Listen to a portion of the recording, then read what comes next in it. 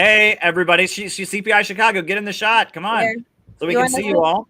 Right? You want to come in? Yeah, go ahead. Sorry. We kind of came like That's okay. That's okay. We got CPI Chicago is having meet up. Ellen, Ellie, and we've got Gabby. And I heard John's voice, right? Is John there? No, John isn't here yet. John's on his way. Okay. Yeah. All right. Well, we got our 3 of our Chicago members. Then on top of that, in New York, we've got Phil. Phil has come from his hospital bed. How you doing, Phil? Hey, Phil. Hey. Hey everyone, how you doing? Good to have you. Yeah, thanks for taking the time. I know you're in the hospital and you're dealing with some health issues and stuff, but you took the time to come on our stream. That really means the world to us. And in addition to Phil, who's in New York, we also have this is Claire Cow. Welcome, Claire. Try to get it on the big screen. Claire Cow is also with us. Claire, Hi. do you introduce yourself? Yes, it is Claire Core. I'm from the UK. I don't know if I have a role in this, but I just thought I'd say hi and congratulate you on your positive commentary and giving people like me some hope in American politics. Oh, good. Well, thank you, Claire. I see you in the chat talking about secular Koranism. We're really glad to have you on. Welcome, and I hope all is well. And everyone is welcome. So, I guess we can go around with a couple questions. I guess we'll start with you, Claire, and then we'll go to Phil. Then we'll go to CPI Chicago. I've been asking everyone what their favorite movie is. Claire, what is your favorite movie? Monty Python's Life of Brian. Oh, okay. That's a classic. That's a good one. Yeah, it's funny every time I see it again. So yeah, one of my top favorites. Oh, The wow. People's Front of Western Judea. The People's Front of Judea, right? And then it has that transgender joke in it that was like way ahead of time, right? Where the guy, he says he wants to be one, right? Or whatever. That was, I saw Jimmy Dore did a segment about that, and it was way ahead of its time, right? Right. And where they pass a resolution that that even though he can't have babies, he has the right to have babies or whatever. That was famous, right? And there's just so many good scenes in I for some reason the stoning scene was my favorite. Oh, right. That is a Jehovah, right? Right. Yes, and I it has to start. I have to tell you before you can start doing it. Right. Yeah. Right. And then the guy's being stoned to death for saying Jehovah. And then the guy says to him, he says, and he says it like one more time. And then the guy says to him, he says, you're only making it worse for yourself. He says, how could it be worse? Jehovah. That was classic. All right, Phil, what is your favorite movie? I would have to say The Patriot with Mel Gibson. Oh, that's a good one. Very popular in Iran. When I was in Iran, I found out they love that there. They consider that to be a very Shia movie about self-sacrifice and martyrdom and sticking up for your country and your community. Very classic film. CPI Chicago, favorite movies? You want to go first? I don't. I didn't think about this one. I liked a whole lot and saw several times an Argentinian movie made in the 90s about neoliberalism. It's a spoof. I tend to like the comedies, and it's called El Viaje. And it's like magical realism with the satire and the rise of neoliberal economics. It's very funny. So that's the one that pops into my mind. Mine is since it's about like what we're doing, or like my favorite movie, because like my brother would be like, why are you watching this a lot, was American History X. Oh yeah, I was obsessed with that one because of that's a good movie. Nazis and all of that. Like it was just crazy, and I was young. I was like 5th grade or in middle school, and I was like, oh my god, this crazy, but I really love that movie. And people misinterpret that movie yeah. So I mean, I would always rewatch it, but I just love that movie. That's a good one. So I guess before we move on though, Peter said people misinterpret the movie. What do you think? What do you mean? Yeah, I don't. People. I've seen a lot of people regard it as literally a pro-Nazi movie, and it could Oh, be really? anything but. It's anything but. Yeah. No. What's the name of it again? American History X. Is that one with that? What's that actor? He's pretty hot. Well, I forgot his name. It's Christian Bale. Yes. Oh, so that's never why I love heard that of it. movie too. Yeah, no. I've seen it. It's a movie about right, this young like teenager who's being recruited into a skinhead Nazi gang, basically. You know, and what I thought was interesting about it, and was that, you know, that the Nazis don't sound like Nazis; they sound like Republicans. Like whenever they start ranting about being Nazis, they're just like, affirmative action is bad. And it's like, that's not what Nazis say. I thought that was a little bit weird, right? It was like, it's a 90s movie and it's like, they're racist, obviously, but then the things that they're saying just sound like kind of standard conservative talking points. I just thought that was weird, you know? I think the reason why people misinterpret it isn't necessarily its rhetoric or anything like that. It's that people have kind of lost the ability, I think, to detect criticism and satire in things. And it seems to be like if you portray something with certain, not everybody, obviously, but with certain groups, if you just portray something, you're somehow endorsing it. And I see people who are like, they shouldn't even talk about this. And it's like, yeah, they should. Like that. I mean, it goes back to the whole, I mean, this is maybe a controversial point, but the whole, like, should we take down the statues? No, like at most we should move them into a museum so people understand what history is. Like, I don't think that like the Southern General statues are necessarily great. I think that they're part of history and that you need to learn from history. And I think that it's kind of that same kind of example with the people who don't want you to even portray the other side ever. All right, Ellen, your favorite movie? Well, you just reminded me. I think it's probably Gone with the Wind. Or wow.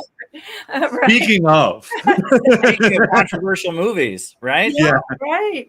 Yeah. But, you know, and I'm actually descended from, it turns out, Robert E. Lee, you know, that family, and Pocahontas.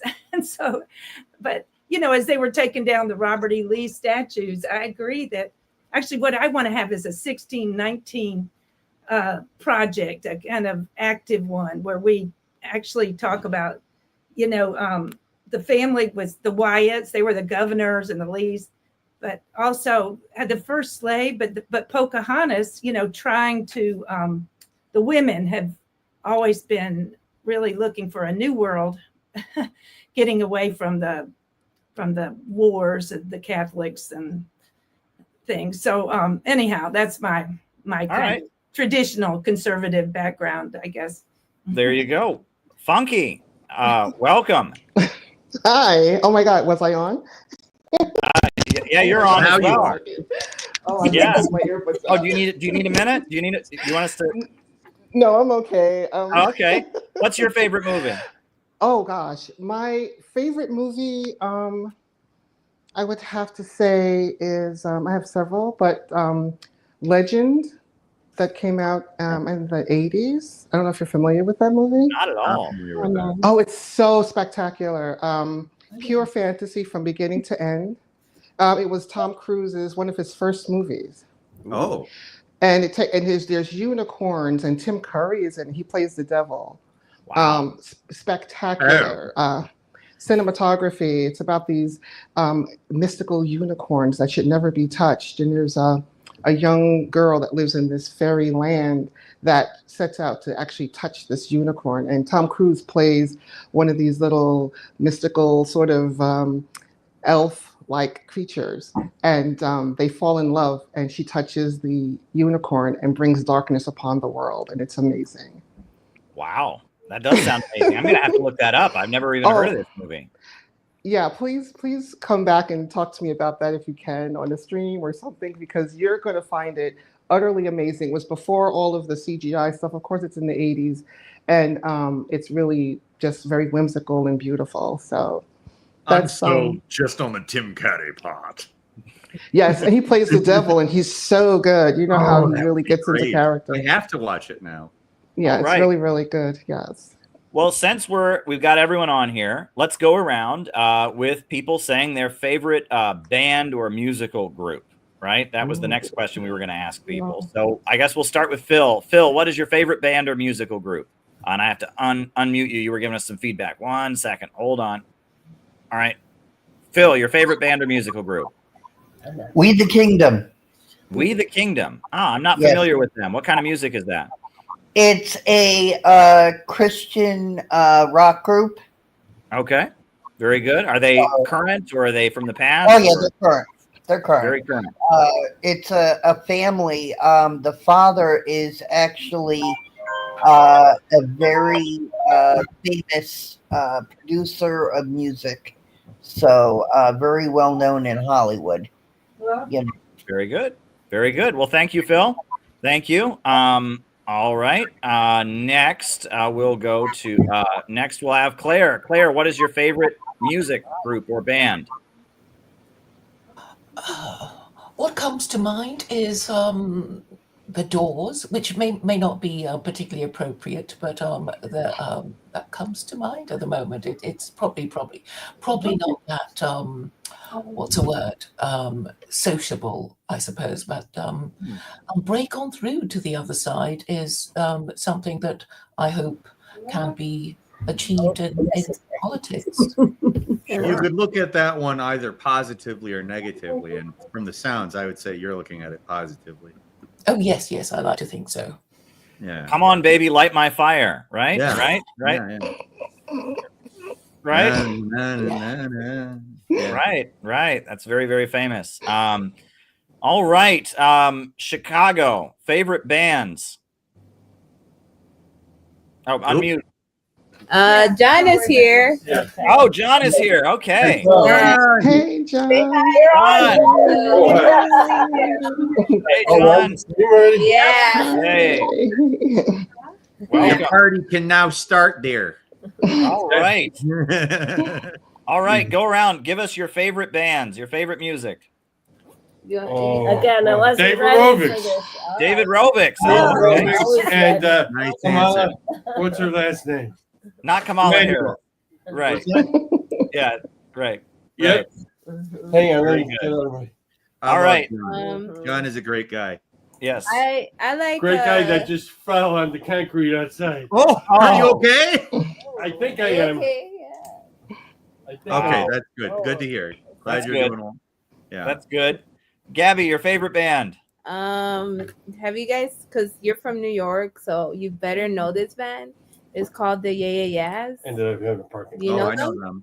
I've heard I of was them. listening to them this morning. Yeah, they're my Wow. I favorite hope they can band keep since me I moving. was in third Yeah, grade. I love them. Got Yeah. popular. Yeah, I do. My sister Yes. got me into them, so They I love sing that them. song. They're Yeah, I love it. I love that song. I love their yes. What kind of music is it? It's like alternative. It's kind of indie rock. rock. Mhm. Yeah, indie rock, I would Yeah, say. they're really good. You got one, Ellie? Yeah, I'm not. Yeah. I'm like the Well, if you're antithesis carrying of yourself John, with the who's house, always you know, prepared. I would have to ask what genre or what. I don't know, but like I have favorite songs. But I guess overall, I like Silvio Rodriguez from Cuba because it's basically like poetry put to music, good melodies. He's like probably in his 70s now. But he's been composing since the 60s, and I'm not a big poetry person. We could. Do they I still like leave us in here now? fiction. So anyway, that was one way that like certain songs would make poetry real for me, because there's music with it, I guess. Do you have enough stuff? So anyway, I would Yeah, we say got enough. All right. Very good. Well, thank you, Ellie. I do want to remind Chicago people while you're talking, only one person talk at once because we're getting multiple people. But there you go. Funky, your favorite band, your favorite music group. Oh, that is a hard one. I love 70s yacht rock, so I think if you guys understand what that is, it's like Chicago, Jefferson Airplane, the Bee Gees, 70s, 80s. Michael McDonald. Michael McDonald, Heart. I love all of those bands. I'm a musician, so I love all of that music that had such deep roots. They talked about love and struggle and finding love. And so I love that music. I do love folk music as well. I like Simon and Garfunkel, but that's a type of music that I love that's harmonizing. I also love Yes. Yes is such a tremendous band. So Yeah. yes, right? So that is, so I can't say Around the lake, one. man. Around, oh, yes, okay. So yeah, music is my life, art is my life. So that's the world I dwell in, but now I'm dwelling in the world of CPI. So, you know. Very good. Mm-hmm. Very, very good. Excellent. Well, we appreciate that. This is a membership drive stream. I do want to remind people, and we got, I think almost everyone here is a CPI member, right? I don't think Claire is, but that can change. Claire, you're welcome to join at any time. And everyone who joins this hour gets their own copy of The Green Book by Muammar Gaddafi. So they get that. That's just what I wanted. What's that? That's just what I wanted. I will join. Thank All you. right, and you get the T-shirt then too. All right, Nice. yay! Yeah, Welcome, Claire. thank you. Welcome, Claire. Claire is our newest member. Wow, there you Welcome, go. Claire. We appreciate it, Claire. Great, very good. Well, the Green Book is an Islamic government system, and that's kind of your area of expertise. You're into like Islamic government kind of stuff, right? So this kind of fits your area of knowledge, right? Indeed. Okay. Great. Welcome, and then just send for that. Yeah, email me an address, and I will send you the T-shirt, and I will ship you a Green Book. So there you go. Welcome, Claire. Go ahead and join on the CPI website. Good to have you. Joining CPI is just a matter of going to the website and signing up. It's $15 a month, which is not too bad. And for that, you get invited to our weekly membership meetings. You get to local meetups and all of that. So, join CPI. Claire is our latest member, and everyone who joins this hour gets a Green Book. So very good. So since we're all now members on here, right? I thought the next question we could go around with was, how did you first hear about CPI? I guess we can start with Peter Coffin. How did you first hear about CPI? Well, I have a complex story there. I came from the sort of bread tube area of the internet. I made socialist videos back then, and I'm a serious Marxist. That kind of put me at odds with them because I would always say things that I believed were what they would probably believe because I didn't realize what they were at the time. And that usually put me at odds with them. That would get me in situations where somebody would be mad at me, weird things like that. And that started to add up over time. And they started to sort of go at me over time and eventually started canceling me pretty hard. At the same time, I had been watching Caleb's streams and I found them to be very, very, very different from that. I was like, this is much closer to what I think and what I've been saying and the stuff that gets them mad at me. And then they started getting mad at Caleb. And wow, did they get mad at Caleb? But, because of that, I got into contact with Caleb. I had Caleb on the podcast I was doing at the time, which was called Low Society. And, it just sort of made sense to me. And then when Caleb was starting up CPI, he gave me a call. And we sort of talked about it for a while. I wasn't in the sort of, I'm in a bit of a leadership role now at the point, but I wasn't at the time. I was just sort of giving some input, like what I thought, what we should have, what we're doing, how we do it, etc. I joined, of course, and I've sort of been there in the background the whole time. I do what I can. I found that my opinion matters here. And I guess that's kind of what I've generally seen a lot of people say to me as well. You join up with CPI and you get on the weekly meetings. And if you have something to say or an idea or something like that, it's not just shot down immediately. And that is very different from anywhere else I've been in these sort of, again, pitching a new rational planned economy to the United States of America. It's never really you're always really just supposed to follow whoever is in charge. And if you speak up, you're somehow a problem. And it's just not like that here. Somehow, also, that has led me into a leadership role, and I help design the website. I do a lot of video editing. I'm also a bit like it probably doesn't seem like it from me talking on this stream. I'm a good talker, but I'm kind of a little bit of a socially withdrawn person myself. I've had an interesting life that has led me to expect consequences from things that maybe I shouldn't. But I don't have that problem in CPI. When I talk to somebody in CPI, they care. It matters. It's a different situation than a lot of other places I've been in.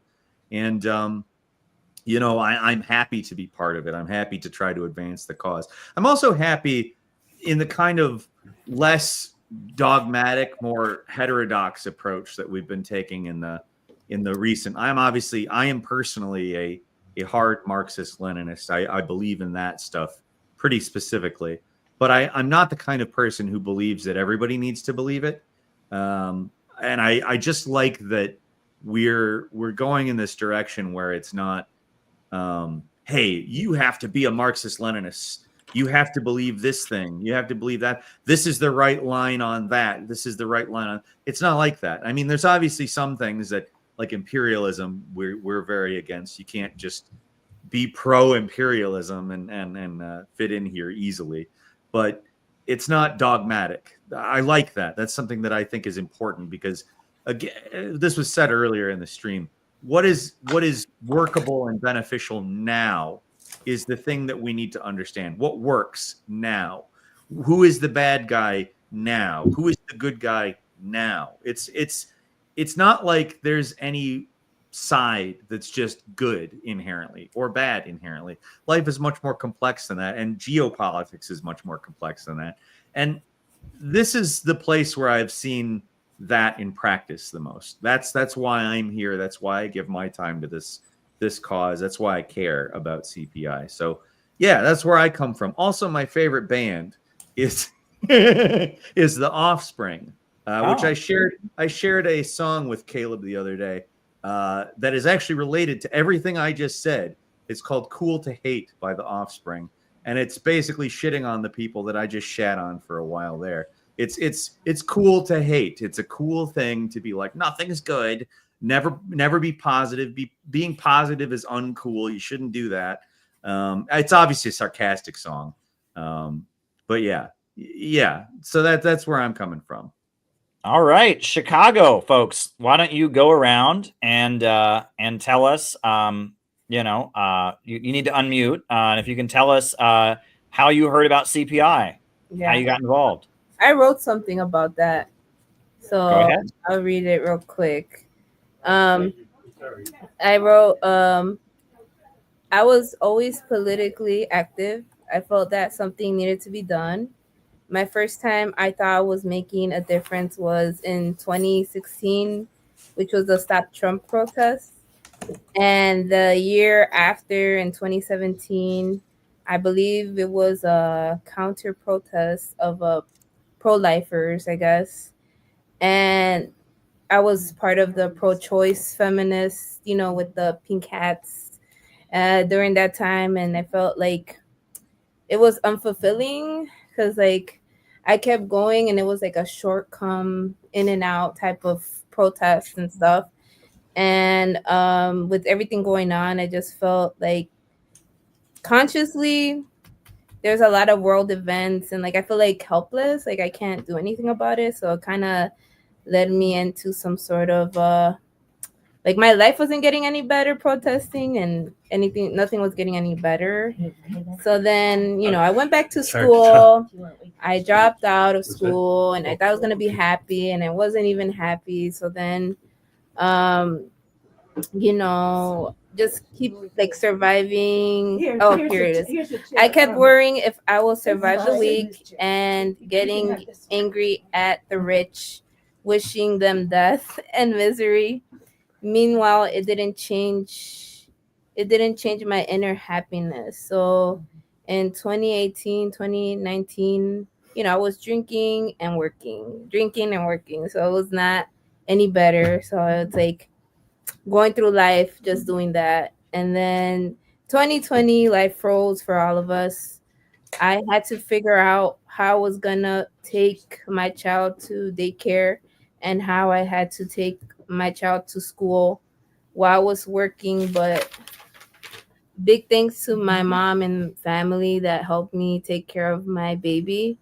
And I always thought to myself, I wonder of other working class parents who don't have family. I started to see the BLM movements, and it just pissed me off because got I got better things to do than to protest, about things that it doesn't really have to do with me, and I started to watch Tucker Carlson and other right wing type of media.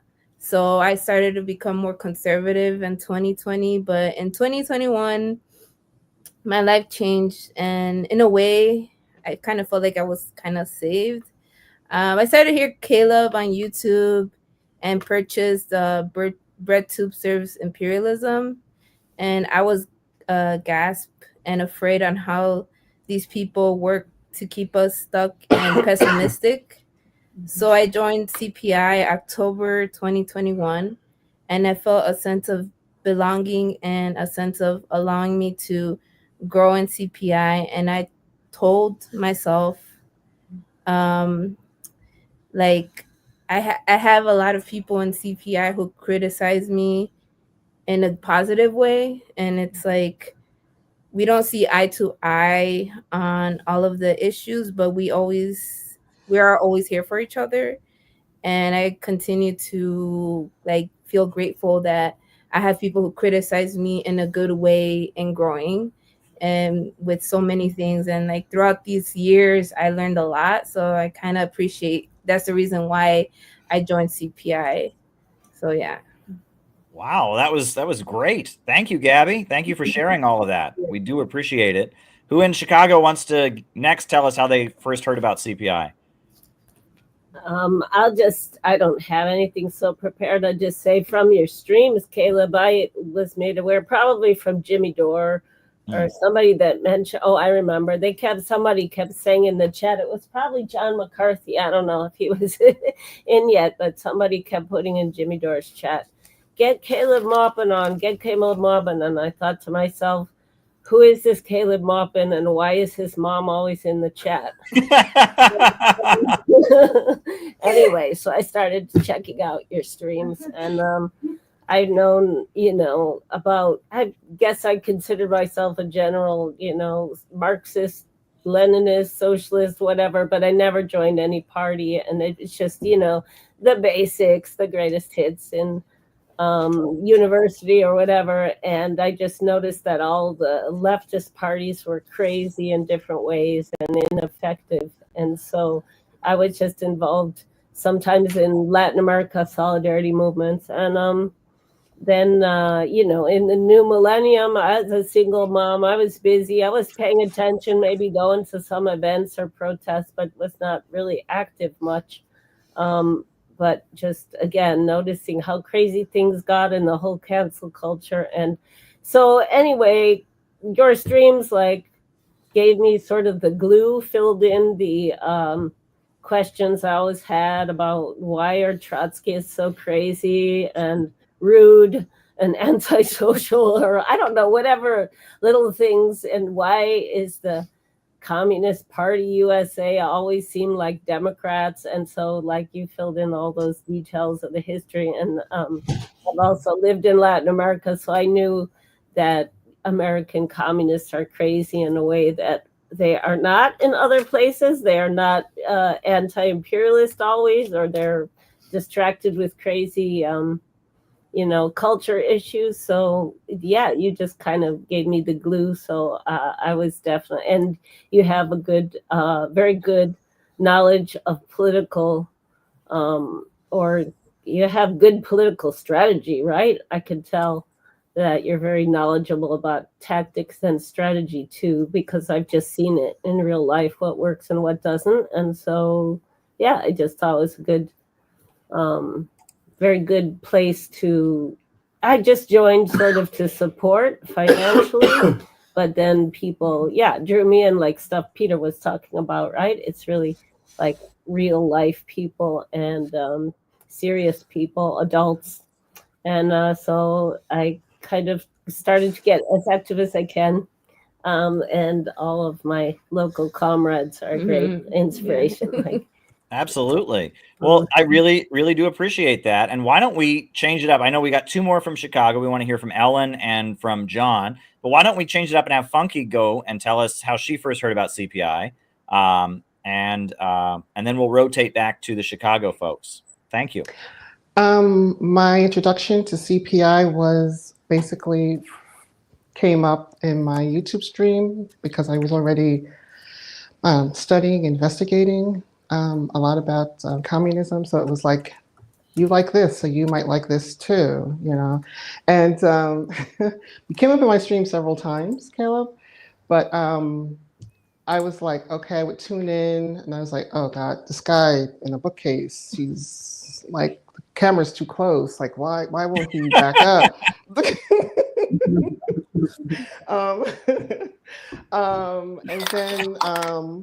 And then one day I saw you in the stream again, and then you were like completely sunburned. I must admit, I was extremely superficial. But I feel like I remember that. Wow. I remember that. I thought that was funny too. It's funny you say that. What happened? I was sunburned. What happened?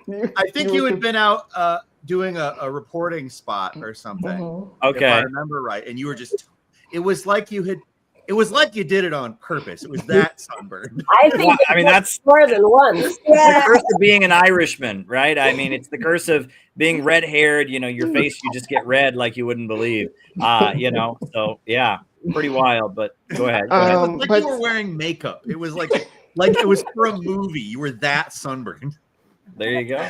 But then again, then it was during COVID. I was living in California at the time, and I would just tune in because of the time difference.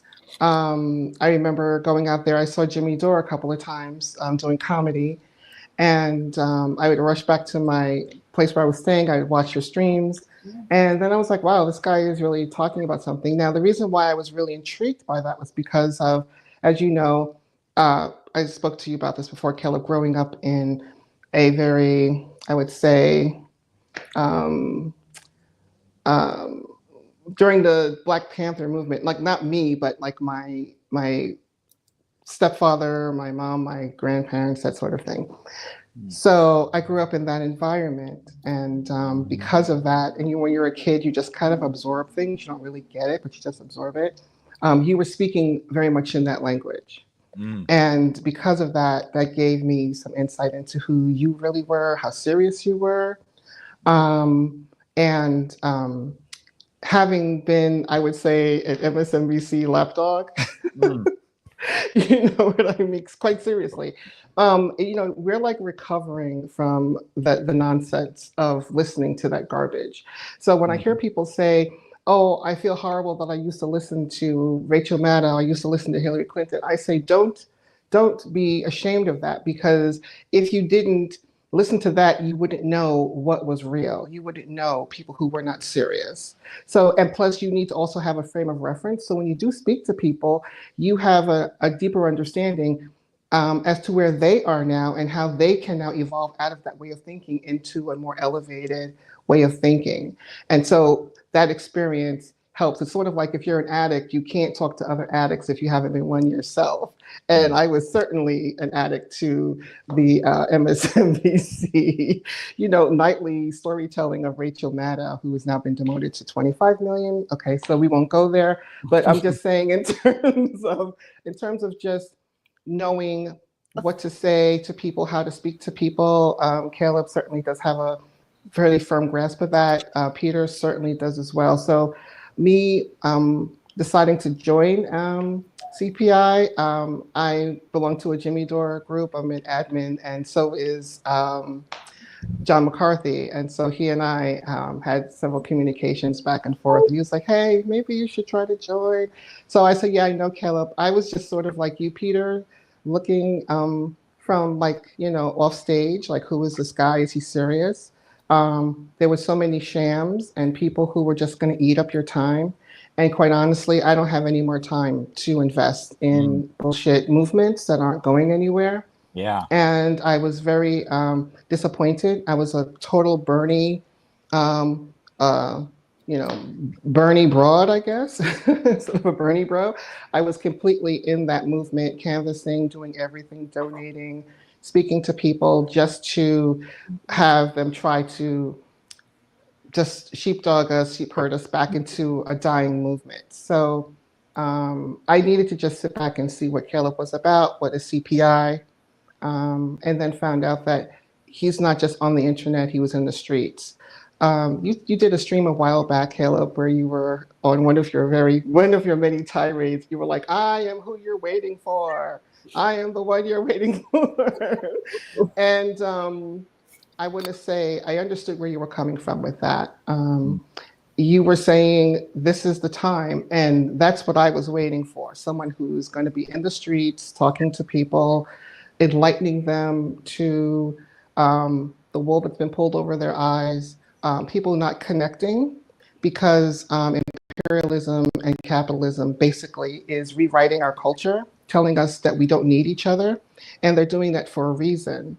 They're doing that so that when we do connect with one another, we're like, who's this freak on the internet? Like, who's this guy? Or someone called you a random ginger, which I laugh hysterically about that. And I said to myself, okay, this random ginger, I can get behind. Let's see what's going on with this guy. And so here I am. I met you at the Rage Against the War Machine. That was the first time we met. And that was the first time I met John McCarthy as well. And that was a spectacular event. And I'm really, really grateful. And people in CPI are quite amazing. So that's my origin story. Yeah, well, we absolutely love having you in CPI. I mean, you were great with the Peace MAGA work, and you're there at the meetings, and you're always doing stuff in New York. I remember after we launched Peace MAGA, you, me, Phil, and Noah, we all went out to dinner at Olive Garden. That was a lot of fun. It was a great evening together, and meeting you for the first time at the Rage Against the War Machine rally was particularly awesome. So, Claire, how did you first hear about CPI? I actually heard of you through my connections with the dissident right. Somebody recommended you, and when I listened to one of your streams, I guess I was hooked. You reminded me of everyone's favorite primary school teacher, and I trusted your analysis and your commentary. And, what school did you go to? I didn't have teachers like this. This is wild. Oh, I don't quite understand what you mean there, but I'm touched, right? To be a good teacher is a great thing. But go ahead. Sorry to interrupt, Claire. So go ahead. Well, I think you tell a good story and you explain things very well. I was very impressed with the way you explain dialectical materialism. And I wonder if I could just take the opportunity of asking why you reject it, because it seems to be a truism that obviously happens whether we like it or not. Oh, well, there you go. Should we go down this rabbit hole now? Because I don't think Peter and I see eye to eye on this. Yeah, we actually have diverting opinions on this. Yeah. I wanted to, before I forget this thought, I wanted to comment on Briggy's, Funky's, the random ginger. I had a similar comment that made me actually more interested in you, which was somebody said that you sounded like Squidward. Oh. and I wouldn't leave my head, but for some reason, Gabby is dying in Chicago, by the way, just so everyone knows. But anyway, go ahead. Yeah. You do sound like Squidward, for one. Okay, all right. From SpongeBob SquarePants. All right. And that always made me like, it was like, yes, but like that's not really an insult, right? It's just do that now. I couldn't unhear it. Yeah. I think of it now. And all right. It makes me think. It actually makes me listen to you more. But to get down into the dialectical materialism question. So I think a lot of I don't think our opinions divert like at the actual core of it, but there is, to me, dialectical materialism is not, it's more the acknowledgement of something that is happening rather than an ideology promoting something. And I think that that's kind of the tension that Caleb and I have, because Caleb sort of thinks of it, or at least as other people interpret it. People talk about dialectical materialism I can't remember, in the way that it would be promoting conflict between people, and society has enough conflict. Like there's identity politics, there's all that. And as I understand it, Caleb kind of sees it as a thing that encourages people to see things that way. And it's not that I don't understand that, because there are a lot of things that are genuinely real. Marxism as a whole, for instance, Marxism is, it is, in my opinion, when you bring it down to its cores, it is truism. It is just observing material phenomena and describing it, finding the contradictions within capitalism, imperialism, etc. I mean, there's obviously things that Marx didn't get completely correct or didn't predict correctly that we've sort of since then, in my opinion, rectified either through Lenin or Dutt or otherwise. But it's not so much what was actually said or what something actually is, but rather what people interpret it as and it causes them to do. Like there are a lot of Marxists today that I would say, I don't like using the no true Scotsman fallacy, because I don't consider myself a real Marxist and them a fake Marxist. But there are a lot of Marxists, people identifying, self-IDing as Marxists, that take what he's talking about and just use it to sort of feed their own little cathartic fantasies about getting back at those rich bastards. And, you know, I obviously, when I'm a Marxist-Leninist, I don't think that Marx is that. I'm a dialectical materialist. I don't think that dialectical materialism is that. I think it's true. Like the history of the world is class conflict. Like it's you know, the haves versus the have-nots in whatever arrangement that a contradiction creates. But you know, the tension here is just what matters. Is it really, I don't like talking about dialectical materialism a whole lot at the same time. I don't like being like, you should be a dialectical materialist, because I don't really value what people self-ID as. And I think that I'm just sort of on the other end of the opinion that people, it doesn't really matter that a bunch of people self-ID as and use it wrong. Whereas I think Caleb kind of just is like, and correct me if I'm wrong, Caleb, but the way that I take what you're saying is people interpret something a certain way and use it a certain way, and therefore it kind of has poisoned the word. Well, it's interesting. The first thing that I will say, I'll just tell a funny story, which is that, you know, when I was in college, I had to watch this anti-communist movie, and it said that communists believe in diamat. And that was their short for dialectical materialism, and no one uses that. I thought that was funny. So I thought, you know, like that's where we go wrestle. That's where communists wrestle. They wrestle on the diamat. You know, so I'm sorry, another dad joke. I just appreciate that. I like the dad jokes. But I guess the first thing I want to say is that there's this demand that I don't like it, and I don't just see it with communism. I saw it with the LaRouche movement. They have their own thing, and I've seen it with other movements. They want total agreement on everything. You must agree with us about the very nature of reality, every philosophical question. And in our time with freedom of information, that's not realistic, and it's also not helpful, right? And that like CPI wouldn't exist. If I were to sit here and demand that everyone agree with me on every philosophical question, we sit there and we hammer it out. And that dialectical materialism for the Marxist movement, you have to admit the majority of countries that have come into the world that are socialist countries don't believe in it, right? Gaddafi didn't believe in it in Libya. The Venezuelans, it's officially a Catholic country, and that this is a flaw. This comes out of the 20th century. People talk about totalism, right? This belief that you agree with us on absolutely everything. We have this philosophy that explains absolutely everything, and you must agree with this, or else you can't be with us or whatever. That is not a good thing. So that's the first thing, is that dialectical materialism kind of plays that role. And that what I also noticed was in the communist groups I was in, they, I guess, agreed with it, but it was never anything more than a mystical incantation. Yes. It was like the speech would begin with, and with our sacred science of dialectical and historical materialism. And I'd be like, you know, you'd walk up to these people afterwards. They couldn't even tell you what those words even meant. It was just this incantation of like, the great Marxist leader comes up and with my dialectical, historical, materialist lens, examining the great contradictions of the blah, blah, blah. And it's just, they don't even know what they're talking about, right?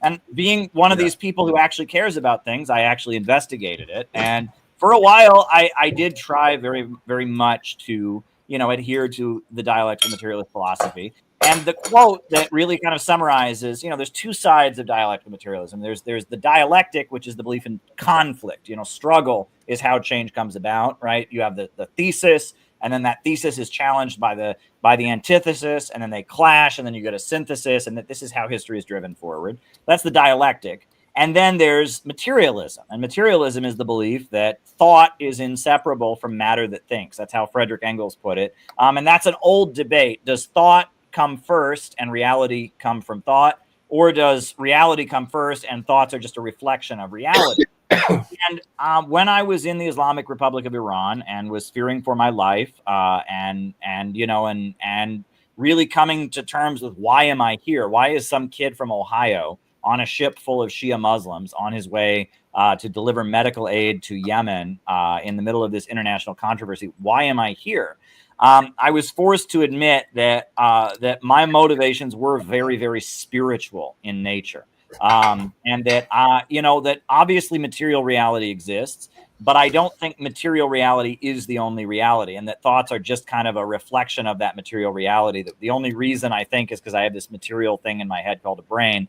I do believe that spiritual forces do exist. I do strongly believe in God, etc. So the materialism aspect I don't accept. And now I'm really into Wallace Wattles and his, the power of positive thinking and all of that. So that completely, I mean, as I understand dialectical materialism, belief in God, but also belief in your ability to change the world with your thoughts and intentions, right? Kind of flies in the face of the materialism aspect of it. As far as the dialectical thing, I think, again, just like material reality exists, but it's not the only thing, struggle exists. And it is a really, really big part of reality. I mean, every day is a struggle, but it's not the only thing, right? And that I feel like in our time, we actually have entered this mode of existence as a civilization where everyone is taught they have to fight over everything, right? If your family member voted for Trump, cut them off, never speak to them again, right? And you disagree with somebody about this, well, have a big fight with them about it and blow. And I feel like my purpose in this world is not to promote struggle and confrontation, but to actually bring about reconciliation, to get people to see their common interests where they might disagree, to get people who fought to forgive each other. So that's where I'm not on board with dialectical materialism at this point, because I just, but that said, I think dialectical materialism points to a lot of really big aspects of reality. The material world exists and is primary, no doubt. And conflict does exist and is a big part of life, but I don't accept it as a totalist way of viewing things. So that is my answer to your question, Claire. What do you think? Well, I want to rebut that a little bit, actually. I don't think that materialism in a dialectical context demands this version of thought does not. Like, human dynamism is the reason why Marx said the old materialism was not adequate, was not sufficient. And the dialectical materialism, in fact, attempts to incorporate the idea of thought, of human dynamism. And the idea that it's just about promoting conflict is not, that's I think, a large piece of tension for me. It's not about promoting conflict, or especially not about telling people they need to fight. It's about understanding that there are conflicts in interest and attempting to resolve those contradictions, as opposed to saying we must struggle. It's saying there is struggle. And that to me, that's very much the point of tension that I have with Caleb's view on it. I am not from the dialectical material. The idea that something is materialist, to be dialectically materialist, is not to say there is nothing. It is to say there is conflict inherently in these types of things. To say that the material world is prime is not to say that there is no spiritual, or that and also I take Engel's thought that thinking matter and thought are the same thing. I think that in fact reconciles all of your issues with it, as opposed to stops you from understanding this. To me, saying that thought is matter and matter is thought is not a contradiction to spirituality, but instead a way to incorporate spirituality. But that's again, that's my thoughts on the matter. Well, the matter. The matter. Well, that was a long divergent. What do you call that? Divergence, or a long? I don't know. But go ahead, Claire. You can react to that as you finish your explanation of how you heard of CPI. Yes, I heard it through my contact with the dissident right, who actually praised you, and I've noticed your open-mindedness and being able to deal with Trump supporters, and subsequently your very enthusiastic support for Trump, and being able to answer all my questions, like what if he campaigns in peace but governs in war, as most American presidents. Well, as all American presidents do, and I thought your answer was fair enough. And you, I did appreciate your consistency and your enthusiasm. On the question of dialectical materialism, I didn't see it as it being necessarily contradicting your belief in God, because I think that there are people who believe in God who say, well, God is responsible for evolution, and you could say that God could allows dialectical materialism, and says may the better man win, whatever struggle it is, and even the Muslims talk about struggle, jihad, and So I don't see these ideas as necessarily contradictory. It's really how we struggle with each other. Do we play by the rules, and what should the rules be? And even if we all agreed on the rules, would we necessarily agree on the interpretation? And who controls the interpretation? It is the judiciary, and obviously appointments to the American Supreme Court are very fiercely fought over, as we all know. So there is a combination of ideology and politics and interpretation and principle involved in all these matters, and obviously having principled, decent, honest, reasonable people would help enormously, and maybe it's a philosophical question about who what system we actually choose, and how we can fairly determine whether it's working or not.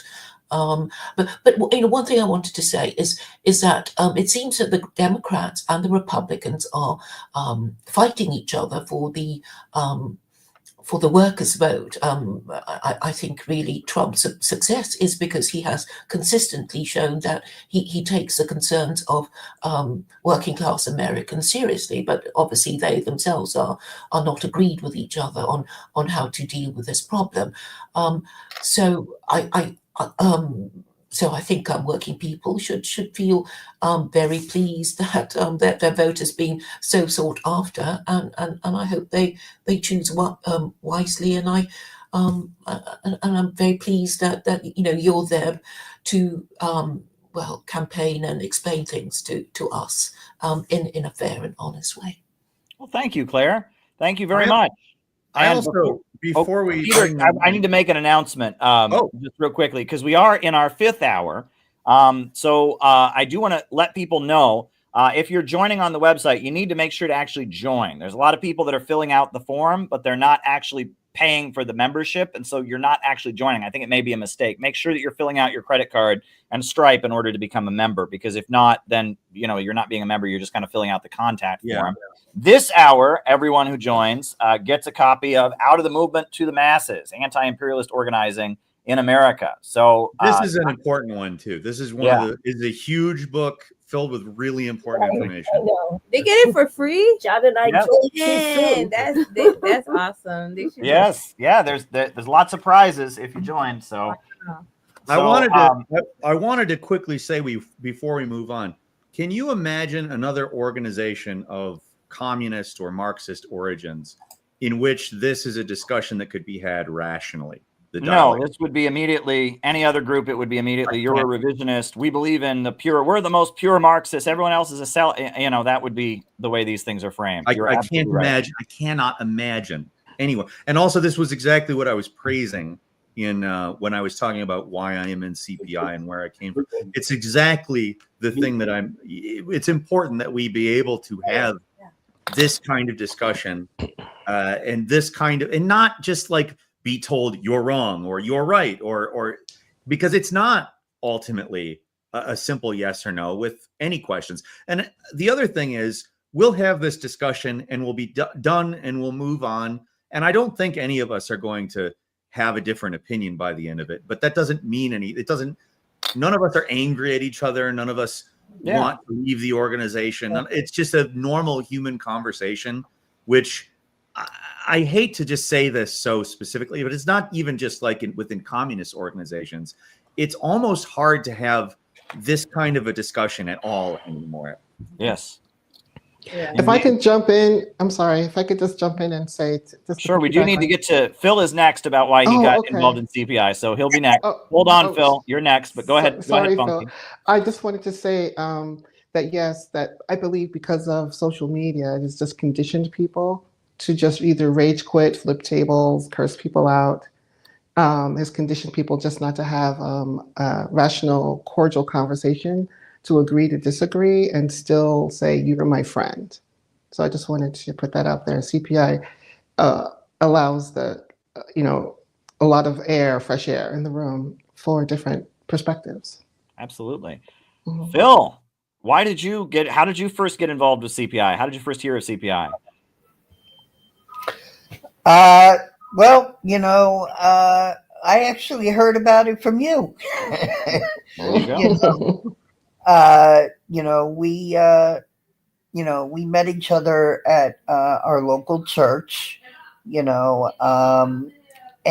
I am the type of individual, that was always impressed, about how CPI, like Peter was just saying, how we can have differing opinions with each other, but still be family, consider each other like family. The other thing is, like you've been saying, Caleb, on your streams, we're actually doing shit about it. Mm-hmm. And, that's something that, I remember my first retreat to Vermont, and, everybody treated me, even though I wasn't a member yet, everybody was treating me like I was a member, that I was a part of the conversation, and then I have to give a shout out to the CPI Chicago team, who I first met when I went to Chicago for the DNC, Gabby, John, Ellie, thank you for treating me so nice when I was there for the DNC. I can never thank you enough for the way you guys made me feel like family, and Gavin too. I apologize. And Gavin too, and then the second time I was in Chicago for a event, I actually got to meet Ellen, who was extremely nice, to both me and Caleb. And, I consider this, organization as a part of my family. I believe that no matter what, we're going to have each other's backs. We're not going to be arguing about, who's the better, person at this particular type of thing. We're not going to be trying to stab each other in the back, just to move up that, that ladder to the next position, and, that's what's impressed me about CPI. And that's why I joined after the Vermont retreat. So, well, thank you, Phil.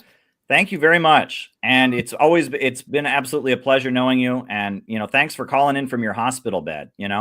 We do have another person, another member of CPI who just called in. Jesse is out on the West Coast.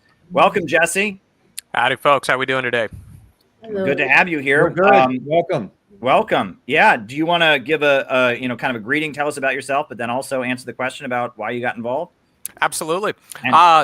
Start off working in kitchens. Was a chef for about 10 years before I shifted over to construction trades, pile drivers.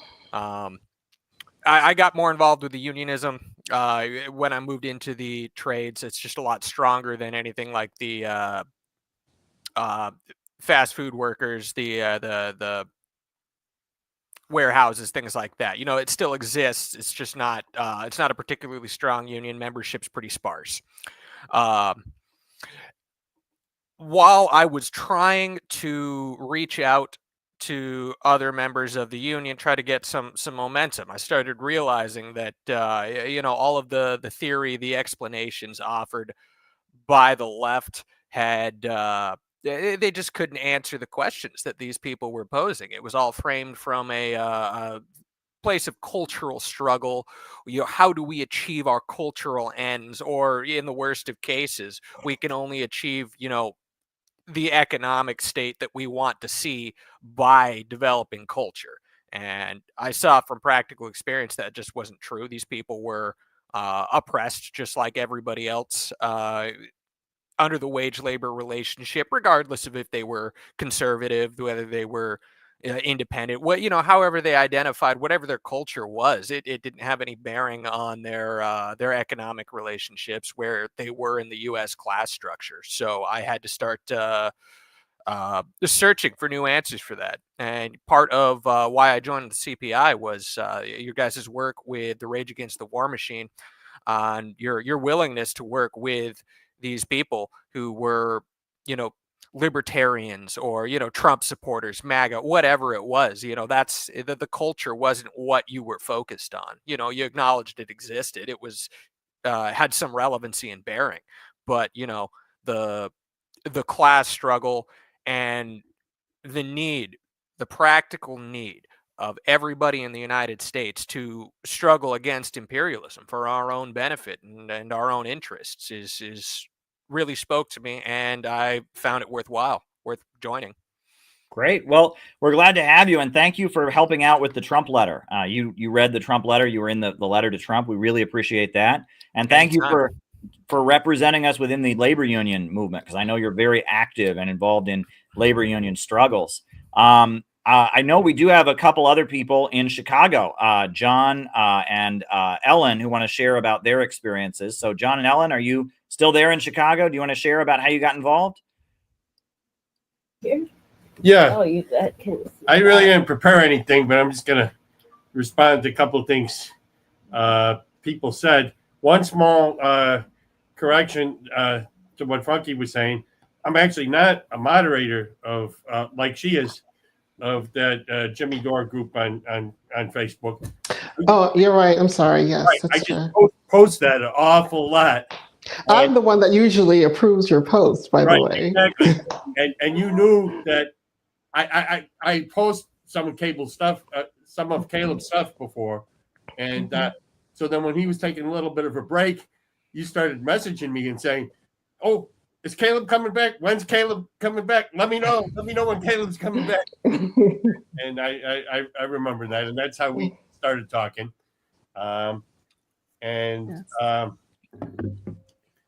Ellie is right.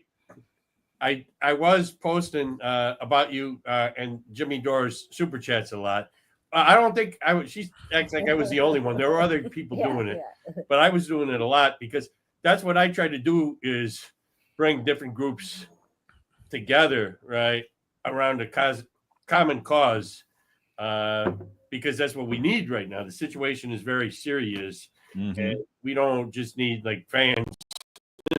We need to move things in the right direction. So I try to build bridges. I've been blessed to be able to bring the Uhuru movement and the CPI closer together because both movements were under attack by the same people, and it strengthened both of us by doing that.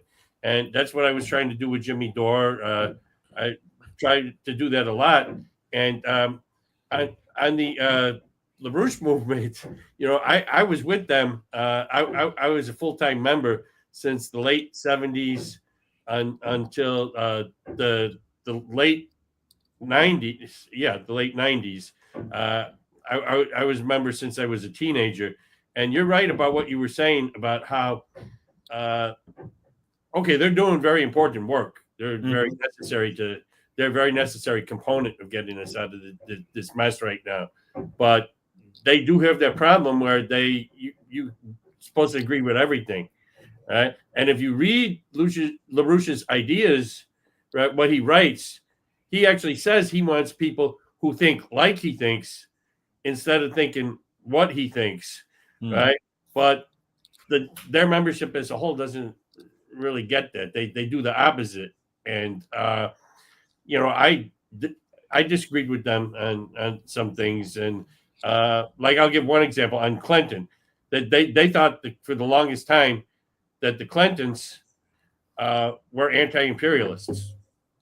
Right? And it's more obvious now than it was at first. But that they're imperialists, especially Hillary, but Bill too. And he helped destroy Russia. He helped set the preconditions for the crisis that we're in right now. He could have brought about the peace dividend, the peace dividend. People, Bill Clinton could have brought that about, and he did the opposite. But they were expecting him to, and then they don't tend to remember that you were right when you disagree. They just remember you disagreed with them, especially if you're a full-time member. I'm slurring a little bit because I had a little little accident on my way here. I fell outside, so that's why I keep slurring. I'm a little bit still in shock, but yeah, and CPI is not like that. CPI allows more deliberation, right? And I think that makes us stronger, right? Even if you're wrong, right? It's better to have the freedom to be wrong and come to conclusions and be flexible. So that way, as the situation changes, you can respond quicker because, especially right now, the situation is changing very fast. Especially like with Trump right now, we still don't know which way he's going to land. It's a big battle, right? And we have to be able to act appropriately either way, right? And right now, we're doing everything we can to make sure he lands in the right direction. And I think a lot of it depends if we can get Tulsi confirmed or not. And, she's not perfect. She's committed war crimes in Africa. Right? What we're doing there, we have no right to do. But she's smart enough to not want to blow the world up, right? The way that the Biden faction does. And if the world blows up, we're never going to have a revolution, right? Nobody in the Trump administration is the revolution right now. But some of us, some factions will blow up. We'll be gone. There won't be any human race by the time it gets time. We're years away from a revolution, right? We're minutes away from the end of the world, and we have to be able to keep intervening as things change. And CPI does that better than anybody. I had a thing to kind of say about the dialectical materialism. Like, we're living in a society that people don't have time to debate that. Like, we have bills to pay. I got to take care of a child. I got to make sure, this and that. Like, I don't have time to be, doing that. And I feel like a lot of Americans have that same sentiment. And I don't want to be an organization that like, oh, you don't know this, so then you can't be part of it. Like, that it's that behavior. And it's like, we have to kind of cater to these people who voted for Trump and understand where they're coming from. And it's like, I don't think they have time to look into politicians one by one and what they've done throughout their history. And I think that's, we need Caleb to help us understand that. And I appreciate that, and never kind of like saying, oh, you don't know this and you can't do nothing, and just stay, just keep living paycheck to paycheck. And that's why a lot of these communist circles and all these other circles kind of go into that rabbit hole, and it gets lost, and there's nothing that's done.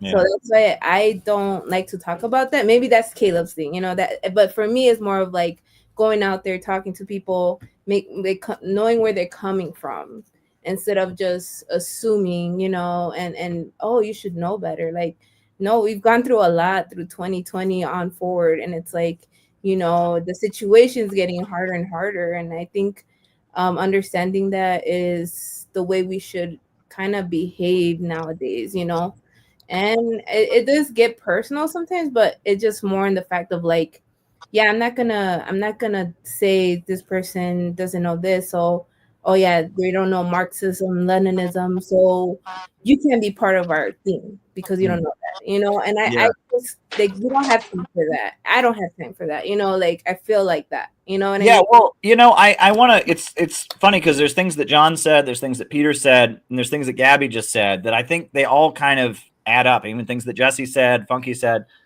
that like all the people now, and I see this a lot, that are posting like, oh my God, Trump appointed Marco Rubio, Trump is just another warmonger, screw him, and all of that.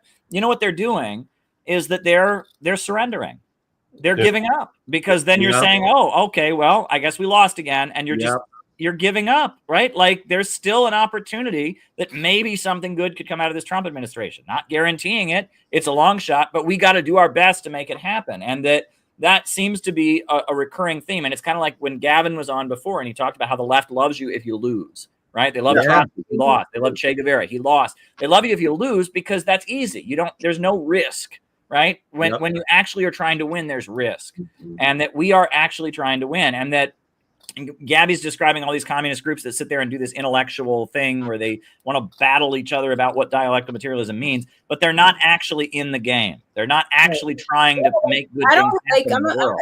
I don't have time for that. Like, people have time for that. Like, I work all day. I have 12-hour shifts. Like, people have work all day. You think we have time to like, oh, this is correct, this is not correct, this is this is, and it's like, it's like, I'm very tired of that mindset. And then that's why I'm like, okay, that's why we have Caleb to kind of guide us in that direction and educate us, and not like do it in a snobby way. And I really appreciate that. And that's why I'm like, I feel like I'm open to be wrong as hell, and I'm actually owning to what I done wrong, what I need to do better throughout this journey. And it's like, that's the reason why we exist, because we don't want to make anybody feel a certain way. And there's a lot of sentiment to it. Like, and I don't want people to feel less than. I want people to feel heard, and like, I don't want people to feel like they're not listening to me, and that's why I have good friendships and relationships with people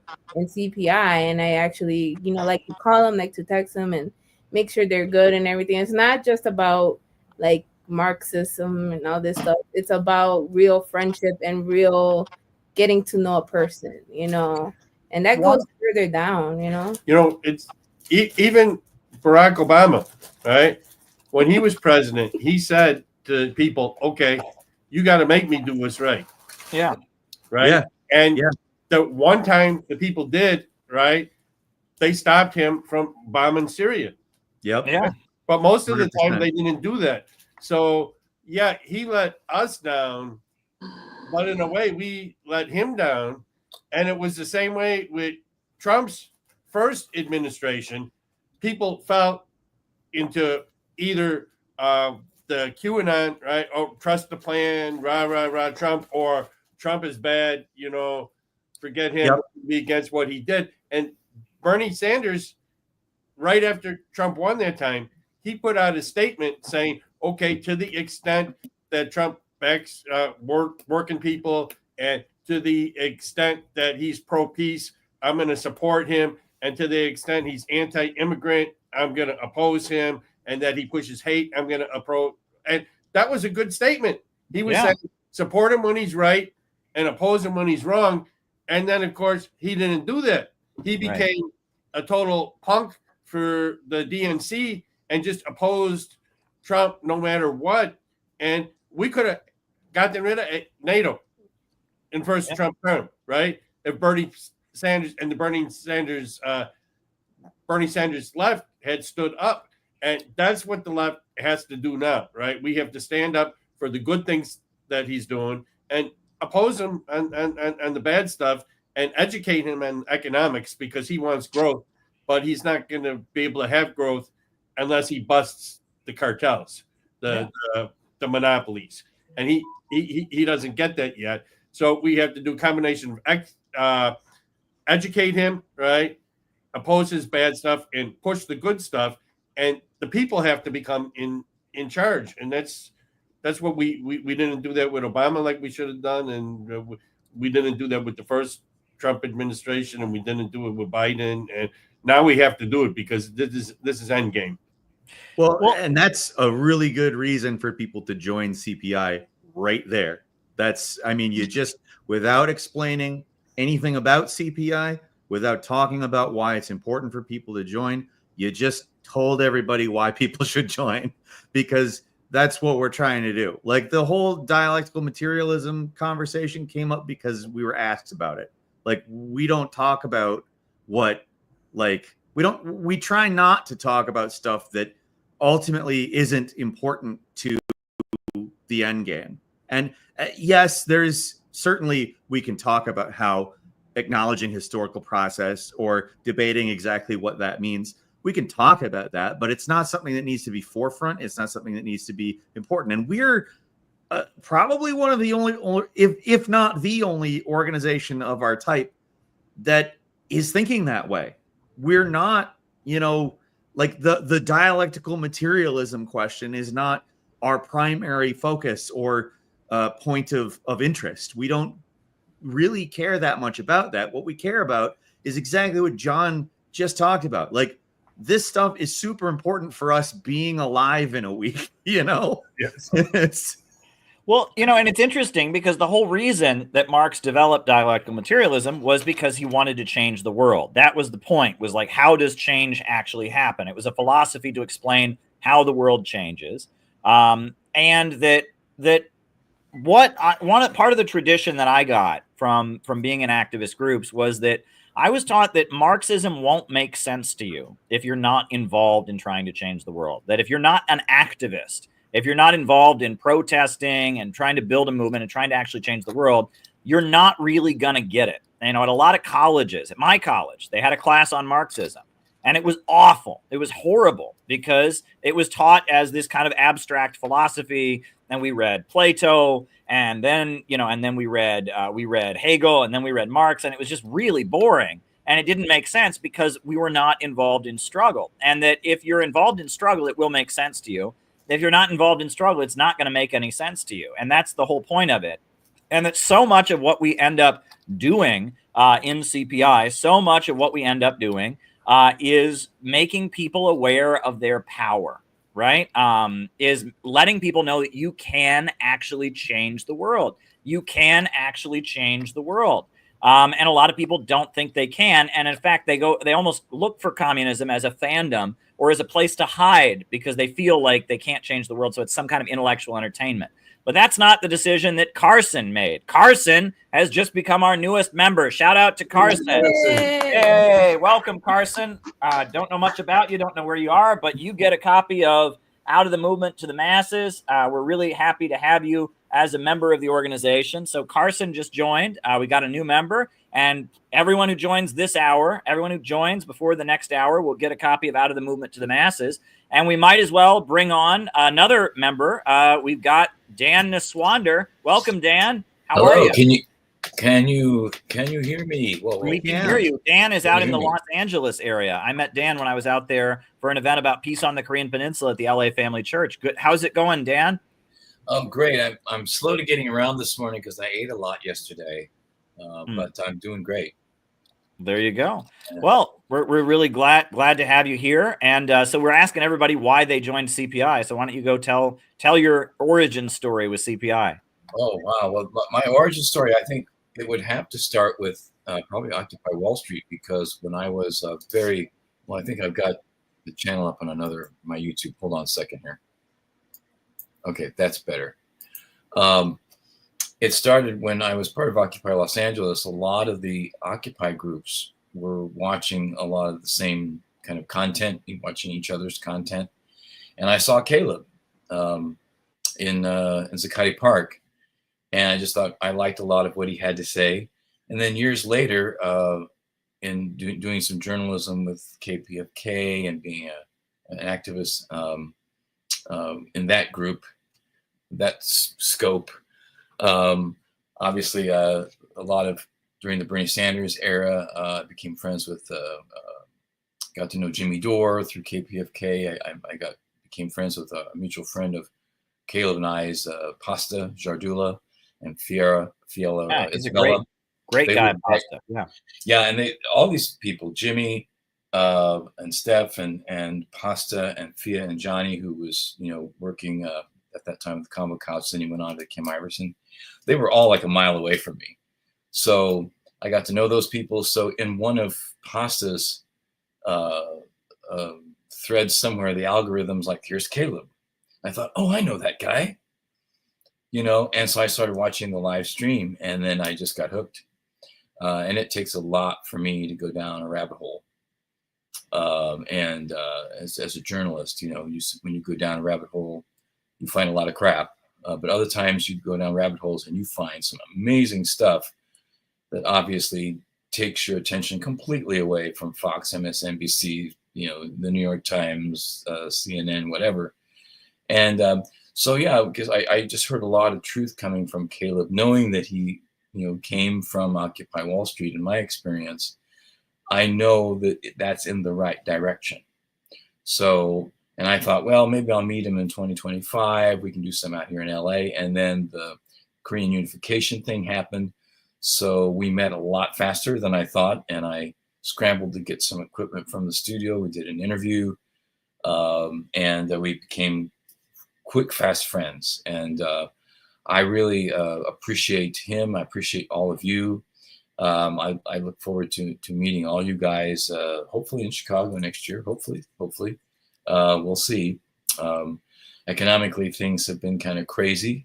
So we're all kind of struggling with that in our own ways, unless you're in the 1% of the top 10%, which that's why and the person really that turned me on to Marxism, I say, would be Professor Richard Wolff. When I was the community advisory board chair for KPFK, I was one of the cameramen for his first event when he came here to Hollywood. And I was literally like walking away from the camera so I could go, yeah. I thought I'd never heard anybody speak so honestly about the capitalism, socialism, Marxism, and the history. I mean, he went into detailed history of in an hour and a half talk, that just in front of an audience of like 800 people in Hollywood. And it was like, wow, I want to talk to this guy. And so eventually I did. Eventually I interviewed him 1 year later. And so, yeah, he's my go-to usually for understanding Marxism.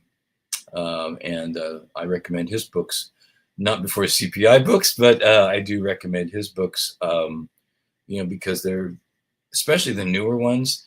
I haven't read Understanding Capitalism, because if you don't have a whole lot of time to read Das Kapital, for instance, he's somebody who studied this kind of stuff his entire life, for like 60 years. And he gives you a great summary of Marxism, socialism, and capitalism in three books that he's got. But yeah, so that's how I came. And then I saw the morning messages, and I thought, this is a great idea. This is when you're an international community, that's how you connect with people is through YouTube or through some visual kind of way to communicate, or Zooms, as much as I don't like them, especially during the pandemic era. We had no choice. But it's better than audio alone is better than not having the contact at all. And so utilize it, and that's what I've done. That's when I first discovered Zoom. Even I interviewed one of the Gilets jaunes in France, and I said, well, I'm not going to France. So, and some people, they don't give you access unless you go online to do that, even if they're local, but so it's important that we do these kinds of things and we connect. And I'm a big fan of the growth book. I think I'm going to read from it, because it has a lot of important information in it, especially in the context of, people learning something for the first time. You know what I mean? Hearing something for the first time, because I totally get it. I mean, what I've learned about Marx and socialism, communism doesn't fit in with what a lot of these groups are talking about. I mean, I used to be a member of DSA. PSL here locally kind of rejected me, and I wasn't alone. At first I thought I'm older and white. I thought that's what it was. But I learned that there were other guys, that like Middle Eastern guys, kind of younger guys I was hanging out with, and said they don't want us either for some reason. So I never went back. And I have other friends that have had similar experiences, and in my current activist groups here in LA. So I would like to have that textbook this hour. Yeah, I want to. Yeah, that's a textbook. When it's a textbook, especially, I use it as a resource. I would love to get a copy of that. You got it, Dan. You'll get one. And I do want to announce that, everyone who joins this hour is getting one, everyone who signs up, and I will send you one, Dan, as well. And along with that, we do have a new member who just joined, Ben in Illinois. So Ben, you're getting one of these in the mail. Keep your eye out for it. Should come in a couple weeks. Glad to have you. Welcome to the community. And because, we've got plenty of prizes, I pushed my thing back because this next prize, for the next person who becomes a member of CPI, you are going to get for us, Caleb. What's that? You're going to dance for us? No, they are going to get a poster for the Communist Party of Venezuela. This is an election campaign poster for the Communist Party of Venezuela. From Venezuela, actually. When I went to Venezuela, I went to the Communist Party headquarters, and they gave us these campaign posters. Their symbol is a peacock, and they've got Lenin and Simon Bolivar and all of that. So the next person who becomes a dues-paying member of CPI, send in your address, and you will, in addition to getting the book that everyone's getting, you will get this Venezuela election campaign poster. So sign up, become a member. Who will get the poster? The next person will get this Venezuelan election campaign poster from Venezuela, from the Communist Party of Venezuela. So very exciting, very, very exciting. And welcome, Ben, and welcome, Dan. So I think that Ellen in Chicago never got a chance to share why she joined CPI. Is she still there, Ellen? Yes, Ellen's here. Go ahead, Ellen. I've got to unmute. Yes, and so I am going to join. I've tried 2 times to, but I guess I could go ahead and officially join and get the textbook, though I have this one already. But okay. Yeah. Oh, So, yeah. but I do want to. I've got ADD basically, so when it comes to doing something like figure out the computer, it can be difficult. Get off the live stream. But I am going to go ahead and sign up. So okay. But tell us how you got involved. Okay. Yeah. Well, basically, it was Ellie. Ellie, I met at the and John and at John. the first one, right? At that Julian Assange movie event. Yeah, I think I'd met you before though. Down. We were protesting after, Ukraine. Right? This was a thing for Ukraine. Right. There's a group that had gotten kind of small after the pandemic. So this was right at the beginning of the Ukraine invasion that, I went down there and there were just about 10 of us, really hardcore activists. And Ellie, the first thing she said, "Do you know anything about Caleb Maupin?" And I hadn't heard of him before, so I was like, "Well, sounds good," And I met Chris Fogarty there too, and Stansfield Smith, and there was just a few of us, but it was my background, and then I saw her again at the Julian Assange movie. So I've been kind of ever since probably 10 years ago. I joined Organizing for Action Fellows, this Obama group. Basically, it right before that, I say I'm an adult child of a Republican family. My stepfather and mother, the whole estate in Bronxville, New York, kind of got taken by this Betsy McCoy and Rudy Giuliani and the Republicans. And I started researching who are they, and drilled into, wanting to, make them stop invading my family and taking our estate.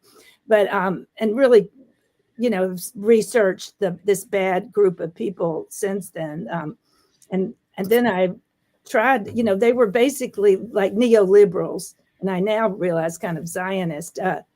But and so then I tried to be activist and join the Alliance Against Racist Political Repression, and looking for coalitions against gun violence. And I've been interested in Marxism and socialism, and but haven't really that alliance. They pushed me out 5 years ago and didn't even tell me. Somebody said I was racist, and I tried running for office for the Green Party, and they pushed me out for being anti-Semitic, which means I'm basically anti-Israel, or I'm pro-Palestinian, pro-peace, pro-humanity. Yeah, so many of us have been canceled by the mainstream left. It's like they don't want people to work with them. Gavin, who was, in Illinois, he went and joined his local DSA, and they found out, oh my goodness, he criticized Planned Parenthood on his Facebook. Oh, he's done, right? Dan had that experience out in LA. You've had that experience. I mean, what is it with the left? I guess they've got the richest capitalists in the world on their side. They've got Jeff Bezos and Goldman Sachs on their side. So they don't need ordinary working people to join up if they disagree on one or two different points. I mean, it's completely ridiculous, completely absurd. Yeah, and I was also involved with the Green Party. It's kind of like, and the Truth movement out of New York. These people who are 9/11 Truth were forming Truth Action Project, and to try to, it's basically, I think they're opposed to the truth. I think they've been infiltrated by the Zionist neoliberals, and are. I think you're absolutely right, Ellen. I couldn't agree more. I could not agree more. I mean, we've been raging against the synthetic left for so much of the the time that I've been out here doing this stuff, because I mean, at this point, I mean, they are just foot soldiers of the establishment, no question about it. So yeah, it's been infiltrated. Yeah, this is cancel, woke, all these things are making more sense, and really basically what we are, truth, and that's, I think they're deception by way of deception, Mossad, Zionism, they're it's scary. And so I really think, we're a good place we have to be honest, and you need to have in-person people where we can keep each other honest, because that's what we have to do, is keep them honest, which they don't want to do. That's what I figured out there. But yeah, your formula here, of in-person people, being educated. It's funny how I come from a total right-wing family and realizing that was wrong. And, here you guys are kind of more coming from the communist perspective and realizing that's kind of wrong. And we have to really just have integrity and, mostly try to stop blowing ourselves up and stop the murder of the Palestinians. And so the people this has to be the People's Party. And, I see the overlap of, I tried to get out to the Rage Against the Machine, 2 or 3 years ago, and more recently. And I'm really just so grateful that Ellie called and said, let's come to Ottawa. Can you drive? Can you pick somebody up? Just starting with that, I can do that. This needs to be a people's party. I think progressive people's party is, and innovation is something I do know a lot about. I was a market research analyst, really studying innovation. And so, let's try to make this happen. Yeah, well, one thing that for me was just key is the Uhuru movement. I mean, the fact that they have been, been raided by the FBI, they've been indicted, put on trial for being foreign agents, and this black socialist organization has been targeted by the American government, and then the various socialist and communist groups haven't done anything for them. I mean, that's what I find to be so shocking.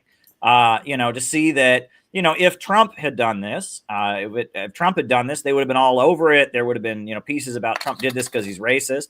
But because Biden was the president who did it, and because the Uhuru movement is not doing the leftism thing, they're instead focused on building, community and building economic development among black people in Florida and in Missouri. The left abandoned the Uhuru movement. And I find that to be particularly horrifying that they abandoned the Uhuru movement. But we have stepped up to the plate. We have said that we have to support the Uhuru movement at all costs. So I actually wanted to show a video, about, when we went down to Florida recently, the trial and the things that went on. And I'm headed back down to Tampa and St. Petersburg for the sentencing hearing. They were not convicted of being Russian agents, found not guilty of being Russian agents, but they were found guilty of conspiracy. So I'm going to put on our video from when I was in Tampa last time. You'll see John and myself and other people supporting them in this video. Then we'll continue the discussion.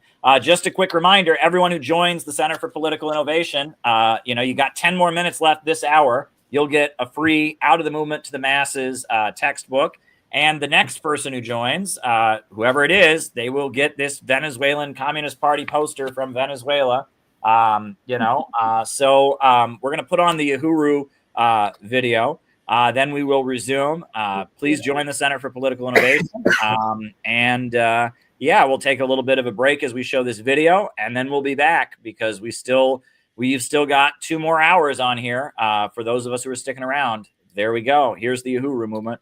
It's the Uhuru House, and the rally here is in response to the fact that the People's Democratic Uhuru movement has been charged as being Russian agents. The trial begins Tuesday, September 3rd, and it is alleged that their activism in the black community is somehow acting as a foreign agent of Russia.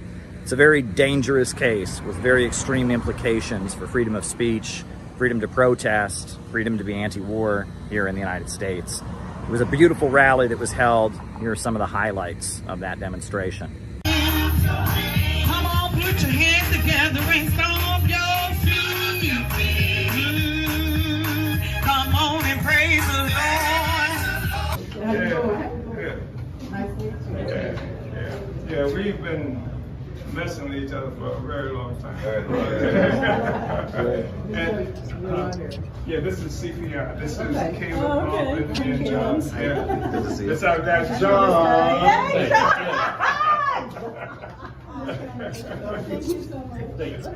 CPI and his Green Party. These people are out. He's Green Party. This is just a sort of research lab that open up something. Well, I do get this is where I'm This is the ways, this is the ways, she's Secretary General. As was stated, my name is Jesse Neville. I am also a member of the African People's Solidarity Committee and the chair of our mass organization. And I am also one of the Uhuru Three, along with Chairwoman Penny Hess and our leader, Chairman Omalia Shatella. And many of you have probably seen the video footage of what this very parking lot and area and staging ground where we are right now looked like on July 29th of 2022.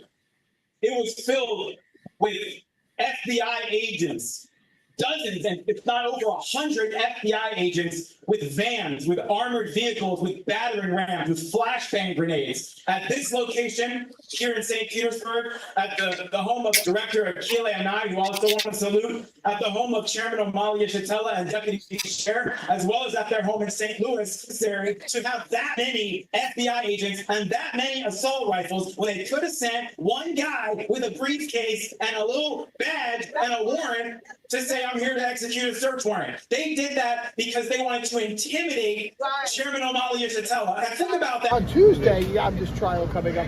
You know, what sparked this, and what is the message you really want to get across? The message is that black people have agency, that we don't require anybody to tell us that we are oppressed. We are not employees of Russia. And I think the big problem is that the U.S. government has is that we won't be employees of the U.S. government. We are free people. We are fighting for the freedom of African people. There's only one interest for imperialism and colonialism, and it's seated right in Washington, D.C., whoever is sitting in the White House. So we got to understand that. So we just came to be here with y'all, and to be here with Comrade O'Malley, and the party, and the movement, and the supporters, because this is where we needed to be. This morning you oughta clap your hands. Come on, put your hands together and stomp your feet. So we got to find out what's happened. So they made me read Marx. They forced me to read Lenin. They forced me to look at Trotsky and all the others who represented what was characterized as scientific revolution. And it was helpful. I read Marx. And having read Marx, I came to damn different conclusions about so much using the science that Marx provided.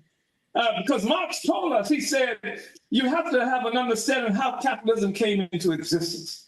He said, in order for there to be capitalist production, there must be accumulation of capital. He said, but how do you get an accumulation of capital if there's no capitalist production? He said, the only way we can get out of this is to presuppose that there was an accumulation of capital that preceded the production, the capitalist production. He said that accumulation of capital came about as a consequence of turning Africa into a warren for the commercial hunting of black skins. He said it came and carrying the indigenous people in this land into the mines, bringing up gold and silver and what have you for the Europeans. He said it had to do with the attack that was going on at what they call East India at the time. We're talking about the India in that particular area of South Asia. Hell, he just described a mode of production. That is a mode of production for the first time in history with the enslavement of African people, with the attack on Africa, the Portuguese, 600 years we've been fighting this struggle. 600 years ago, 1415. I have a question. If Jesse and Penny and the chairman are foreign agents, then who are the elected officials who are receiving money from AIPAC? Are they not foreign agents also? Why aren't they going after them? The hypocrisy of this government is absolutely, it makes you want to toss your cookies, to coin a phrase, okay? People understand what this means in terms of the threat to free speech of everybody. So that's why people are here, and that's why we are here. So we expect many, many more people to arrive here, and people like Charles Barron, who you may know for years and years was on the City Council in New York and the State Assembly in New York. Turning 50 plus years old, I can't keep singing outside on the street corners. And then someone told me there was a new radio station called Black Power. I said, they called my name. Black Power. They called my name. I'm black and I got power. So I wanted to go out, and I came and I said, I want to be a DJ. And I never forget the person that was here, manager at the time, say, you want to be a DJ? I said, yeah. He said, aren't you blind? I said, yes, I am. He said, well, I don't know if you can do it. I said, well, give me a chance, man. Give me a chance. And he said, okay, I guess I'll give you a chance. And Deputy Chair, she urged me on. And next thing you know, I was playing music and I was DJing and I was finding love for my community. And they was finding love for me, most important. Okay, CPI is honored to be here because we understand how important this case is. What's at stake is not just a life sentence for Chairman O'Malley. What's at stake is a death sentence for humanity. Because imperialism has pushed us to the brink of a world-ending nuclear war between the United States and Russia. And what these demons are saying with this prosecution is that it's illegal to organize to try to stop that war, and it's illegal to even talk about it. That's right. Go ahead.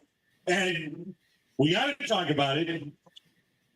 We got to organize against it because it's a threat to everybody. We're not here defending Chairman O'Malley. He's defending us, our children, everyone we've ever met, and anyone we ever will meet from a world-ending war, from imperialism to colonialism, and the final war that they're leading us to.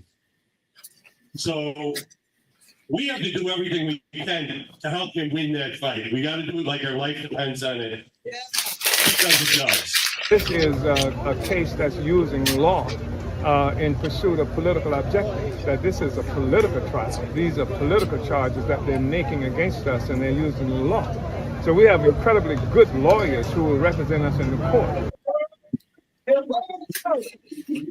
There's not really much that I can add, but I just want to turn around and say, look what Chairman O'Malley built. Look what Chairman O'Malley built. Look what Chairman O'Malley built. Chairman O'Malley is not a hashtag revolutionary. He's a cement and bricks revolutionary. He is a builder, and he constructs and he lifts people up.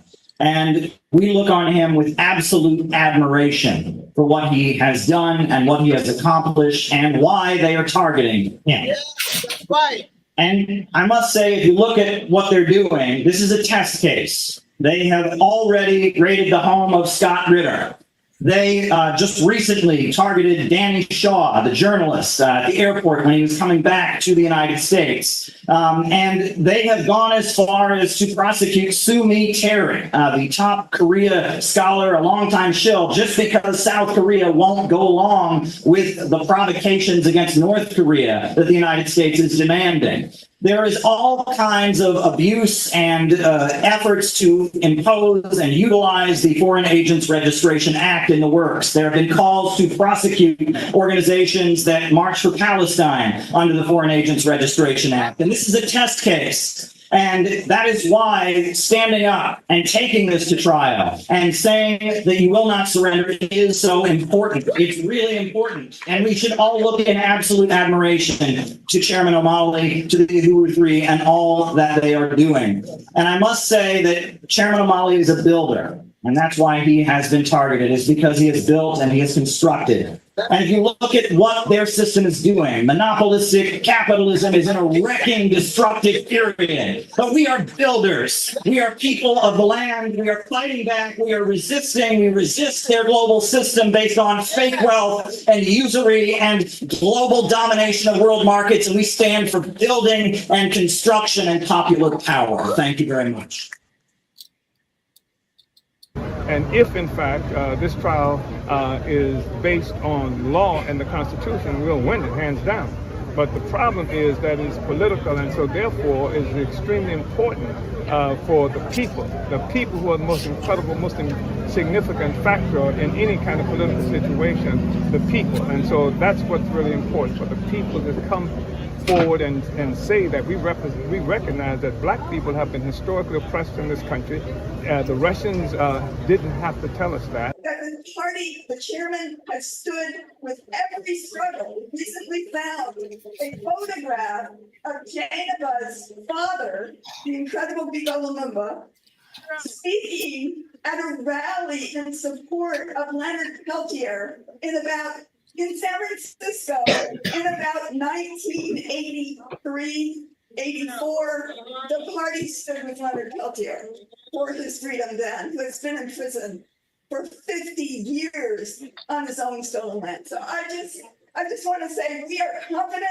We want everybody to be there who can. The trial starts next Tuesday. It is powerful to see the people. And we, it's just, we will win. We will win. Only the people can win this. Salute to Chairman Amala Shatella, Deputy Chair Onis Shatella, and the African People Socialist Party. And I'm saying this as somebody who's a communist. I'm as Comrade Charles Barron knows. I'm a materialist. You understand?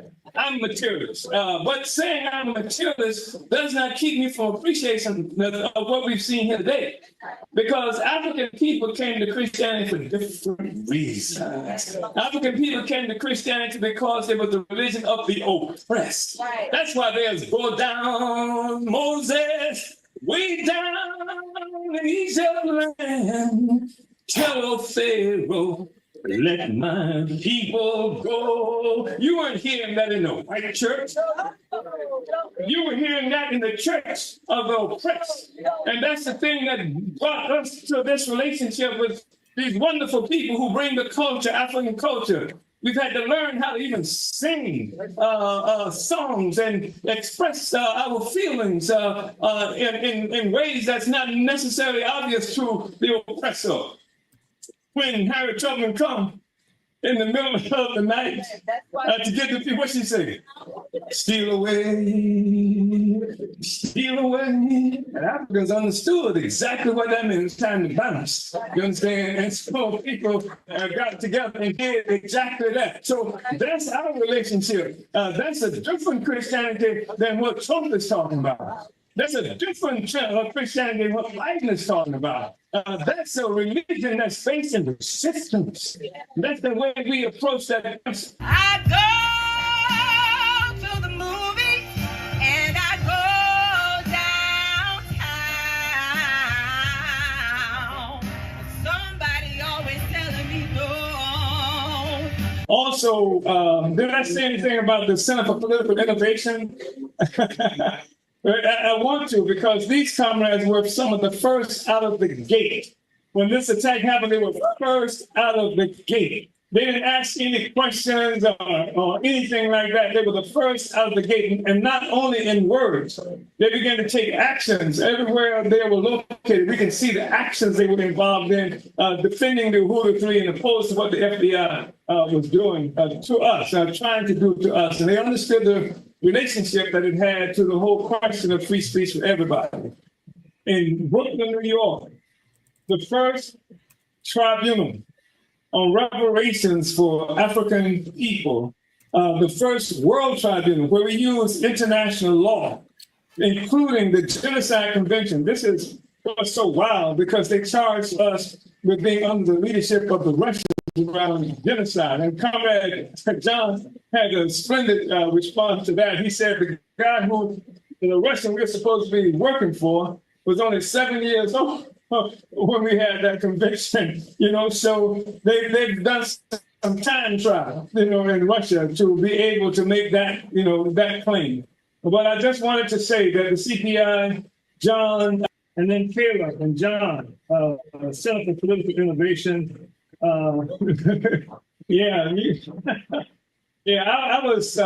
saw Caleb in this video, Comrade Caleb, and he was on a platform. Vladimir Putin, President Putin, was on the stage, and Caleb was in the audience, and he raised his hand and was recognized. And he said that what was happening with the Uhuru 3, and that they were using the Russia kind of thing as the basis for that, and he put it before them, and I thought that was really powerful and really grateful. Things between our two countries are not good at this point. Before we left, we had to have a press conference at the United Nations. We are concerned about being prosecuted. There are 3 Americans that have already been charged and are facing prosecution, possibly 15 years in prison, simply because they attended a conference like this in Russia, the Uhuru movement, they're called. And we are concerned because I know that I speak for the majority of the American people when I say that we do not want our tax money dumped into this conflict in Ukraine any longer.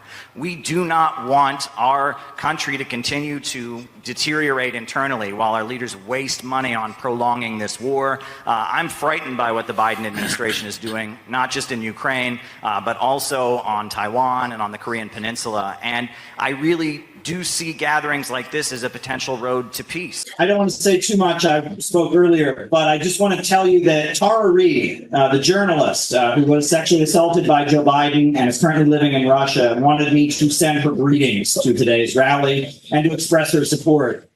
And I want to also say that, 2 years ago, I live in Brooklyn, but I was in Chicago, and we were going to have a conference, and we were going to honor Tara Reid at our conference. And it was 2 years ago, and I was in Chicago helping prepare for the conference. And then my phone started blowing up because everyone started telling me from around the country about what was happening here in St.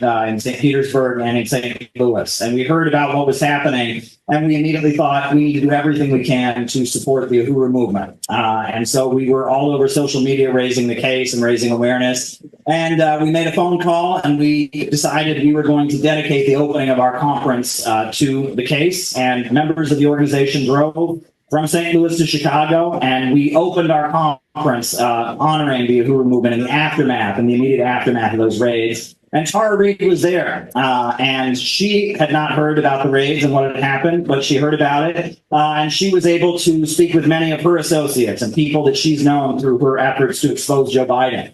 And we were able to make some connections, and that's something we're very, very proud of. We have from the beginning seen how dangerous this case is. And I have yelled at many people that I know that are anti-imperialists, many people that are claiming to be anti-war, claiming to be against the FBI, about how dangerous this case really is. And we have seen one of our roles as an organization of just highlighting the importance of this case, because there are many people who just don't seem to grasp how serious this case is.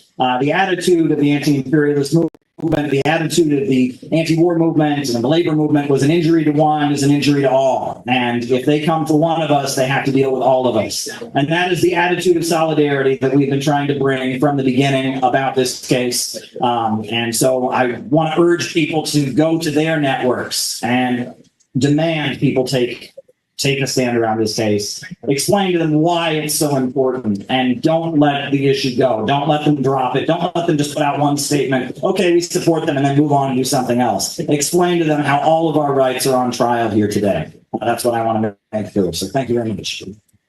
Thank you so much, Now more than ever, it's time to get organized.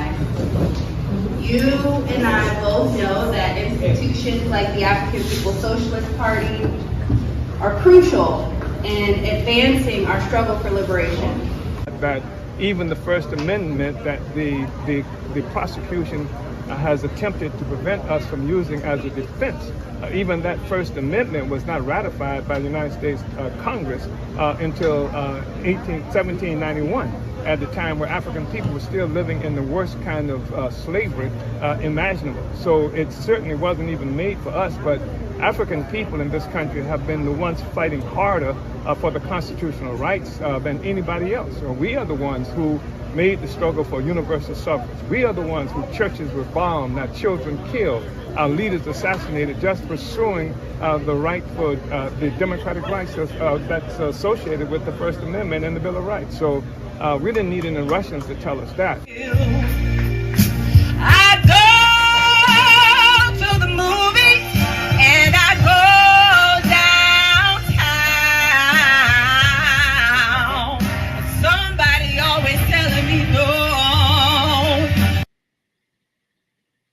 All right. Well, we're back. How's everybody doing? Doing? So this hour, Peter, this hour for people who join, we have a book of Peter's that they're going to get. Yeah. Horseshoe Theory is Right, but Not How You Think, which is it's not a particularly long text. It is the booklet adaptation of my most recent documentary, Horseshoe Theory is Right, but Not How You Think, which is, I I think something that we've more or less been working at for years and years, the attempt to show how the left and right are not as diametrically opposed as people want to believe. Now, there is, of course, in the name, horseshoe theory, which comes from a book from Noberto Bobbio, which is it's a less materially based idea. It's not based in the idea that there is a fundamental class conflict that needs to be addressed, as opposed to an ideological conflict between whether or not we should be aristocrats or capitalists, or rather, we should believe in abortion, or we should think that trans rights are human rights, or these are not the fundamental arguments that are at the center of political conflict in the United States of America. Now, certainly, I think that you're allowed to have those opinions. I don't think that these are bad opinions to have. I don't think that it's wrong to think that X group deserves human rights. I certainly wouldn't argue with that. But it is not the fundamental problem that we are dealing with. We talk about everything from the crisis of overproduction to the ideological roots of the left-right dichotomy. We talk about all of these types of things. And it's an important, in my opinion, well, my series is called Very Important Documentaries, and I talk about things that I think are very important. And I think it's very important, especially, it's not just me talking about how the left and right are the same. We're in an era of realignment. So many people have talked about realignment, about how we can't just look at the political dichotomy as a simple left-right thing anymore. And I think that that's true. But I also think that it's more along the lines of something where the everyday person, the apolitical person, is probably a lot closer to correct than anyone is really asserting. Like, people hate the idea of a quote-unquote centrist, somebody who doesn't actually think that one of the sides is entirely correct about anything. But in truth, while a lot of people like to say the centrist is actually a right-winger in disguise, I think that the people out there in the United States of America are more what a definitional centrists would be, an apolitical person, a person who has felt betrayed by the Democrats and the Republicans in one way or another, whether it be the neocon wing of the Republican Party or the neoliberal wing of the Democratic Party, or for that matter, the progressive wing of the Democratic Party. People look at this stuff and they see the same betrayal. They see the same when they see Bernie saying that Kamala Harris is still a progressive and that we need to vote for her because Trump is evil. Well, Trump is out working at McDonald's and showing that he's willing to actually entertain the lives of the normal American people more so than Kamala Harris ever is going to by showing up on sex podcasts. Right. I mean, it's obvious to me and to many other people that there's just a big disconnect between what all of these parties are saying that their core values are and what the average American person is actually experiencing. Peter, can I interject? Sure. Just listening to what you're saying, I know, not get the impression, but I know that the left and the right have been completely co-opted. Whatever the left was, or the sort of true left, I say that in quotation marks, has been co-opted by the AOCs and the Bernie Sanders. And so people who are not politically plugged in as much as we are, they're going to then see that as the real left, or what is socialism, or they don't understand that. But I have to say, I do have a a fantasy I would like to express, which would be to get in front of AOC or Bernie Sanders and just ask them, like, you're socialists, can you recommend books that we could be reading to help us with this movement? And I believe they will not know any books. They don't do any reading. They do no studying. They'll be put so on the spot that then they would have to come up with something or say that I was a plant. But that day will come because I am manifesting that day.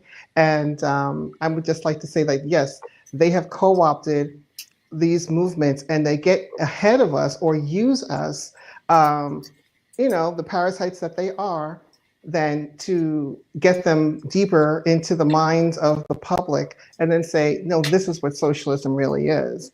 And in point of fact, it's a total opposite of that. So I think Caleb, I think, made a really good point when talking about this, is that at one point where I assert that the left and right, have their roots in the French Revolution, and that ultimately left isn't, a socialist ideology. It is a bourgeois ideology. But ultimately, during like the 1930s and that era, and I think once I'm done saying this, Caleb should probably take this and run with it because he knows more. But I think the best thing to say about it is the reason why the left was the left at one point is because the Soviet Union was the Soviet Union at that point. It was a power in the world where they kind of had to affiliate themselves with that to be legitimate as the left. There was a point where there was a massive power. They were antithetical to this capitalism that all of these people during particularly the Great Depression were feeling very alienated by, very upset about. And there was this big opponent to that, which was asserting itself on the world stage. And at that point in time, it didn't really matter, the French Revolution. What mattered is that there was the Soviet Union. That was there. It was showing us that this world doesn't have to be like this.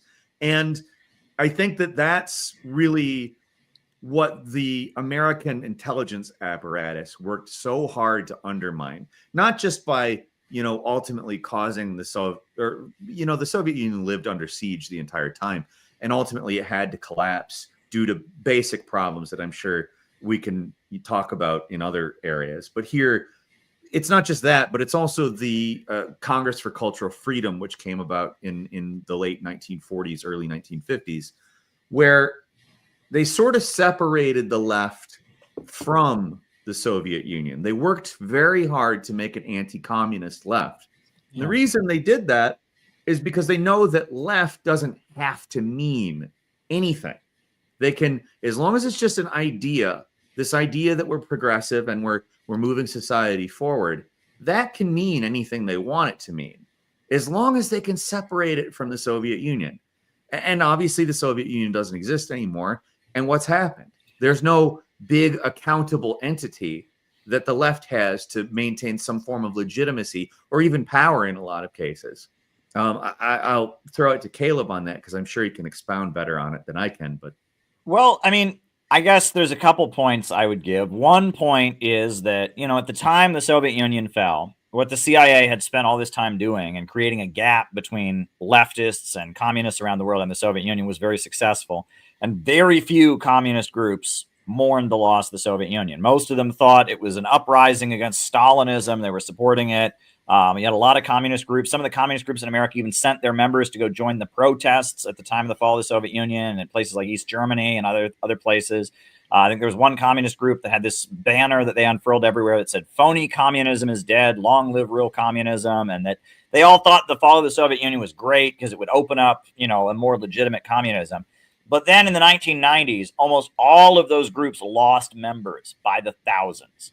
And they all gained, they all lost very significantly. They all had a lot less people join them. And the labor unions got a lot weaker. We got NAFTA and all of that. And the welfare state got gutted. The social programs, Bill Clinton came in there and got rid of welfare as we know it. And the USA invaded Iraq, or the first Gulf War, and then put sanctions on Iraq. The U.S. invaded Panama. The U.S. invaded Somalia. The USA bombed Yugoslavia. And that that even though the majority of people that were calling themselves socialists or communists in the world did not claim the Soviet Union, anyone who was at all anti-imperialist, anyone who had all supported working families and the struggle for economic justice, they all saw that they lost something very big when the Soviet Union went away.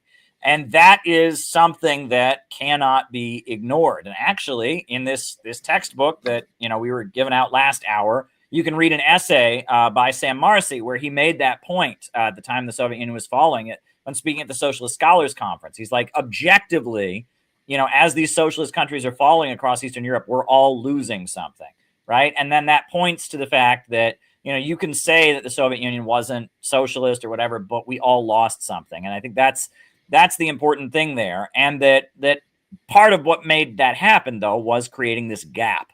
And there's this phrase that Peter and I have been hit over the head with relentlessly, the red-brown alliance. You're a red-brown. You're part of the red-brown alliance.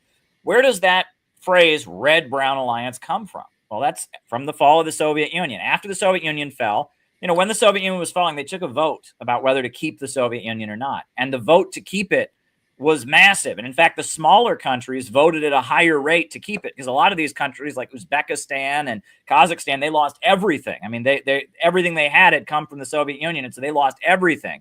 But when the Soviet Union dissolved in Russia, the new country, the Russian Federation, they had an election.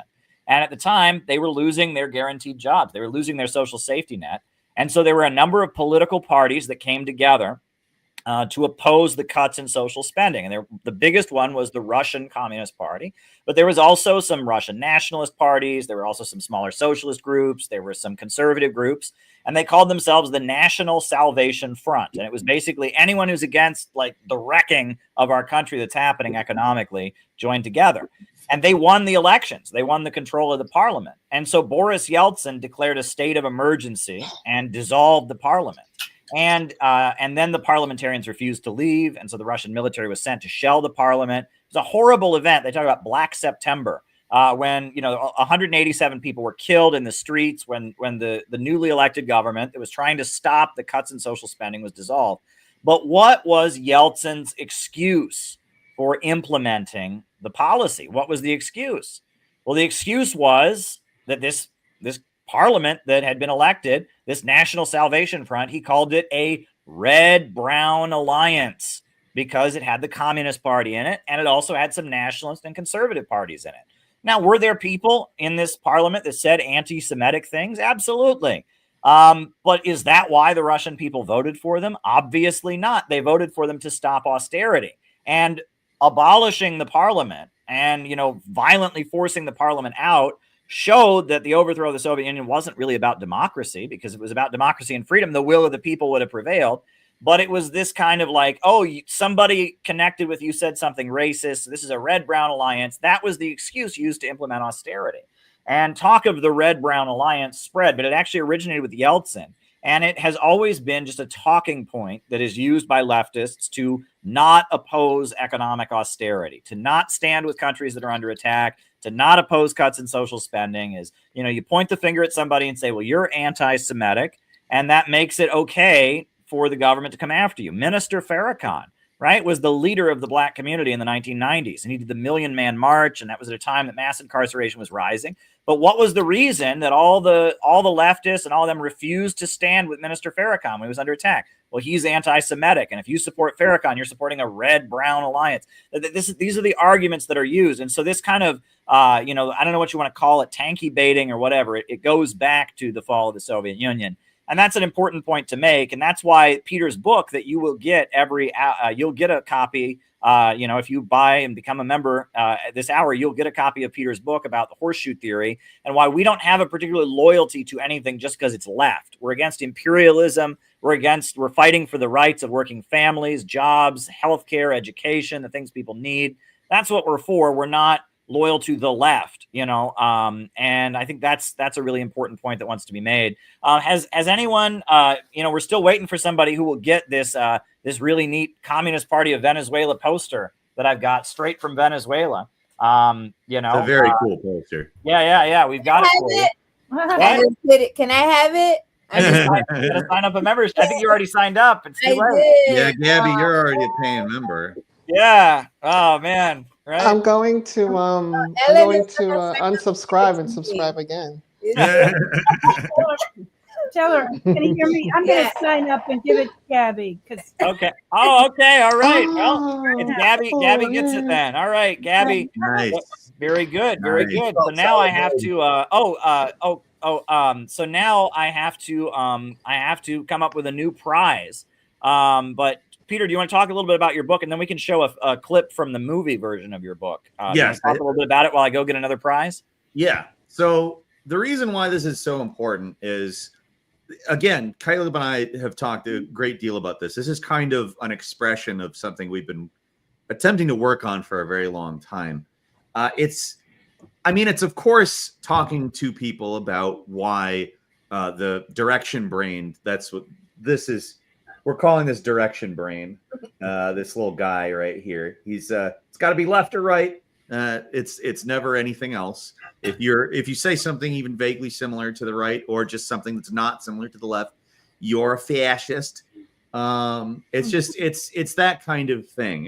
These are all thought terminating cliches. It is not ultimately important to get the approval of the broad left. What is important is that we are talking to normal people. And Gabby was talking about this pretty specifically earlier, I think, in an important way to say it. The whole dialectical materialism question, for instance, it's not important in terms of the actual mass action. And the thing is, everything we've said about dialectical materialism today, including stuff that I've said in favor of it, would probably make a lot of leftists mad. It would create an argument that it can't stop. It can't. We have to concentrate on it. We have to do struggle sessions. We have to figure out the right line. And then once we have that right line, we have to figure out how it can be more woke. And then once it's more woke, we have to go and tell everybody how they're bad because they aren't that yet. And that's not how you win people over. That's not how you change the world. It's not how you build a coalition.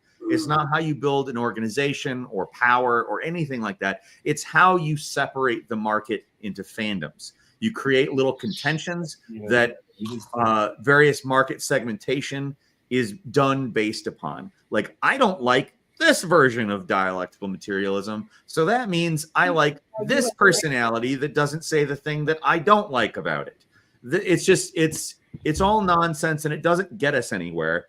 And the reason we need this kind of thing, we talk about this type of stuff, is because we need to be able to win. We need to actually be able to build a coalition, to build power, and whether or not that means we have a revolution tomorrow, it's not really the relevant question.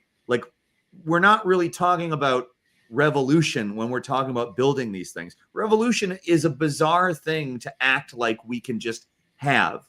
The spontaneous revolution that anarchists believe will happen will not happen. You have to build power. You have to organize. You have to build communities. You have to build coalitions. You have to have a basis from which to work from if you want to change anything, whether that's something small or something big. If it's qualitative in change, it can't be done via bitching at people for them not having exactly the right line or saying a wrong word or what have you. The fact is, most of the people that they wield as a cudgel against people who are just saying material things, they don't benefit. Like, for instance, trans people. They use trans people as a cudgel on everything, and they don't benefit trans people. What they do is they make trans people look nuts to everybody in the world so that nobody's sympathetic to it. And they make it seem like that's the only important thing to talk about, and it's certainly not. And let me tell you something. If 50% of the renters in America can't pay their rent, it's very likely that trans people are included in that. And that's the way that I think. That's the way that it's important to think. Those people don't not deserve their rights. I'm not arguing against people's rights. I'm arguing that everybody needs to be in a better situation. And that is not what the left or right argue. They argue cultural issues. Trans people, for instance, if you ever hear the left or the right talk about it, it is the worst thing to listen to, because there's nothing you can ever nobody can have an opinion without it being wrong. And that's not to say even left versus right. That's left versus left and versus left and versus left and versus left and also versus right. It's just insane. They get into these insane circular arguments, and that's really what this is about stopping. It's about talking about class, about material interests, about imperialism, about the crisis of overproduction / the value crisis. It is about what is actually wrong. And it doesn't map onto red or blue. It maps onto a completely different thing. Globalists, imperialists versus regular person. And you could call that bourgeoisie versus proletariat if you wanted. But again, to go back to what Gabby was saying, those words don't sound like something that a normal person cares about. They sound like an argument in the making. And that's why I think that it's important for us to say things like globalist, even though imperialist is the proper term. And certainly people understand imperialist better than they understand a lot of the other terms that a Marxist might use. And we still use imperialist, but it's important to tie it with a word that people understand entirely. And that's what this is about. It's about escaping the dichotomy where there is a correct line that you have to say in order to be the real communist or the real leftist or even the real right winger or the real objectivist or whatever. It really doesn't matter. It's all poison. It's all fake. And that's what we need to change. Very well said, Peter. Very well said. So I guess we'll put on the clip from your documentary. Yeah, this clip is near the end of it. It's not the actual conclusion of it, but I think it's a good point that I've heard a lot of people have come back to me and said this particular clip meant a lot to them. Left's tactics can be compared to emotional abuse. Well, the rights are more akin to physical abuse. Physical abuse is completely unacceptable and immediately understood as such. But emotional abuse, like leftist ideology, can be more obstructive because it's harder to identify and escape. This isn't to say physical abuse or right-wing ideology is less dangerous. It's obviously not, but both need to be defeated. The right is unforgivably bad, but the left is the bigger obstruction. Both sides are bad. Left and right sometimes refer to ideals or, at most, factions. Sometimes it's progress versus reaction, new money versus old money, freedom versus fascism, or bankers in tech versus real estate developers. And they all completely 100% agree with each other on horseshoe theory. It's bullshit. Also, they agree on a lot of other things. People need to understand that these things are all aspects of one thing, the ruling class. Yeah, the left and right both hate each other, but they also both want control of the government to maintain the war in Ukraine, to keep a client state in the Middle East by funding a genocide, and to continue seeking Taiwanese separatism. I'm a proud Democrat. But first and foremost, I'm a proud Republican and Democrat and mostly American. A horseshoe is one thing. It's got two sides, but it's not two things. That thing is capitalism, the global order. The right is part of it, and so is the left. There we go. Next, Claire, I think, had a question for me that she wanted to raise. So go ahead, Claire. Oh, you're muted. You're muted. Go ahead. Thank you, Caleb. I was going to ask why why you think China has continued with Marxist Leninism longer than the Soviet Union did. All right. Well, the answer that I will give actually points to some of the unique understanding of CPI, because I think that China was always their own brand of socialism from the beginning. If you looked at the time that Marxism, Leninism, it started out as Bolshevism, which was like Lenin's unique interpretation of communist theory that developed the Bolsheviks, was being formed. One of the big disputes that they had was with another political group they called the Narodniks. And the Narodniks said that it would be the peasantry in Russia that would be the revolutionary class. And the Bolsheviks said it would be the industrial workers. And then the Bolsheviks said the industrial workers would enter an alliance with the peasants, but the industrial workers would be the base of the revolution. And if you look at China, from the time that Mao became the leader of the Chinese Communist Party in 1928, it was always understood that the peasantry would be the fighting force of the revolution. So that would have made Mao a Narodnik, right, rather than a Bolshevik if he'd been living in Russia. But he wasn't living in Russia. He was living in China, and China had unique conditions. And if you look at what Mao did, originally Mao was a Narodnik. He was from the follower of Peter Kropotkin, who was this anarchist intellectual who led the Narodniks, and that was his background. But then the Soviet Revolution happened, and their ideology was Marxism-Leninism, and he wanted China to align with the Soviet Union's revolution, so he adopted Marxism-Leninism as their ideology, but they were always doing it their own way. And Stalin tried to fire Mao many times, and they would just rip the letters up because Mao ran the army and he was in charge.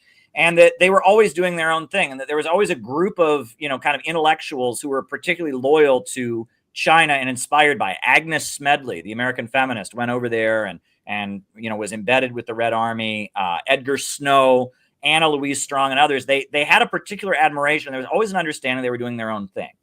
And when China first, they had their revolution, they said, we're not wealthy enough as a country to have a full socialist revolution. We can only have a new democratic revolution. Mao came out with this whole theory of the new democratic revolution. Then in the 1960s, they said we're going to have full socialism, and they did the Cultural Revolution. And then after that, you had Deng Xiaoping, and he talked about socialism with Chinese characteristics, and they implemented the market reforms. And now, what's going on with Xi Jinping is that they're pivoting in a new way and implementing more central planning and stuff with Xi Jinping, and that China has been constantly evolving and adjusting. And they have never been dogmatic in how they build their socialism. It has always been constantly changing. It has always been their own unique thing. And they've always understood that. And that is China's secret. And so I would argue that the Soviet Union, especially after World War II, it had become so rigid that it couldn't bend, that it broke. Because the Soviet Union, they'd been invaded, they'd been attacked, and 26 million people died in World War II. And they were just, in order to stay together, they had to just develop this rigidity, this solidity. Whereas the Chinese Communist Party has constantly been evolving and adapting and switching and changing its policies and doing all kinds of things. And that is why they have been successful. So I would argue I am against at this point. I personally don't think that we're trying to have some kind of pure Marxism-Leninism. And China is proof of that because they never were. Right. And that, Baathism in Syria and Iraq was never Marxism-Leninism, but it created a socialist society. Gaddafi's Libya, the Islamic Revolution of Iran, Bolivarianism in Venezuela, African socialism in Tanzania and in Ghana. That whenever you have an anti-imperialist revolution against the imperialists, the only way you can stay in power is to implement a planned economy. But the forms of that planned economy are going to change and adjust based on different conditions. And I don't think China was ever a quote unquote Marxist-Leninist. They were never copying the Soviet model. And that's why, it remains part of what they believe. If you look at the beliefs of the Chinese Communist Party, they say they have Marxist-Leninist ideology, Mao Zedong thought, Deng Xiaoping theory, right? Those are that's what they say. Marxism-Leninism is part of their heritage, which it is, and it's also part of the heritage of Baathism. It's even part of the heritage of the Islamic Revolution of Iran, though they will not admit that, but it is. It very much is an influence. All Marxism, all anti-imperialism has a big Marxist-Leninist influence on it. But Marxism-Leninism is just like one stage of a global struggle against imperialism. And that's my opinion. What do you think, Claire? You were talking about imperialism, and I was wondering, could Marxism be called imperialism because it wanted global communism, didn't it? So if that was its intention, it's understandable that other countries would be frightened of this idea of global communism, which sounds pretty imperialistic.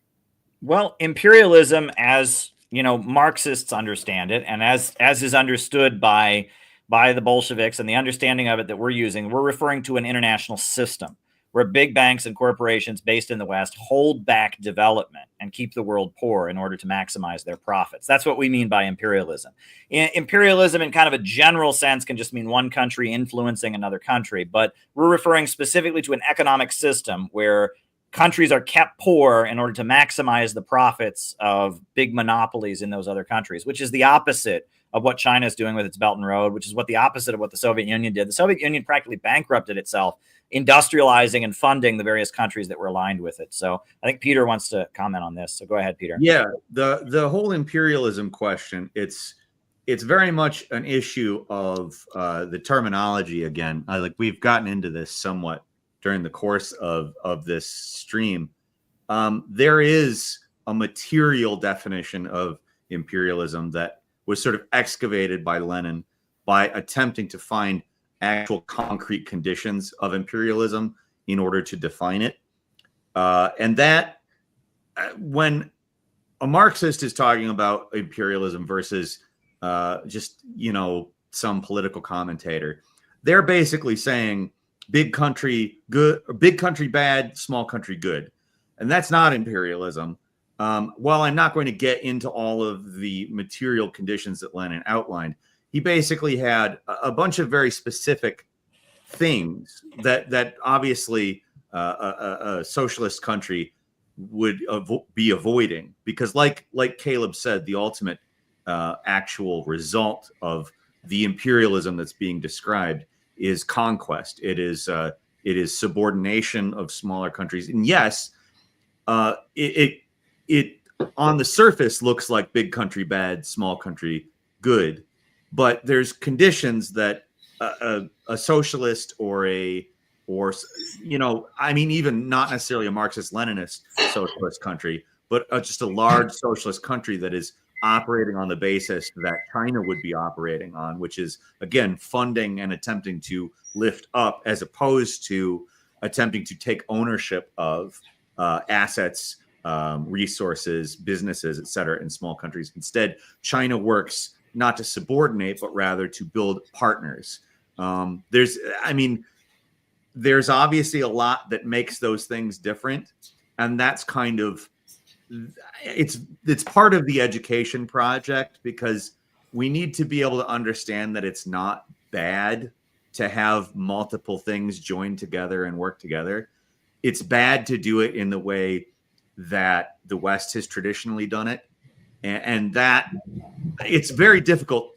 You can tell it's difficult to educate on this basis, because a lot of these words, like imperialism or globalism for that matter, have attached colloquial meanings that end up diverting people away from a more specific definition of what we're actually fighting.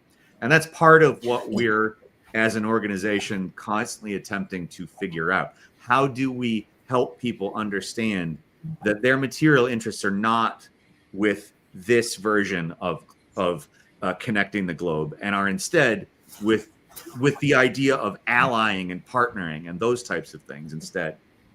Yeah, I wanted to add. I was just going to say Yeah. that maybe we need a dictionary to explain our specific meanings, because it is very troubling, because these are big words. People think they understand the meaning of these words, and I'm reminded of this time when I was discussing this subject with somebody from China, and I was blocked because I said, "Well, China is an empire, isn't it?" And he got very angry with me. But it's true that China is an empire and is one of the world's oldest empire. So. There is a lot of confusion. That's what, with words, and I guess words do confuse. Well, that's why, even the word imperialism, for example, Trump supporters now all talk about globalism. And when they talk about globalism, they're saying, look, there's all these big corporations that are spread out all over the world that don't care about our country. They just care about maximizing their profits from all over the world. And they're getting rid of our jobs and sending them overseas, and they're getting us into wars to force this system or whatever. They're talking about imperialism. But the reason that they'll never say imperialism is because the woke left uses the word imperialism as just another, it's like you're homophobic, you're transphobic, you're racist, you're imperialist. And they see the word imperialist as like some kind of ism that woke people are against. Well, we're not against some ism. It's not. And that's how woke people use it, right? They make a list of things they're against: racism, sexism, homophobia, imperialism. Well, no, we're against a global economic system called imperialism. And that is the primary question in the world. And it's not a policy, it's not a behavior, it's not an attitude, it's a system. It is an economic setup that is harming humanity. And we're against that economic setup. And Trumpers understand what it is, and they call it globalism. And left people do not understand what it is. And they think it's like similar to being a homophobe or something like that. Well, yeah, So I mean, yeah, go ahead. Like saying colonialism, like as much as like Uhuru says colonialism, and we know exactly what they mean. When somebody in the woke left says colonialism, they're basically just saying white people are all bad.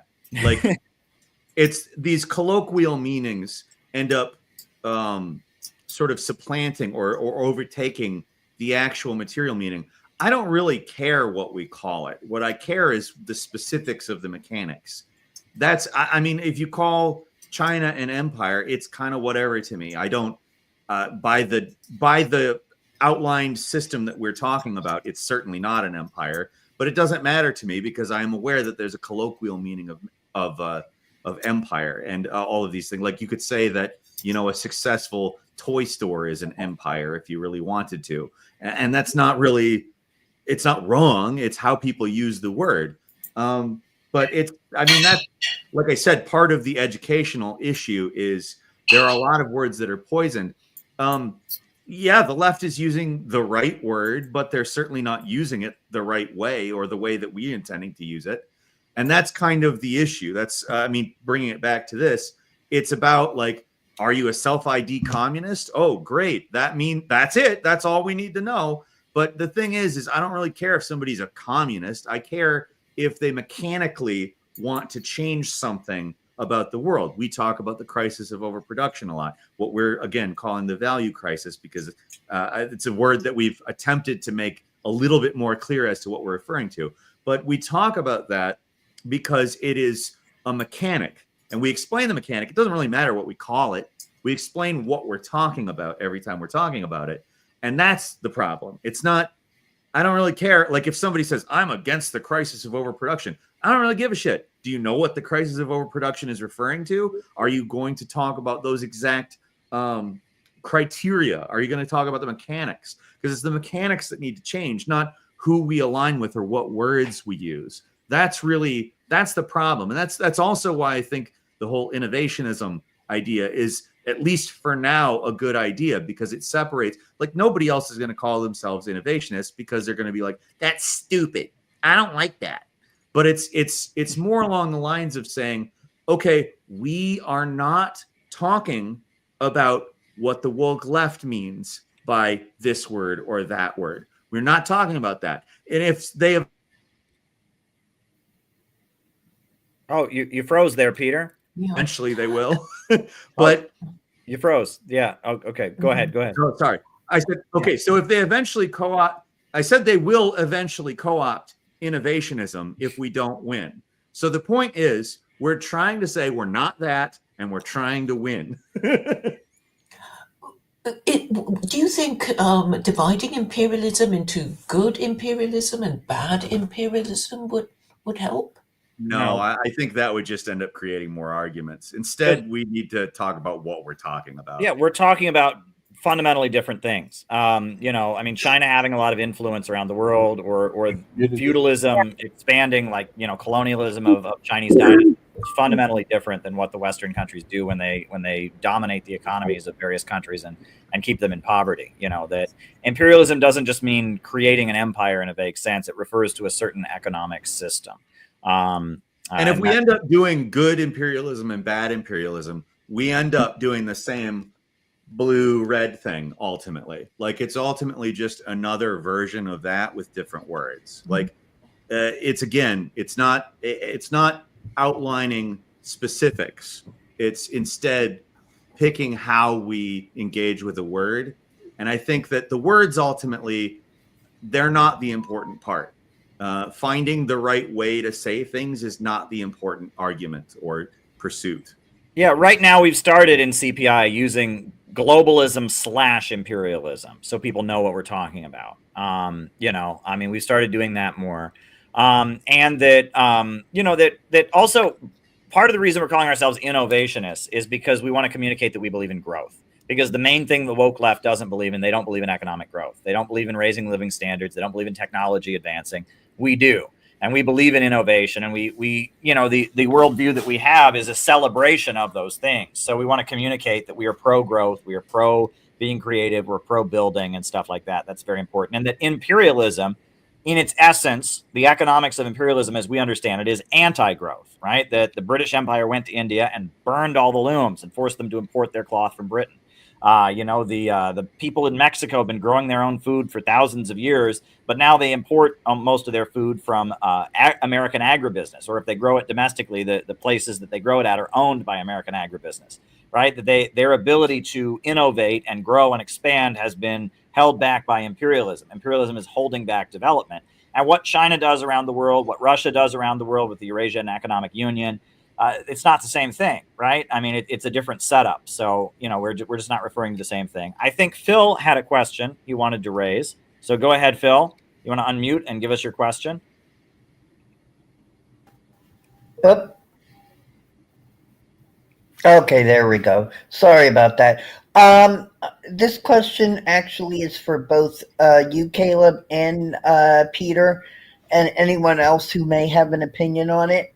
I was just wondering, when I was in Chicago for the DNC, I got into a very long conversation with a gentleman, you know, about the Israeli-Palestine conflict.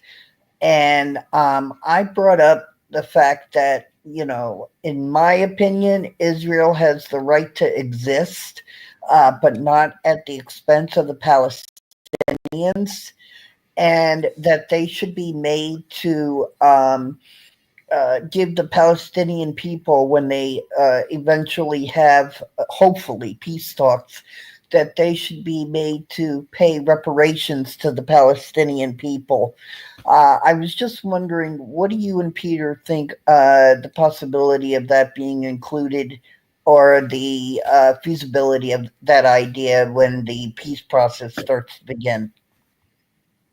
Do you want me to go ahead, Peter, and then you, or? Oh, you're muted, Peter. Do you want to go ahead, or? Oh, you go ahead. I just started. Okay. Well, I mean, you know, there's this game that people like to play, right, on the right and the left, is that they point at people and they say, does Israel have the right to exist, right? And if you're on the left, you say no, and if you're on the right, you say yes, and if you say no, then you're anti-Semitic, and it's this whole thing. So, and it's not productive, because somebody saying Israel has the right to exist or not existing doesn't change the fact that it exists, right? And that many people have pointed at me and said, Caleb, does Israel have the right to exist? It's like, if you really want to know my opinion, I would say no. I don't believe in any country for one race, right? And I believe Israel is a settler country that was created for one ethnic group by the British Empire and eventually the United States for one ethnic group, where one ethnic group had supremacy. If you ask my opinion on it, that's wrong. But me saying that doesn't change the fact that Israel exists, right? And that's the thing. I actually want to change the world, and that Israel does exist, and it is going to exist for at least, you know, the next little bit. I mean, the CIA predicted it would collapse within 50 years. You know, I don't know what's going to happen. But the question is, how do things get better for the Palestinian people? That is the question. And I do have an answer to that. And again, it's not a quick answer that people, you know, it's going to, you know, just a quick fix, but it's a realistic answer. It's something that's actually going to happen, right? You know, people say, well, Israel will just be defeated. It'll be destroyed. It's like, no, Israel's got a huge military. They're not just going to vanish, right? Like, what is actually going to happen? What's going to happen? And I think we're getting some feedback from somebody. Somebody's got feedback coming through. I'm going to mute. I think I'm echoing back. Is it? Yeah, it's on Phil's end. I was echoing back. What's going to happen is that around the world, no, it's not Phil. It's somebody else. No, he's unmuted again. I think he tried to mute it at the same time you did. Oh, okay. Okay. Around the world, support for Israel is very low outside of the West, right? Europeans, British folks, Americans, the European Union countries, NATO, they support Israel. India supports Israel. That's about it, right? Globally, Israel is widely opposed. And what we are seeing right now in the world is the shift in what they're calling multipolarity, where the countries that have been colonized and been part of the oppressed countries, the non-imperialist countries, the countries that have been the victims of imperialism, are gaining economic strength because of Russia and China. And as they gain economic strength, their political influence in the world is going to rise. And Israel is going to have to address the Palestinian question in order to continue doing business with all these countries that are rising up from poverty. And as Russia and China get stronger, and as the Western imperialist countries get weaker, Israel is going to have to either grant the Palestinians rights or just completely liquidate as the Jewish state, right? And that is the road to Palestinian statehood, and that is the road to the Palestinians getting liberation, etc. And it's not a quick fix; it's going to happen gradually. But the way the world is moving, they're going to get their rights.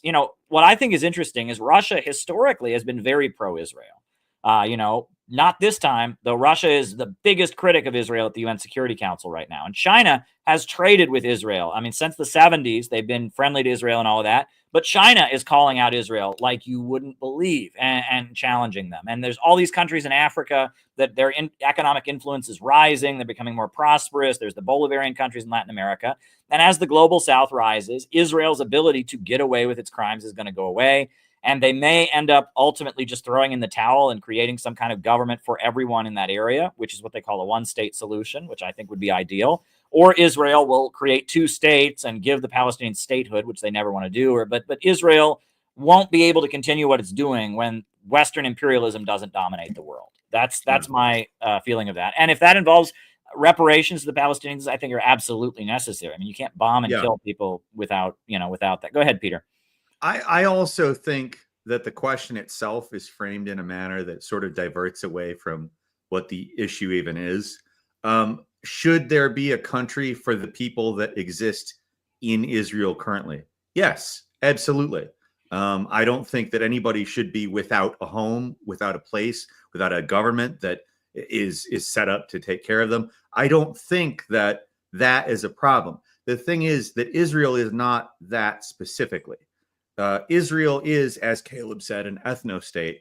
It is not just an ethno-state that's like peaceful and getting along with everybody in the area. It's not like just an ethno-state by coincidence. It is an ethno-state by design. And the design isn't even that of the ethno-state itself. It is the design of Western imperialist countries like Britain and the United States. The question itself diverts away from what the issue is. It's not about whether or not the normal people in Israel should be allowed that government and that state and a place. They should. Everybody should. There's no reason that anybody shouldn't be allowed to exist. It is not about Israel, a hypothetical peaceful state called Israel, because that's not what exists. What exists, as Caleb was saying, is a country that does specific things. It has specific affiliations. It is America's outpost in the Middle East. It is kind of given carte blanche to do whatever the hell it wants. Our presidents are like, well, they're getting kind of out of hand. We got to bring them in. But they don't, because they don't want to bring them in. They don't want to reel it in. They don't want to. They know what kind of an entity it is, and they want that kind of an entity to do what it's doing without their input. They don't want their hands on it at all. They want to look like Israel does it on their own, but they fund it and they send weapons to it. And it is a type of entity that shouldn't exist. Should a country exist for the people of Israel? Yes, absolutely. Should Israel, as it is today, the fundamental type of country that exists, should that exist? Absolutely not. Now, understanding that there is a trap built into the question can help us in terms of organizing demonstrations here in the United States about that. But as I also have to defer to Caleb's answer in totality, because we can't just, this is what I think, and now it is what it is. It's not how global politics works. There's a lot of power involved, and power doesn't exactly just change immediately in these types of situations. Hopefully there isn't a nuclear war. That would probably change power immediately, very quickly. And we don't want that. Instead, what we want is for peaceful forces that want to uplift are the ones with more power, and wartime forces that want to dominate, we hope they have less power. And really our hope isn't what's important, but that's what I hope happens. Now, will I continue organizing to advocate for that? Absolutely. But again, to defer to Caleb, there is, of course, a lot more involved than what I think, or even what a lot of people think. All right. So Gabby had something she wanted to share. Go ahead, Gabby. I wrote like a quick little letter / poem. All right. Getting, I don't know, I was kind of thinking of, I'll just say a little bit of where I come from. So basically I come from a immigrant family, and just thinking about all the things that had happened throughout, like a lot of people's lives that we could relate to. I hope. If not, then maybe, I don't know. But this is called, because I remember I sent Caleb a super chat about hipsters, and this is something I wrote. I said, "Dear hipsters, get out of our neighborhoods. Thanks to these issues, I had to move out of my family home. Gentrification is real, and I had to kiss my home goodbye, and so did the kids in my blocks growing up. Sorry, I don't want to purchase overpriced coffee. It's not even good. Hipsters, you made my family suffer. Hey, you snobby rich men, you pressured us to sell our home when we weren't ready. When I say my neighborhood will always be brown minority groups, we don't want to whitewash our children. We sold our family home. Thanks to that, I lost my cousin during that transition. Hey, rich men and hipsters, we want our home back. Can you go back where you belong?" That's it. There you go. Thank you for sharing. Very good. Spoken from experience. Yeah, the real estate speculation where it becomes super expensive to live in one's community or in one's neighborhood. Absolutely not good. And, I mean, the fact that the price of real estate keeps rising, while American people can't afford it, where's the supply and demand, right? How is it supposed to work, right? It should be that the price of real estate should be dropping. But because they've turned real estate into a gambling casino, where corporations can get rich from it. One thing we've always proposed in CPI is a tax on empty housing units, right? If a landlord has empty housing units in their apartment building, tax them so that they have an incentive financially to fill up their apartment building.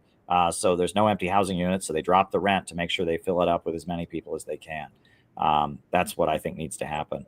Right. So, Right. They need to take them back and out of here, because it's so irritating, because like we all had to move out as a collective, because my neighborhood was minorities, and then now it's like we can't even afford to go back to live over there and stuff.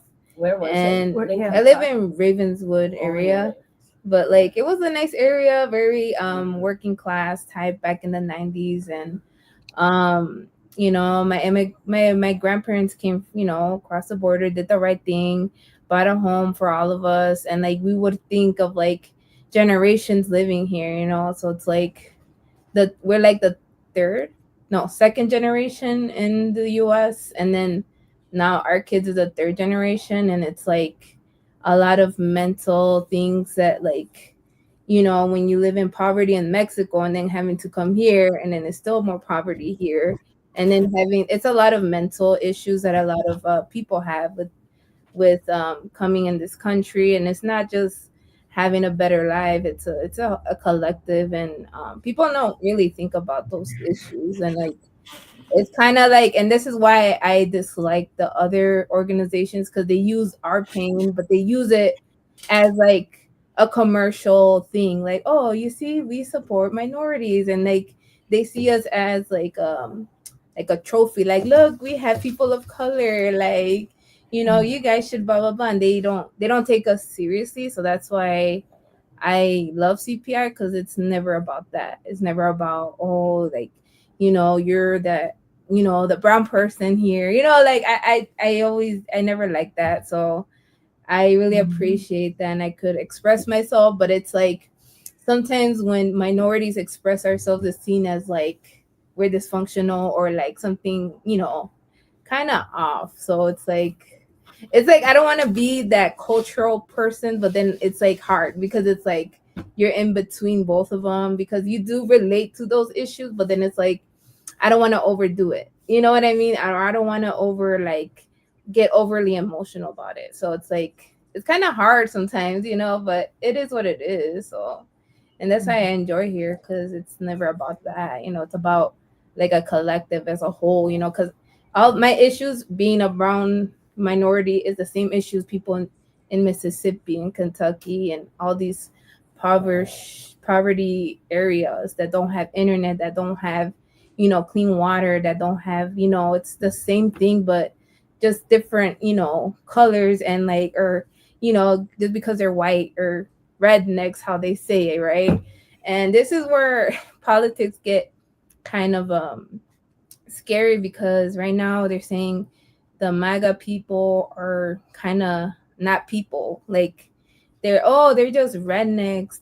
And people who voted for them are just, they're really like, I just don't like how people are speaking of them, you know. And it's very like it's a lot of those democratic mindset of like, you know, half of those people who voted for Trump don't have a college degree and blah blah blah, and it's like that's not even part of the issue. It's like there's a reason why Trump won, you know. So it's a lot of it's the same issues but different areas and different backgrounds. So it's kind of like a whole as a whole. So like PSL and all these other organizations are gonna divide it, and they're gonna intervene in January 20th in inauguration, fighting against Trump for what? You know, it's just a cash grab. So, and we're gonna go there, you know, to make a point and trying to get to these MAGA supporters and having a, what do you call it, like an agreement that, you know what, like we could work with each other. So that's the whole point why we exist. Absolutely. If I could jump in. Go please. Go ahead. Yeah, first I would like to say, just as that word minority, I don't want to be one of those people like, oh, that's so triggering. But no, what I want to say is that words have power. And to be called a minority, that's the language of empire. So do not refer to myself as a minority. That I just want to put that out there, just food for thought. Because if you think of yourself as less than, then that's the energy that you're going to project into spaces where your energy needs to be at a higher frequency as a person of color. I just wanted to throw that in there. And also I wanted to say, in terms of just the gentrification aspect of what you were saying, Gabby, I totally understand that. I was gentrified out of my neighborhood, but not because I couldn't afford to live there. I had a rent-controlled apartment.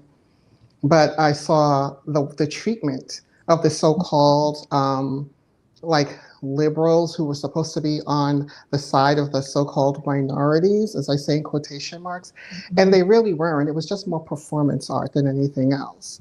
It was just to make them feel good. And so they need you around to sort of bounce off of you that feeling of them doing something to help the downtrodden, you know, but they're not understanding that they are the reason why you are in the situation that you're in. And then if you bring that to their attention, then they're going to have hurt feelings about that, because it's like, can't you see I'm trying to help you? So it's really a lot of gaslighting as far as I'm concerned. So understand, yes, your presence in those spaces are totally needed. I wanted to also interject being in this movement, even as a woman, that is also a very big deal, because there are not a lot of women who are attracted to this type of work. It's a lot of heavy lifting.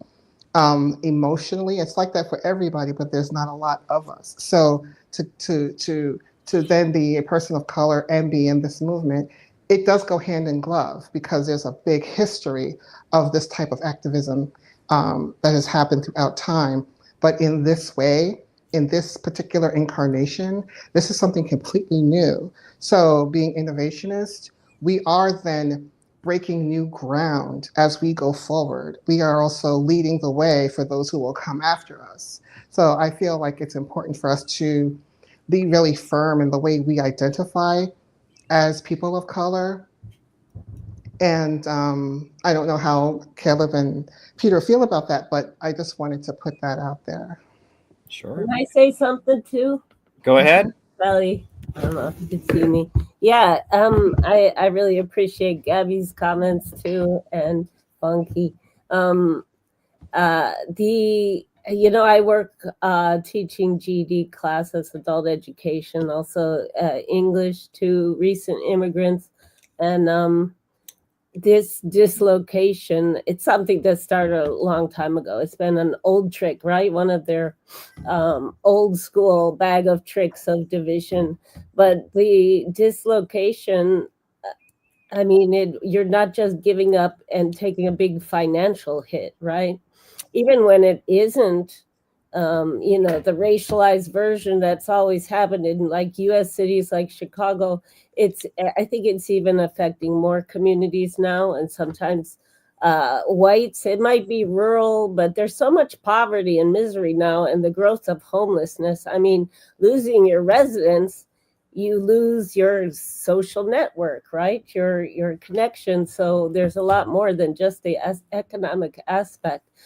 We met some homeless people, right, with the Poor People's Army, and I've had some in my classes over the years. I mean, it's really devastating. And of course, one of the most famous examples in Chicago was the privatization of the schools, the whole private charter school so-called movement, right, of neoliberalism that started in the 90s, and so many schools closing in Chicago. That's what, you got a huge amount of African-American teachers losing their jobs. Also, of course, the students, their families, their communities no longer have that anchor, which they already had like no economic activity of their community. And then they lose the one anchor that's left, the school. So all of these issues are so woven together, and it's definitely racism is a part of it. It's been a part of our history, but they're broader than that, and they're affecting everybody. Well, thank you. Absolutely. And this was very important aspects of the conversation. And it's really good to hear different thoughts and different things that people have observed and different perspectives. And, that's why we exist. And again, we were able to have conversations in CPI, like adults, where we're not pointing fingers at each other and getting fired up. We're able to talk about these things because we all want to get things done for anti-imperialism. And we all understand that's really what it all gets down to. So it's really, really great to be able to have these conversations. So if you would like to join CPI this hour, the book this hour is Where is America Going? Marxism, MAGA, and the Coming Revolution. That's for people who sign up to become CPI members this hour. And the next person who joins will get a tote bag, a CPI tote bag made by Mrs. Maupin. She likes to do arts and crafts. We gave one out earlier, and now we have another one. We have another one for whoever wants to join. So the next person who joins. Good job. What's that? You did a good job on that. Yes, you did a great job. Yes, my wife knows what she's doing. Thank you. She knows her way around making tote bags. So Miss Maupin, thank you. Everyone, I would like to jump off, but I don't want to just jump off and not say hey. But I'm going to still be watching. All right. Well, I have to eat breakfast. Believe it or not, I haven't eaten breakfast yet. But it's been quite riveting conversation. Again, Peter, I just want to commend you on your amazing work. I'm so impressed, and you tell a real mean story. I love it. So Thank you. Thank you very much. You're very welcome. Okay, so goodbye, everyone. Thanks again. Thanks, Kelly. Thank you. Have a great day. Thank you. Bye. Yeah, and Dan wanted to share with us some of what's going on with the morning messages and in Los Angeles. So go ahead, Dan. Oh, you're muted, Dan.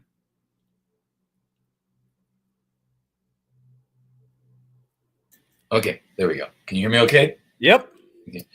Now, there's a lot I can elaborate on what I just heard there, and tie in with what I want to talk about here, because, I spent my Thanksgiving yesterday with I don't call her my boss, but she was the director of financial aid at a local community college. I worked there in the financial aid office for about 6 years, and she's African American. And so I was a minority yesterday, and I've been doing that for sharing Thanksgiving with her family for over a decade.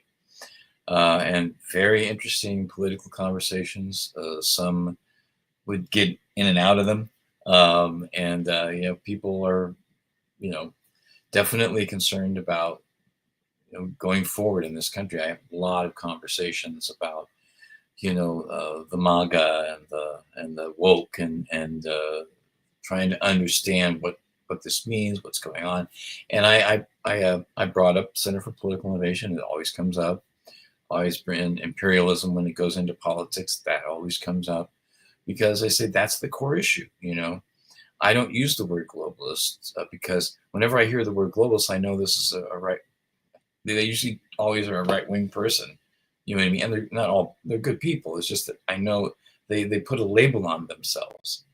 And I think I try not to do that. And I think that's another thing I like about CPI is that, innovationism isn't really a label. It's just a way to say, hey, we're not woke. We're not right wing. We're not, and I would tell people, I'm not anti-Trump. I don't hate Trump, but I didn't support him. I didn't like The Apprentice. I never watched it. So we have to prepare ourselves, I think, for, and maybe I'll do a message sometime about this, about the meltdown coming, because it's Trump derangement syndrome. I've seen my so-called lefty friends or whatever, but I've also seen, during the pandemic, I made a lot of new friends, that were not on the left, a lot were on the right, and they have what I call socialist meltdown coming. The socialist derangement syndrome. And it just can't.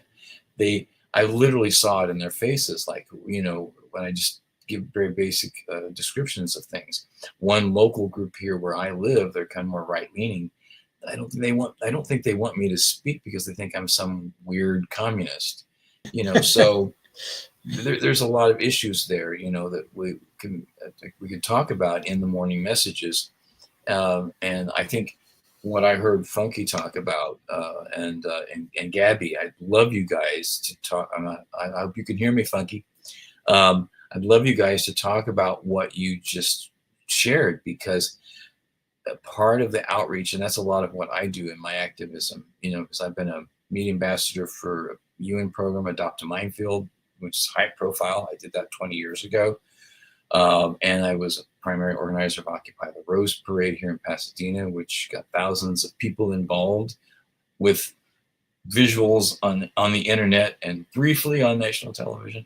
And just, so that's my background. And then coming into, the CPI is just like, after KPFK, and, it just made perfect sense to me. Anyway, hearing your stories, how you got involved in CPI. I mean, there's so many different topics that could be done with a morning message if you're willing to use your phone.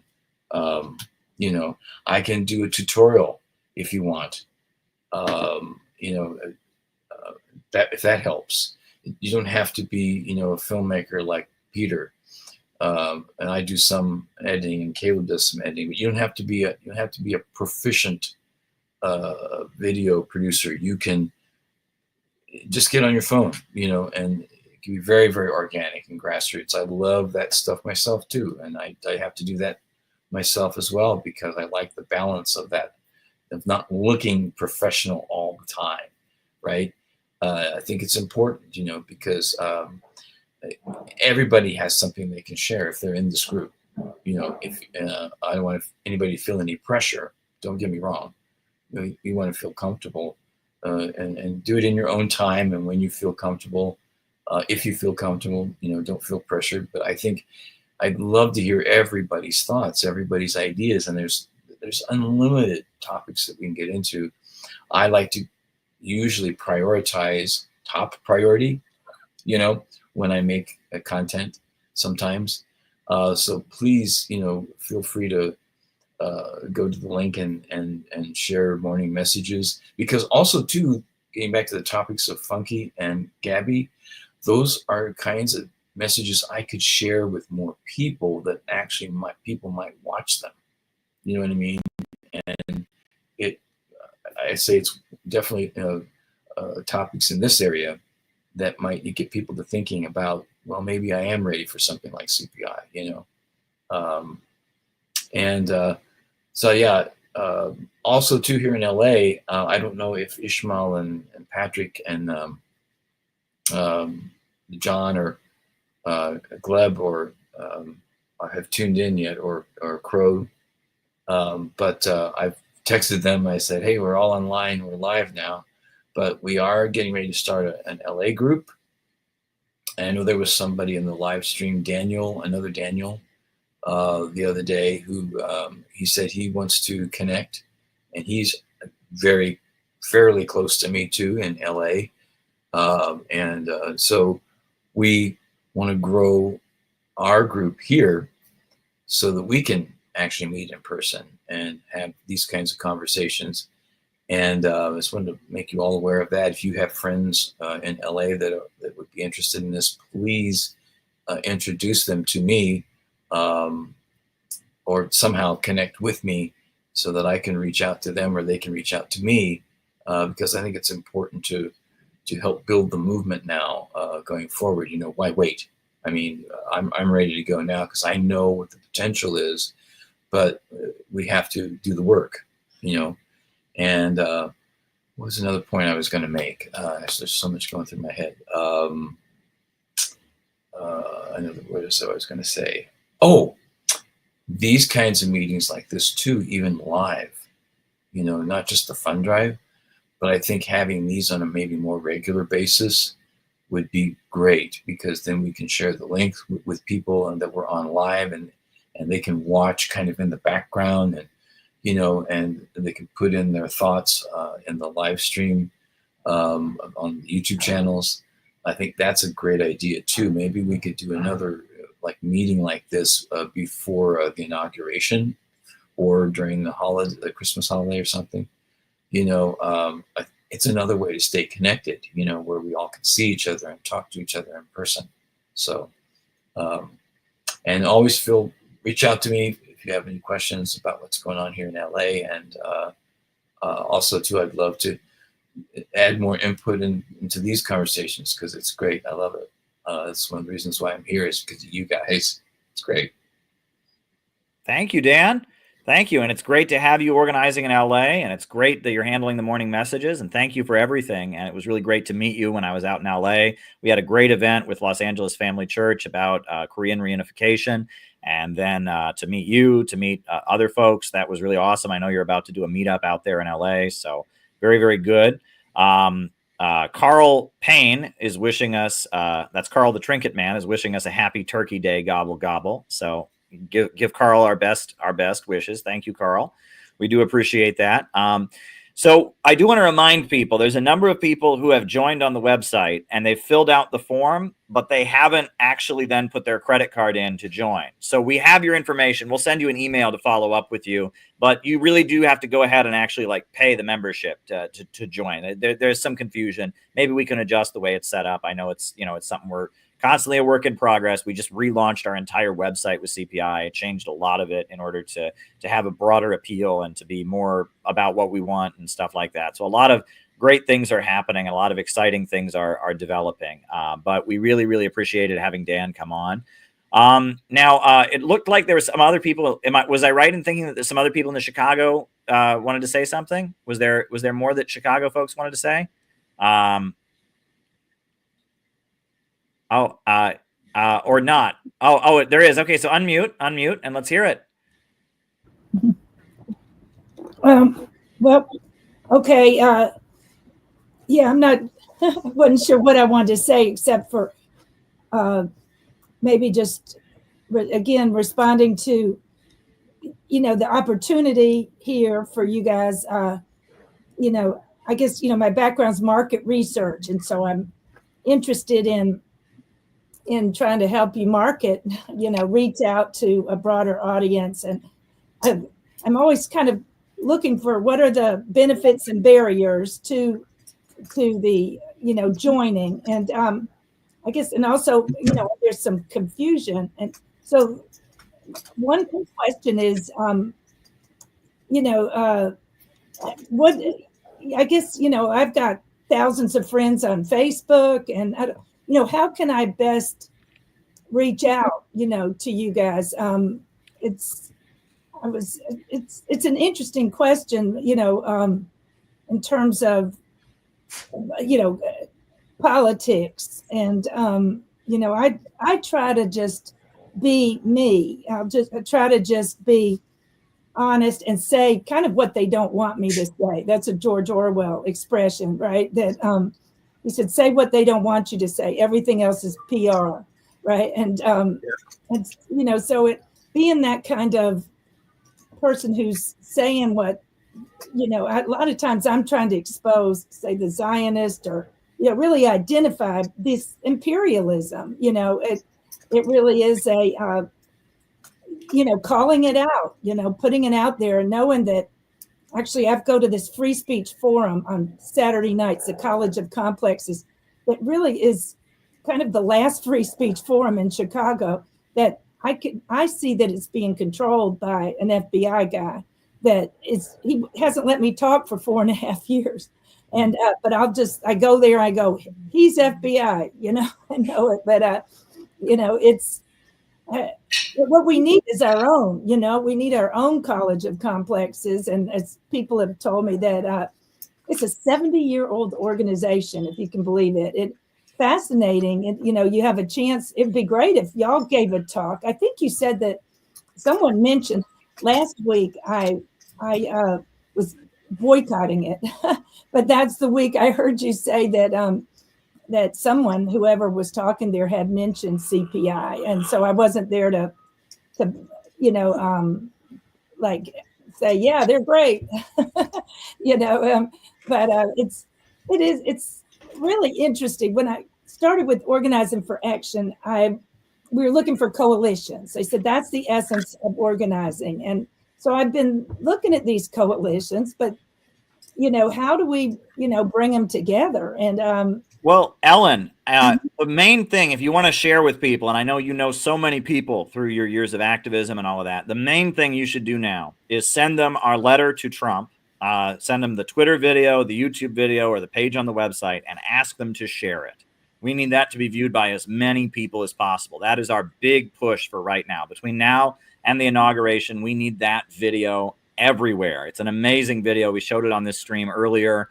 And it's gotten, I mean, how many views is it up to on Twitter now? I mean, it was at 79,000. Yeah, it was a lot.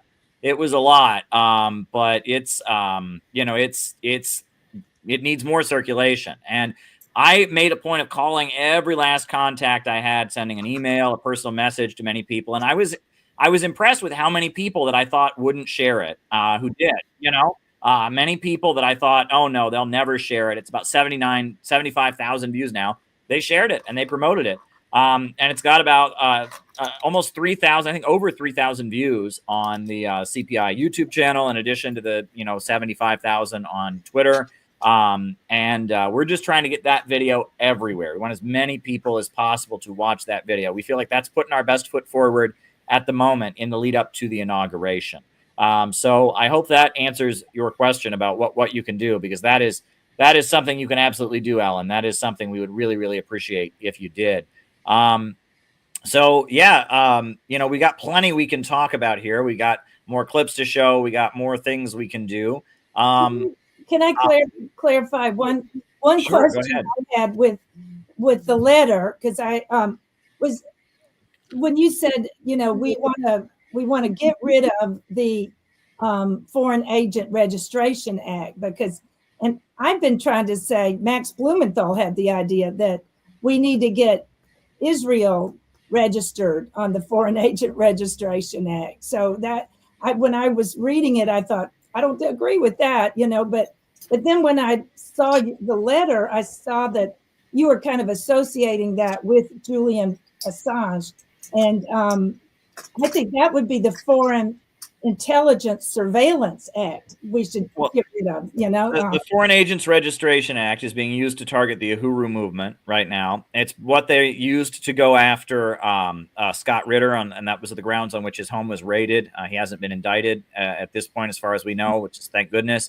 But the law is so vaguely worded. It's the kind of law that will always be used by our enemy. You know, yes, if it was being enforced fairly, they would force Israel to follow it. But they're not going to do that. Just like we can't push that, you know. They're not going to enforce it fairly, and it's a vaguely written law that is written, you know, basically so they can just enforce it against anybody. It doesn't define what it is to be a foreign agent, it also basically, on top of, you know, making people register, right? I mean, the main way it used to be enforced is when they wanted to give somebody trouble, if they didn't like what you were doing, the FBI would approach you and say, you have to register. And what that means is that you have to pay thousands of dollars, like a month, to the FBI to basically pay for them to monitor you and harass you and give you trouble. You know, and it's selectively enforced, and they're never going to give that to Israel because Israel and the FBI are great. And, you know, I mean, and it's just something they've used to single out certain countries. And the Uhuru movement has called for the law itself to be repealed. And that is the position. If the law were on the books, obviously forcing Israel to comply with it would make sense. But ultimately, the law just shouldn't be on the books, and the USA should stop funding Israel and backing Israel and its atrocities. You know, I mean, but yeah, in terms of that law, it's a vaguely used law. When they would train FBI agents, they used to tell them, don't even worry about this law. We don't use it. But now during the Trump administration, they started digging it up, and they used it against Paul Manafort. They've now used it against Sumi Terry, who is the South Korean advisor to various administrations, because South Korea doesn't want to go along with escalations against North Korea. They've used it against her. They're using it against everybody now. And Uhuru and Scott Ritter and others. Against Israel. What's that?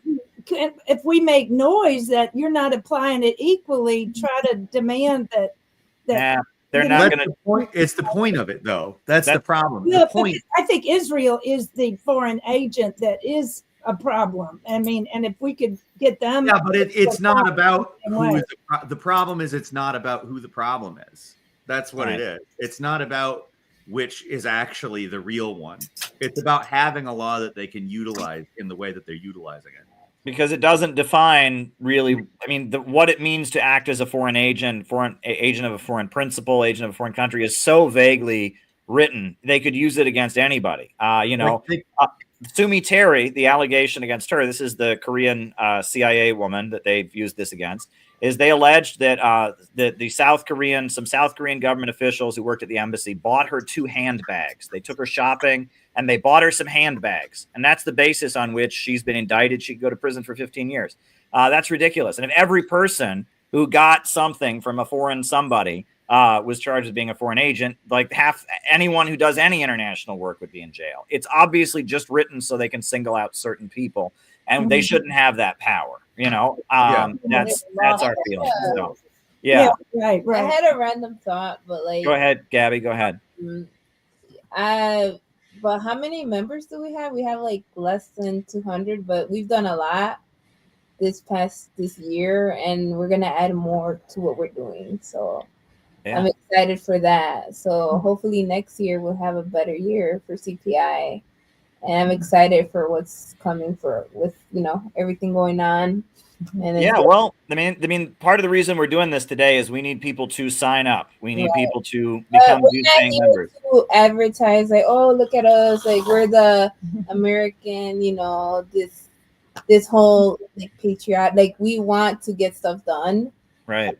And we have a little bit of people, but the little bit of people have done more than they just say. Bigger organizations that they say. Well, go to the About Us page on the CPI website and just look at the timeline of all the things that we have done.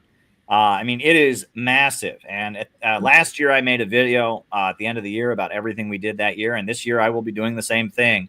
And this year the list is twice as long. I mean, look at everything we've done. I mean, we are really the cutting edge of anti-imperialism in America. Patient, you know, you gotta be patient with everything that we do. It's not gonna, like, we're not gonna be the biggest thing in, like, you know, one day or like 1 month, because blah blah blah. And like, that's why I like what Peter says about fandoms. We can't follow the fandom ideology because it takes you nowhere, and it kind of gets you in a depressive type of mode quickly. Absolutely. So it's like one of those things where, like, yeah, I like this. I like being like, at least we're organizing and being like preparing ourselves, and we know what's coming, and we all have different minds, and like we do different things. Like we're brought here in this world. We have different gifts in this world. So I like how Caleb gives us that our opportunity to kind of share that to the world, you know. No, I just to bring up, it's again like the reason why I'm here is that I said I'm a hardcore Marxist-Leninist. I think that way, but I don't think that everybody has to think like me. I don't think that, and I like the fact that in this organization, I see, you know, I see people with ideas that I probably would not have thought of. I see people with you know, perspectives that I wouldn't have come to if I had not been around those people or any of those things. Because I mean, everybody's got a different life experience, and I'm certainly not the one who decides what is and what isn't, but neither is really Caleb. Like, there's input. There's actually there's stuff here that I don't see elsewhere, and it's where people love to talk about empowerment. I love talking about empowerment, how much we got to empower this person or these people or this group or whatever. I feel like people actually are given the ability to create in some way here. And I don't think that you can call yourself an empowering entity without giving people that. And I just don't see that. I haven't seen that. I've never been in an organization for years because it takes about a year for me to see. And when I say organization, I mean informal, big, small, parties, all of these things. It takes almost no time to see that they don't value you as a person, but rather as a machine. That is, they give you tasks and you complete them. Yeah, and it's not like that here, and that's why I'm here. And Caleb, you're not arrogant, and you're not here like, oh, I interviewed Putin in this event. Look at me, like share and like click, and you know, like, you know, it's like that's very childish. And like, you know, I'm a grown ass woman. Like, I don't need people to tell me what to click, what to look at, what, you know, like that I just don't like that childish communist circles. Like, they could do that all they want, and we this, like, for me, I agree. I like what Caleb said. We disown the communist term. Like, they could keep it, they could eat it up, they could do whatever they want with it. You know, we're kind of like throw it out, like, in that sense, because in the USA, communism is not, you know, seen serious. It's like they're seen as like me, like when I had my pink hair, that we're like, you know, it's a bad word. But like, for me, it's more of like, you know, we're innovationists, and that's the reason why, because they're doing something else with it. Like, they could do what they want, leave us alone, you know, like we're not doing anything to interrupt what they're doing, so they could keep it, you know. So I don't understand these other groups. So yeah, I'm just so glad we're out of that. Well, I mean, the main thing is CPI, as much as we love everyone who's watching right now, and you're free to just watch, we love having you here watching. We don't exist to simply be an internet television entertainment thing. We exist to actually bring people into the struggle, actually carry out operations. And that's the main thing, is that we are a network of people to carry out operations to promote anti-imperialism. And if you look at the About Us section of the website, here, I'll post it here. It's a list of operations, things that we have done, events that we have had, books we have published, ways that we have mobilized to promote anti-imperialism among a wider, among the U.S. public and among the U.S. political system. And that's what we exist to do. We exist to promote anti-imperialism.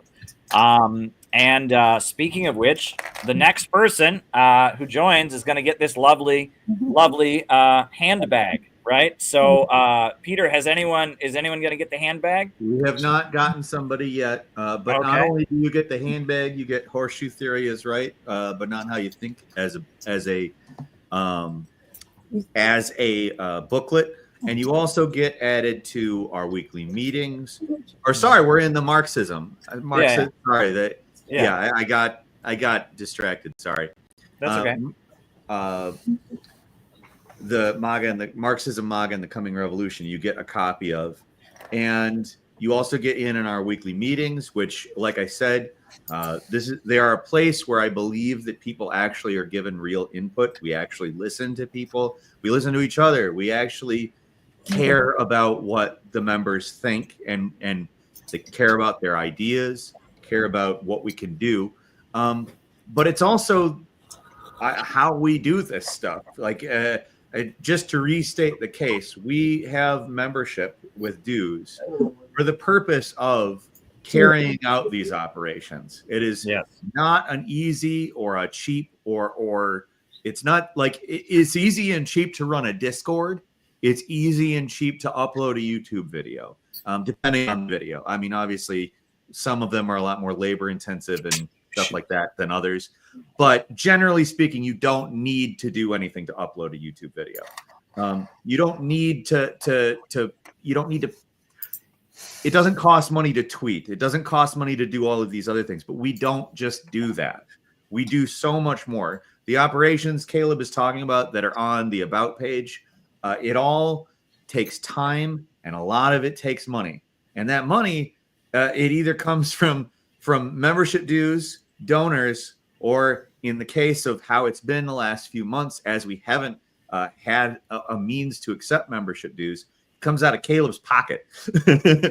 So the thing is, that's not a sustainable thing, because we do stuff that, I mean, it costs a pretty fair amount of money. We are often transporting people around. We are often getting lodging and accommodations for events. We get large banners printed.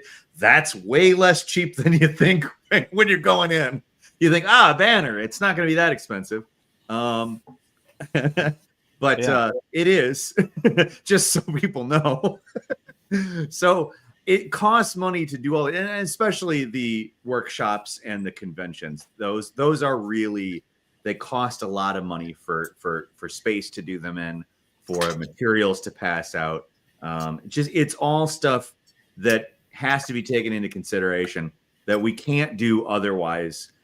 So anybody who can spare $15 a month, we appreciate it to a massive, massive extent if you're able to become a dues paying member. And we'd love to have you at our meetings. We'd love your input. We thrive with more people. It's just that simple. And we also there's multiple reasons here. Obviously, our budgets come from the donations, and also just our community comes from people who join. It's that simple. There's a lot of reasons why we benefit, and we do what we can to help benefit our members, either with community or with operations, organizing, etc. We do what we can. Oh, I think Claire wants to say something. Go ahead, Claire. Okay. Thank you. I was wondering if a few games, and I think what you've done with early bird prizes and stuff was a great idea. But if you make it actually entertaining with contests and debating, competitions and that sort of thing, maybe more people will take an interest. And if these discussions are to do with philosophical terms, politics, religion, that could potentially attract a lot of interest in a broad church movement, and maybe the redefining of what you're trying to do, which is basically about economic justice. I mean, I don't want to say social justice because it's such a tired word, but maybe, you know, the redefining of these ideas to make it more potentially interesting to, I guess, people who might not even consider, you know, the ideas of a former communist. Well, Claire, we have good news, which is that you're a member. So you have a say in what we do now. So at the next meeting, you can bring up these very good ideas you had and you can help us carry them out because you are now a member of the community and you have the ability to influence what we do, which, as Peter pointed out, many organizations do not give their membership. So welcome aboard. And I'm looking forward to hearing more of your ideas and how we can do exactly what you've said. And I hope other people follow suit and join this operation, join this organization. Speaking of which, we are now going to put on, I guess maybe Peter wants to explain it. This is a music video from this Peter's is band, right? Yeah. I have a band, which is just me. It's called That Darn Racket. And I did a song in my Horseshoe documentary called Pony, and I'm kind of expanding it to a larger actual music project. And I'm in the process of making music videos for next year. Now, this isn't a completed video. It's about 1.5 minutes of a video, but it is, I mean, we talk about artificial intelligence and automation as a part of CPI a lot. Automation is something that we think is good, and we advocate for automation. We advocate for a world in which it actually helps people as opposed to is used to concentrate wealth, as is most other industry. I would love, Dan, in terms of program, let's watch it, and then I can go on for a very long time about programs if you want. All right, so, here it is. Here it is. Overwhelming positivity from That Darn Racket, right? Here we go. Overwhelmingly positive. It's part of the song. It's also a demo, so the lyric, I mean, my singing is not great on it, but whatever. Yeah, the diehards are going to be out on the boat this weekend. You know that diehard pool goers are going to be there as well, because we're talking about the 80s and no rain's going to interrupt you this weekend. This is nice.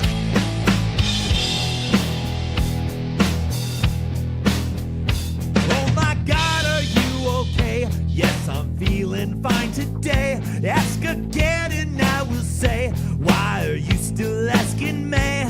'Cause everywhere I go, everybody knows I'm overwhelmingly positive, holding it together, saying lots of positive things, overwhelming you. Are you sure you're not distressed? Nope, not gonna answer yes. What's wrong? Can I at least guess? You really look like a mess. I'll fake it with a grin and never let them in. I'm overwhelmingly positive, fighting through the shadows, seeing all these positive things, overwhelming you.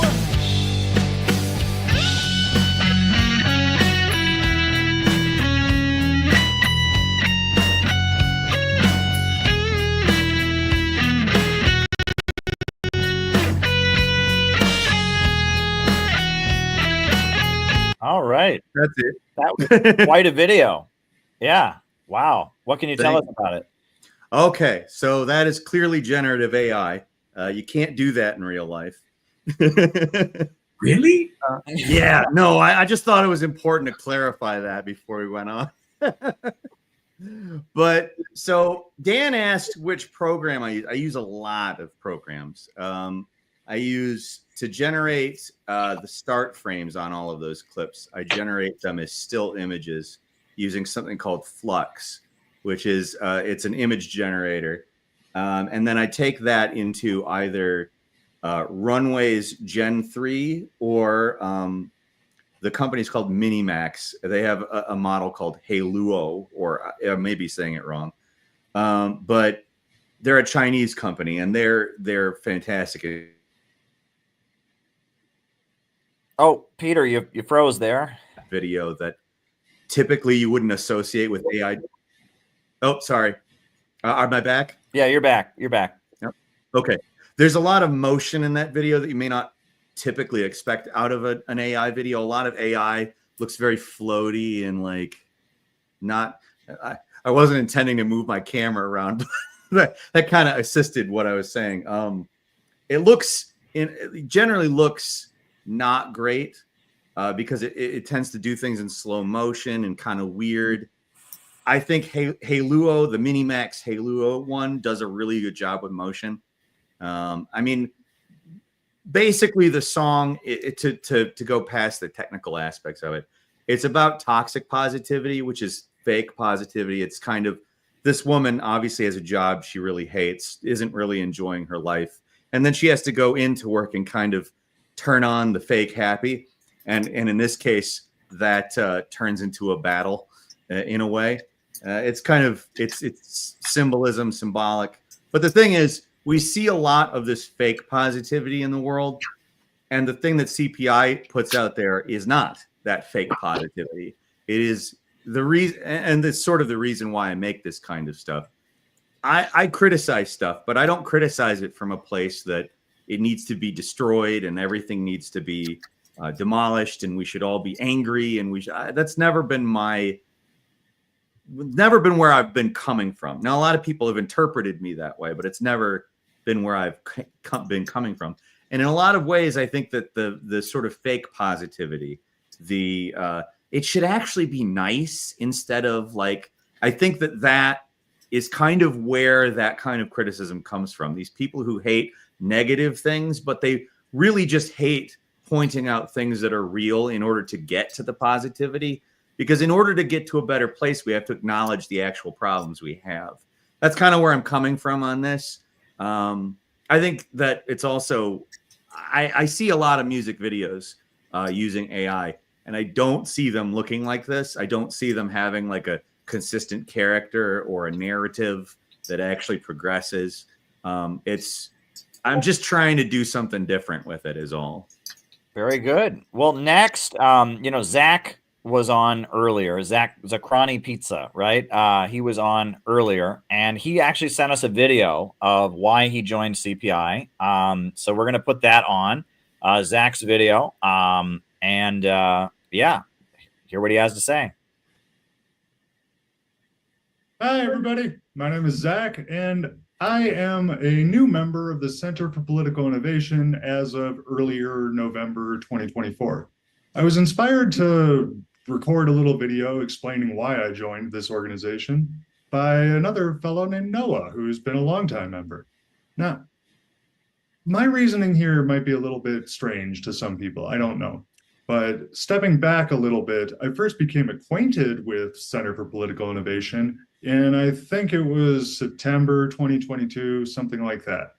A friend of mine who's just been a lot more aware of the independent media sphere than I, like really quite a bit more well-versed in it than I am, he told me, hey, you should check out this fellow named Caleb. He's really good. I think that you just enjoy what he has to say. Now, it just so happened that this recommendation was given to me around the time that Caleb was being canceled again for just ridiculous reasons. I mean, it's just a pattern, it seems to me. But regardless, that actually won me over. When I see people being, marginalized or any other adjective, it's just hits me the wrong way. So started following it, et cetera. And I was putting off joining CPI for, I guess, as long as I could, just because I'm very stingy. Who knows? But earlier this month, I finally pulled the trigger because I saw on Twitter, it's just on Twitter, I don't know if this is a policy or anything, but another organization that I actually agree with quite a bit that has done a lot of good community building recently, for example, specifically in North Carolina because of the recent hurricane, trying to distribute aid to the needy and so on, things that are obviously good. And I'm sure that they've done a lot of good things elsewhere too, as far as I've seen, yes. They have a ban on dual membership, according again to this tweet. And that just hit me the wrong way. So on an impulse that I think probably comes from something to do with Americans we like to think of ourselves as always taking the side of the underdog. History doesn't always bear that out, but that's one of our cultural myths that we tell ourselves. So for that reason, I was like, well, I'm going to go with the group that does not have a ban on dual membership. And that was a really good decision, I think. That I can't speculate on what the reasons might have been for the other group for banning dual membership, but it's just wrong-headed, like clearly wrong-headed. It's bad strategy. It's again just more of the left-wing cancels culture, but now this time coming from a group that seems to want to present itself more as we'll say traditionalist. Whatever direction it's coming from, it's stupid. My reasoning for calling it stupid actually stems from a book called The Muqaddimah by this Islamic scholar named Ibn Khaldun, I think like the 1300s. And he had this theory of asabia, or social cohesion is probably the best English translation.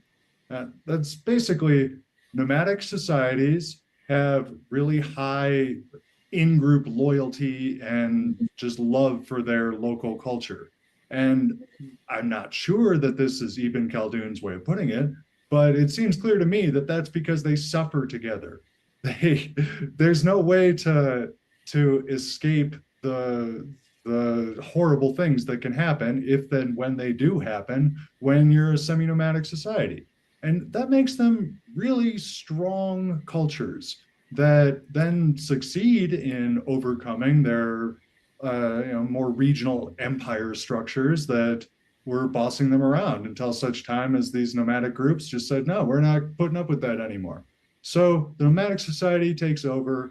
And of course, there's just the tendency for the ruling houses to establish themselves and to participate or suffer less and less in comparison to the masses.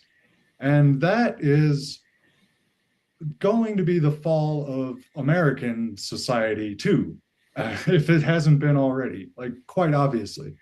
Now, I'm not saying this to say that we need to redistribute the suffering and make the ruling classes suffer just as much as the masses. No, we need to reduce the suffering across the board. And there's no way that I can see cancel culture from the left or the right helping to accomplish that in any way. Meanwhile, throughout my entire lifetime, I've simply watched helplessly or almost helplessly as my countrymen simply become more desperate and miserable. And it sickens me. I hate watching it. And so that's why I became a CPI member. It seems like the best way I can make any kind of contribution towards rebuilding social cohesion in the United States of America. Thanks. Take care. Bye. You muted, Caleb. Oh, that was a great message. And fantastic. Yeah, we do allow dual membership. You can be a member of the Republican Party, the Democratic Party, the Kentucky Party, the Green Party, the Yellow Party, the Purple Party, the Fuchsia Party. You can be a member of any party and be a member of CPI. We're not a political party. We are an educational project. So there you go. There you go. Well, we had Jeff volunteered to sing a song for us. So we go ahead, Jeff. All right, thanks. I like to write alternate lyrics to various popular songs. And this one is a parody of Santana, which goes, the first line of that is, "You got to change your evil ways, baby." All right.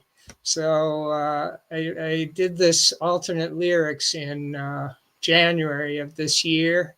And when Jill Stein came to visit Kentucky for the first time, we had a bunch of local, peace activists come to talk with her.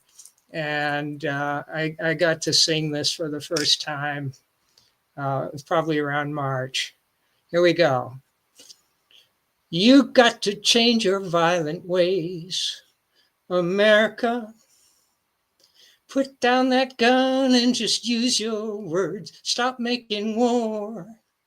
America, empires fall living by the sword. You've been invading and bombing kids, women, and men. You smash up countries and leave them again and again. This can't go on.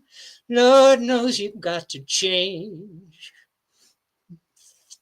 When I come home, America, the folks I meet almost can't get by. I watch the news, America, and all I hear are your hateful lies. I'm getting tired of liars who lead us to war and corporations that want me to spend more and more. This can't go on. Lord knows you got to change. Wow, you have a great voice, Jeff. Massive you. applause. Massive applause. That was tremendous. That was great. Excellent. Well, thank you very much. That was really, really excellent. Thank you for sharing. I hope it was entertaining. Absolutely. It was very good. Absolutely. I Good really voice. enjoyed that. We are in our last hour, just so folks know. So we still have a tote bag for the next person who joins. So the next person who becomes a dues-paying member of CPI, we do have this lovely CPI tote bag that you will get. So sign up to get this tote bag. And the book that everyone who joins in this final hour will get is our book on the peaceful reunification of the Korean Peninsula, Journey of Hope. Building a movement for peaceful reunification of the Korean Peninsula in America. That's the book. So if you join this hour, you will get one of these. So we hope to hear from you, and we hope to have you become a member. I see John McCarthy in Chicago sitting in front of the camera. I know the others are there. They're probably just not on screen. John, did you want to say something? Oh, he's muted. You're muted. Oh, you got on mute.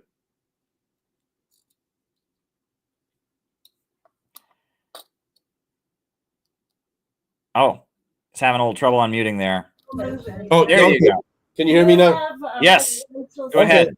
I didn't really have anything in mind, but then since you've given that book out as the prize of the hour, I just tell people that's a very important book right now because we have gotten the Trump administration to start talking about that.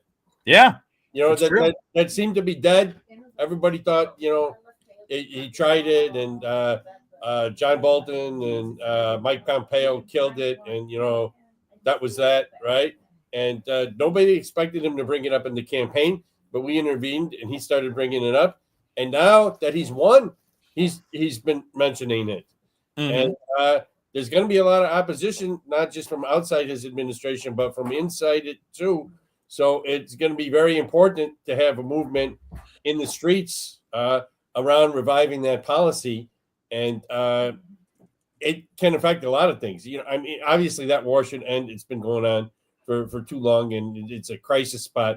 But it brings it involves China, and involves Russia, and involves the United States, and we have to get those three countries on the same side, building a new architecture of, you know, a new way of relating to each other, and that could be the catalyst, and we could be the catalyst around that issue, and that's what that book goes through. So definitely get a copy of that book. Join. All right. Well, I agree, and thank you, John, for that. Now, next, we did want to show a video from one of our members. This is a member in Minnesota, Penny, and I'll tell you a little bit about Penny. But first, she's going to tell us this is her video about why she joined CPI. I'm Penny Yarkos, and I'm a member of Center for Political Innovation. Why did I join CPI? First of all, because it makes sense when they explain that it's the falling rate of profit under imperialism that's leading us into all these wars. And I do not want my son to become cannon fodder in some rich man's war. Second of all, CPI does anti-imperialist work like supporting the Uhuru movement. Lastly, CPI is a group of like-minded individuals that gathers together regularly to plan anti-imperialist, pro-growth activities using our creativity. So join CPI today and become a part of building a better future together. And that was Penny. And Penny is a member in Minnesota. We have a lot of members in Minnesota these days. I know Peter's out there and a few other people are out there. And Brian here now. Yeah, Denver and just a good layer of people. But Penny, she recently confronted Congresswoman Ilhan Omar, which was pretty neat, actually. She lives in Ilhan Omar's district, and Ilhan Omar was having a town hall meeting, and Penny showed up and gave her a piece of her mind. I'd like to know, as American people, why you continue to support sending billions of taxpayer dollars to Nazis in Ukraine to start a nuclear war with Russia. China is not our enemy. I need you to leave, please, ma'am. China's not our enemy. Russia's not our enemy. No more money for rich men's wars. Take your stuff. No more money for rich men's wars. No more money for rich men's wars. No more money for rich men's wars. No more money for rich men's wars. It's a good point, Democrats. Good evening, everyone. I'm Hennepin County Commissioner Irene Fernandez. Yeah, so that was pretty neat. Well, it's a great demonstration. That reminds me of Jose Vega in New York. Yeah, I mean, you just got to call them out, right? You just got to show up and give them a piece of your mind. And we are really proud to have Penny among our ranks and in our organization. So, we're in our last hour. We do need people to become members. So please sign up a membership. Next person who joins will get a tote bag. We're always looking for new members. And every person who joins this hour gets our Korea book. We do want, we do have various other things. I know Peter mentioned he might be able to play a song for us at some point. But the next thing that we're going to do, I do have a video. It's a clip from a presentation I gave where I talked about what kind of organization are we building with CPI. And it kind of fits some of the conversation that's gone on here earlier about like, what are we trying to do, carry out operations, etc. So I thought that might be good to just show now. It's just a short clip. Then from there, we'll see what comes next. Maybe Peter will do a song. Maybe we have somebody else who wants to ask a question or something. We're in our final hour. So here we go. Wisdom that was passed down to me.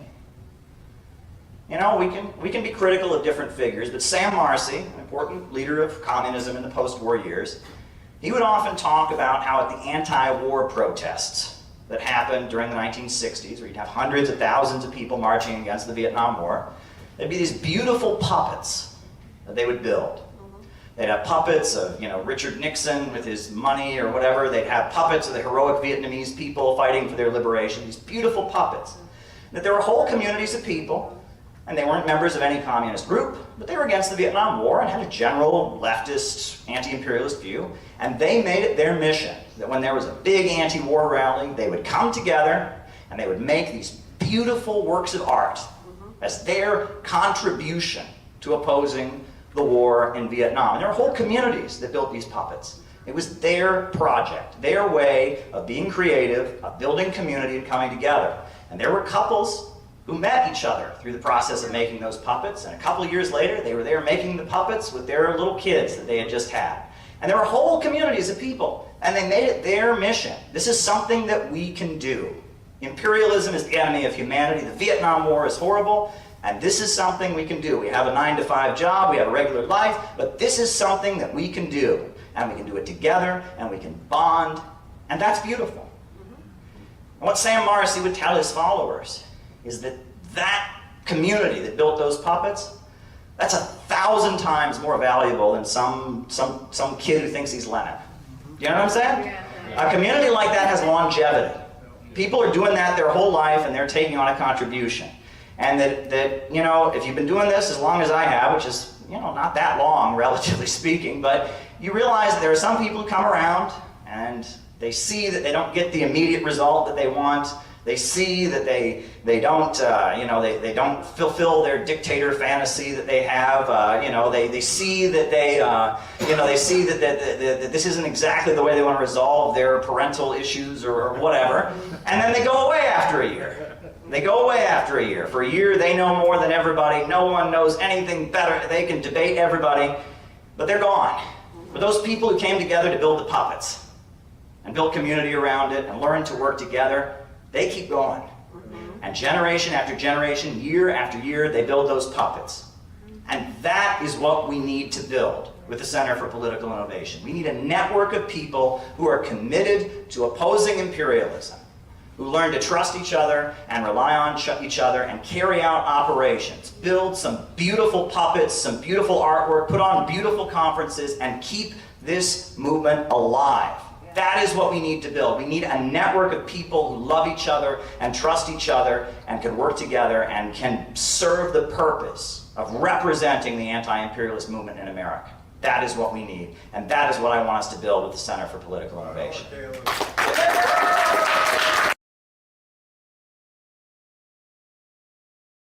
Good news, and good news, we do have someone who will be getting this tote bag, and that's Megan. Megan just joined, and Megan, we've known Megan for a long time, and thank you for joining, Megan, and we'll be sending you this tote bag and the Korea book in the mail. Thank you for signing up and becoming a dues-paying member, and we do appreciate it, and we're glad to have you as a member, and that is absolutely tremendous. We're really glad to have you in the organization. Our next prize, for the next person who joins, you will get these 2 pamphlets that you cannot buy in the United States from the Communist Party of Great Britain, Marxist-Leninist. You can't buy these in the United States because we don't have a CPGBML over here. But we have a class analysis of Britain in the 21st century and the drive to war against Russia and China, both of them from the party of Harpal and Jyoti Brar and Ranjit Brar. And you will get those sent to you, the next person to sign up and becoming a dues-paying member. But, I did make a list of jokes, I guess. I did make a list of jokes before this stream started. So the first one I will tell, and it's a joke that goes back to elementary school. And this is a joke that I heard. It was about 3 men that were driving a car. I think the reason I thought of this is because, well, never mind. But anyway, there's 3 men that are driving a car through a desert, and they're driving a car through the desert. And unfortunately, their car breaks down in the middle of the desert, and they don't know which is the quickest way to get to the help they need. And they're in the middle of this very dry desert. So one man, he takes the linen from the sheets of the car so that, if he's traveling by night, if it gets cold, he can bundle up in the linen of the sheets of the car. And the next guy, he takes water from the car radiator to drink. Even though it's kind of gross, it was in the car radiator, he can drink it. He won't get completely dehydrated. But the third guy had the best idea of them all, which is that he took the car door so that if he gets too hot, he can just roll down the window. So there you go. There you go. Classic elementary school kind of joke there. But not too political. But I will tell now, that leads me to tell the more political joke that is kind of about why CPI exists. And I've been telling this joke for years. I think since I started doing YouTube live streams, I've been telling this joke. And the joke exists. I have a quick punchline for why CPI exists, and you'll think that it's funny, and you'll think that it's true. To get to the other side. What? To get to the other side. That's true, right? And it's also the doors. We want to break on through to the other side. It's also the why did the chicken cross the road joke, but it's a real answer. Yeah, that's true. That's deep on a number of levels. But yeah, so I've been telling this joke, and it's kind of an inside baseball joke, but it explains why we exist. So if there's any people that have been doing anti-imperialist work for a long time, they'll appreciate this joke. And the joke goes like this. There's an old man who owns a law firm. He's a wealthy New York City lawyer. And he has a dream one night. And in the dream, he hears what he thinks to be the voice of God. And it says to him, "You must hire a communist to work at your law firm." And so he awakens in a cold sweat and he thinks, wow, I must hire a communist to work at my law firm. So he goes to the headquarters of the Communist Party and he hires a communist to work at his law firm. And he takes this young member of the Communist Party USA and he takes him to his office and he says, all right, your job is to file the papers here in this office. And I'll come back at the end of the day. So he goes away and he comes back at the end of the day and he gets to the room and none of the papers have been filed. And he says to the communist member, he says, why didn't you file the papers? And the communist says to him, he says, the Communist Party USA guy says, Trump just won the election and Republicans control both houses of Congress. We've got to defeat the ultra-right. We got to defeat the Republicans. We got to take control of Congress. And maybe if we defeat the Republicans and defeat Trump and impeach Trump and take both houses of Congress, maybe then we can file the papers. But until then, we can't do it. And he says, oh my God, this is the stupidest thing I've ever heard. Get out of here. And he says, I'm going to get myself a real communist. I don't know what that guy is. So he goes down to NYU or one of the universities in New York City, and he finds two different guys, a Maoist and a Trotskyite, and he says, now these guys are radical. These guys seem like real communists. They'll file the papers. So he takes them to his law office. He gets the Maoist and the Trotskyite, and he says, all right, guys, go and file these papers. I'll come back at the end of the day and see if you filed the papers. So he goes away. And he comes back at the end of the day and the guys aren't there, but some of the papers are missing. And he's like, oh, no. So he goes downstairs and he sees the Maoist and the Trotskyite selling the papers to people as they're walking by. And he's selling it to them, and trying to get $1 for the papers. He says, guys, what are you doing? And they're like, we're selling the papers like we always do. He said, no, I don't want you to sell the papers. I want you to file the papers. No, this isn't going to work. You're done. You're done. So then he gets on YouTube. And he finds a very famous communist bread tube social media influencer. He says, this guy's got videos all over social media. This guy, he can do it. So he hires him to file the papers. Goes away. At the end of the day, he comes back and he goes into the room and there's no papers being filed. But the guy is live streaming on social media. And he starts talking about, BreadTube 74 and Cum Dumpster 73. Those guys never file any papers. I'm so good at filing the papers, but they're a bunch of phonies. And I'm based. And look at my exercising. And but by the way, you guys, just so you know, this job at this law firm, they only hire ethnic minorities, and they never represent anyone who makes more than 10 cents an hour. And they're totally socially aware, and they have nothing to do with police. And the guy says, none of that's true. And I don't know what you're talking about. And I hired you to file the papers. So he gets rid of that guy. So then he goes and he finds a guy from the Party of Socialism and Liberation. He says, all right, you guys seem like real communists. I'm going to hire you. You go file the papers. So he hires the guy from the Party of Socialism and Liberation, takes the guy to the back of the office. He says, here's the papers, file them. He goes away and he comes back at the end of the day. All the papers are not filed, but the guy's not there either. And there's a leaflet on the desk and it says, rally in Times Square to file the papers. And he's like, oh no. And he goes down to Times Square in New York City and there's a protest cage set up. They're surrounded by NYPD. They have a huge sound system set up. And there's a bunch of people with signs, about 60 of them. And they're holding signs and they all start chanting, file the papers, file the papers, file the papers. And then a transgender person gets up and says, the fight of transgender people is also the fight to file the papers. And everyone goes, yay. And then a Palestinian gets up and says, the fight of Palestinians is also the fight to file the papers. And everyone goes, yay. And then somebody else gets up and says, and the first thing we got to do if we're going to file the papers is defeat Donald Trump. And everyone says, yay, file the papers. And the lawyer walks up to the guy from the Party of Socialism and Liberation. He says, what is wrong with you communists? What is wrong with you? I hired 4 different kinds of communists. Not a single one of you could actually file the papers. And the guy from PSL says, how dare you? He says, how dare you? He said, all the other groups, they just talked about filing the papers. We're the only one that actually did something. So there you go. There you go. Right? That's the state of affairs in the communist movement in America. But the reason that I tell that joke is because file the papers is obviously a stand-in for doing what needs to be done, which is building an anti-imperialist movement. And every group has found something else to do other than what needs to be done. And we can't afford to sit around and waiting for these groups to figure out how to file the papers. The time has come to file the papers for ourselves. And that's why CPI exists, is to file the papers, to get it done, to build the anti-imperialist movement that we desperately need. So I've been telling that joke for quite some time. So I thought that would be appropriate to share on these on this stream. So I've been using that to illustrate what we're all about. Peter, do you want to jump in?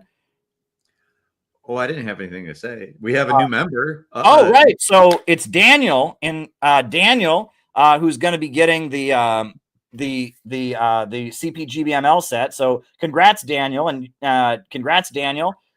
Thanks, and we'll be shipping this to you. Very, very good. All yours. Excellent. Excellent. So what do we want to do next? We're getting down to the wire here. We're in the final 40 minutes here. We're trudging on through. It looks like John's going to say something. Go ahead, John. I was just going to say, did you read the leaflet that you can hand out at the inauguration yet? That What's might that? be a good thing to do now, is to read that, or at least whatever the current draft of it is.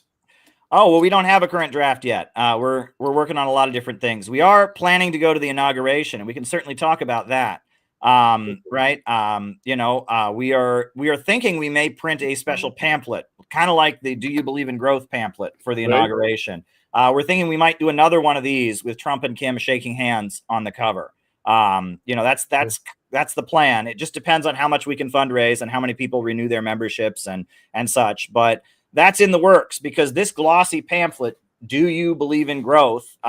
This has been a great way. We distributed 1,000 of these at the Libertarian Party convention in March or in April, and we distributed 1,000 at the Democratic National Convention. And it's been a great way of communicating our ideas. I know Dan Niswander talked about how, in particular, that was key for him.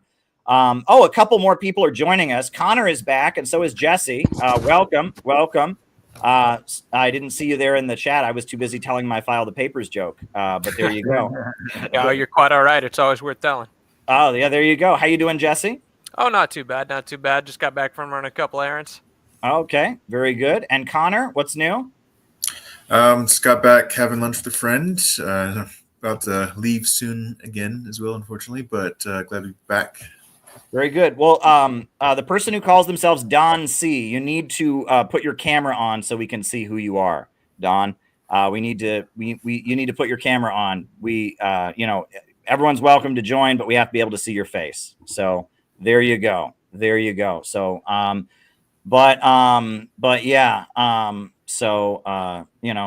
just put in the chat here, turn your webcam. Yeah, there you go. It's open to the public. We let anyone jump on, but you do have to show your face. That is generally the rule that we have. So just because we don't want there to be any funny business on these streams. But David Fox is suggesting that we print a T-shirt with "File the Papers" on it as an inside joke. So maybe that's what we should do.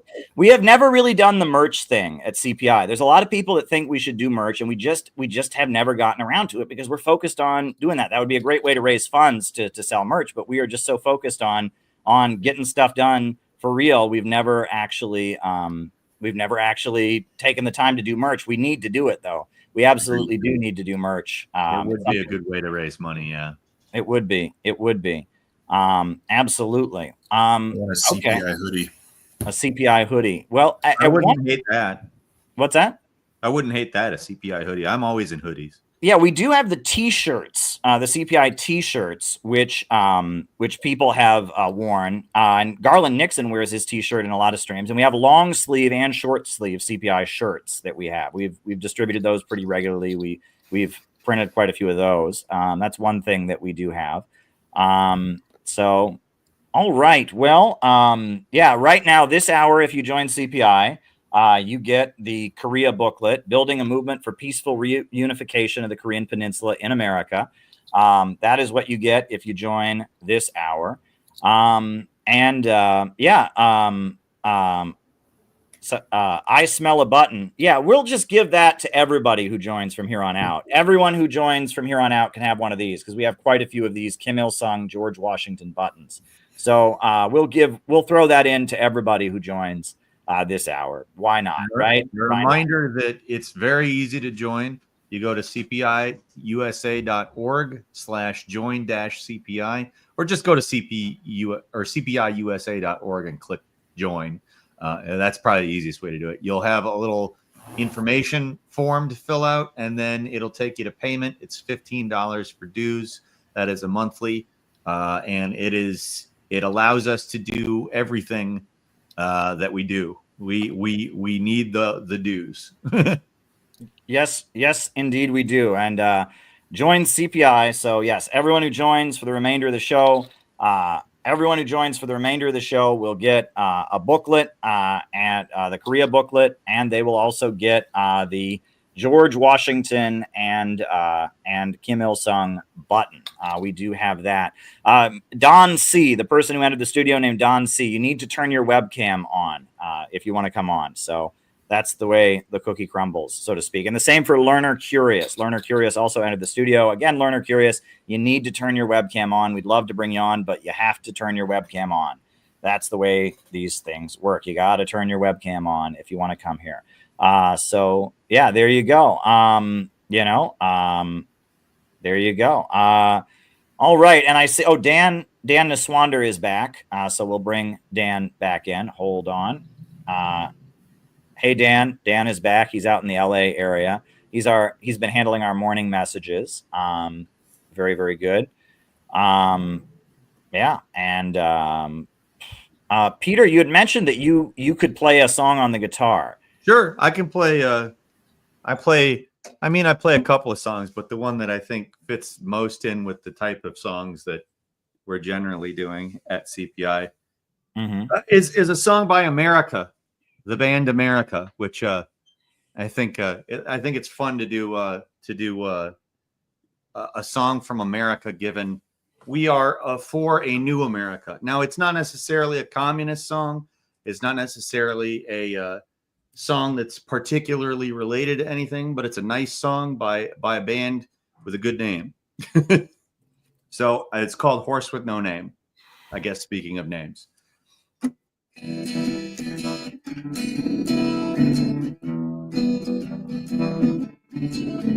On the first part of the journey, I was looking at all the life. There were plants and birds and rocks and things, and there was sand and hills and brink. The first thing I met was a fly with a buzz, and the sky was with no clouds. The heat was hot and the ground was dry, but the air was full of sound. I've been through the desert on a horse with no name. It felt good to be out of the rain. In the desert, you can't remember your name, because there ain't no one for to give you no pain.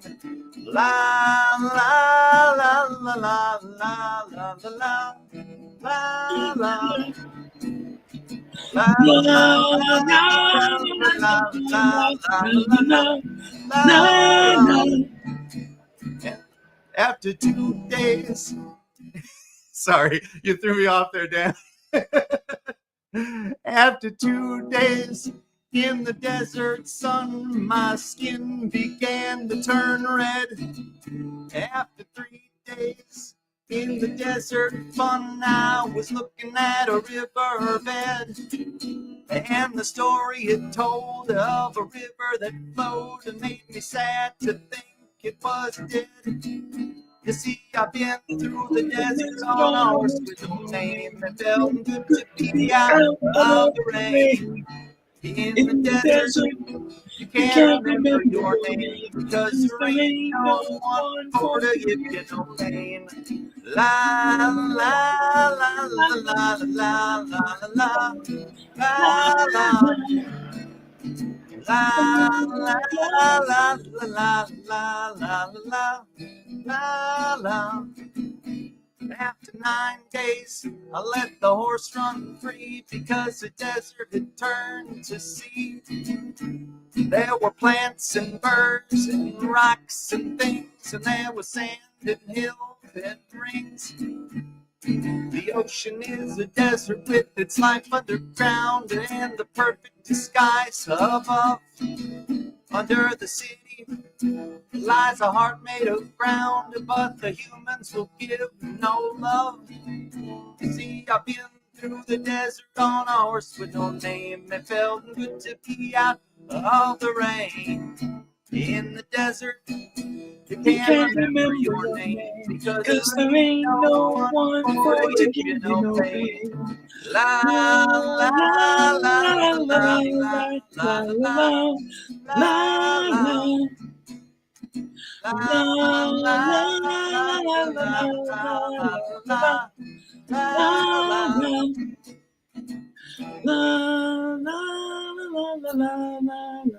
You got when we're in the same place, we should do it.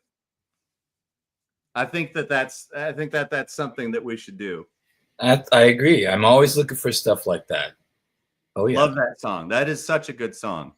It is. Yeah, it's just a feel good song. There were songs like that from my era growing up. I mean, music was because I grew up with music because my family was all musicians and my parents were classically trained and did a lot of gospel. I sang when I was 5 years old as a soprano.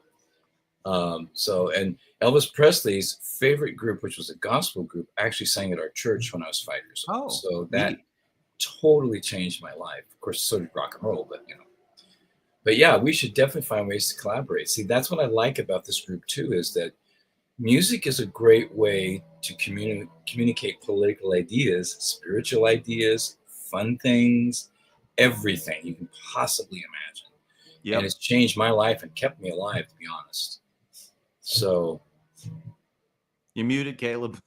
That actually brings me to my next point about music and all of that. So it is getting close to the Christmas season here in the United States of America.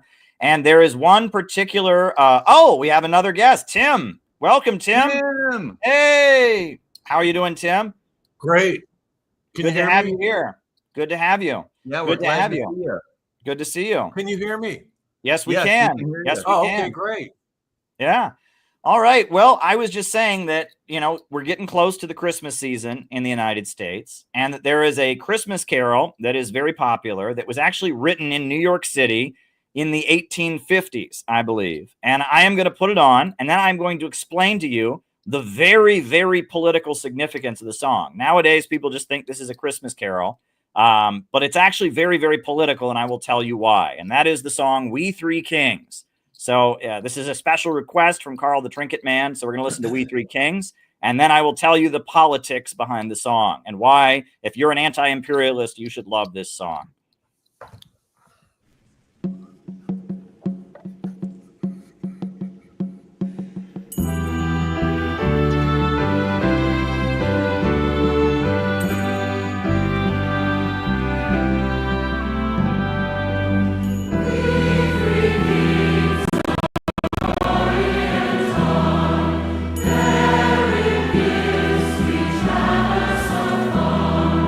Feel the power.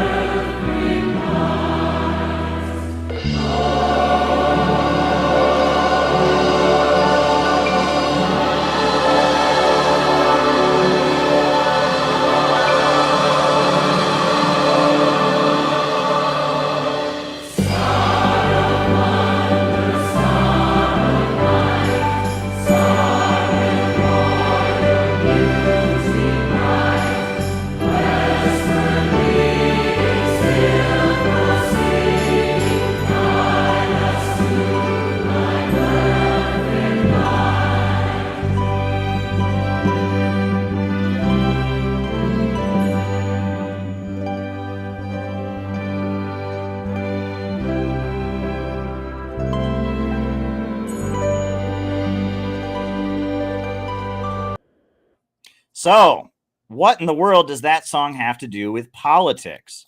Well, that song was written in 1857. And back in 1857, there were no TVs, there were no radios, there were no movies. Live performances were a really big deal, live theater, etc. And in 1857, this country was very, very heavily divided because slavery existed all throughout the South, and there was a mass movement of opposition to slavery. And New York City was a stronghold of pro-slavery sentiments in the North because of Wall Street. Wall Street insured slave ships. It was an insurance center that insured the slave ships. And so many New York City politicians, the corrupt Tammany Hall machine of New York City that ran the Democratic Party, they were very much in favor of slavery. But it was the Republicans in New York City that were against slavery. And the leader of the Republican Party of New York City was none other than this man, who I'm about to put on the screen. This man,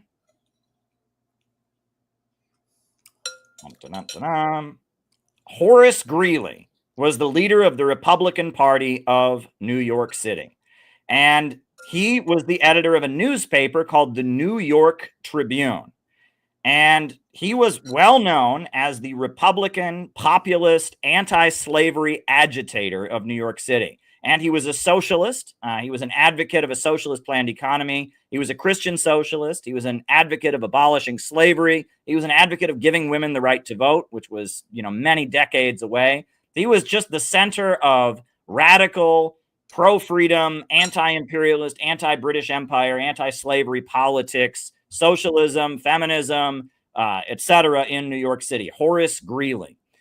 Well, in 1857, every year in New York City, in 1857, just like every other year, they had a very big Christmas pageant that they put on. It was huge. It was attended by thousands and thousands of people at this Christmas pageant. And so they wrote original songs for the 1857 Christmas pageant. And that song you just heard, We Three Kings, was written for the New York City Christmas pageant of 1857. And it was actually written by a guy who lived in Pennsylvania, who was an Episcopal. He worked at an Episcopal church, but he was commissioned by the Christmas pageant to write the song. But the chorus that gets repeated in that song, Star of Wonder, Star of Night, Star of Glory, Beauty Bright. The next line of it, westward leading, still proceeding, guide us to the perfect light. Everybody knew that was referring to this guy because that was the second largest newspaper in New York City. And what was the slogan that was on the masthead of the Republican Party newspaper of New York City, the New York Tribune? What was the slogan of Horace Greeley? Go west, young man. Go west, young man.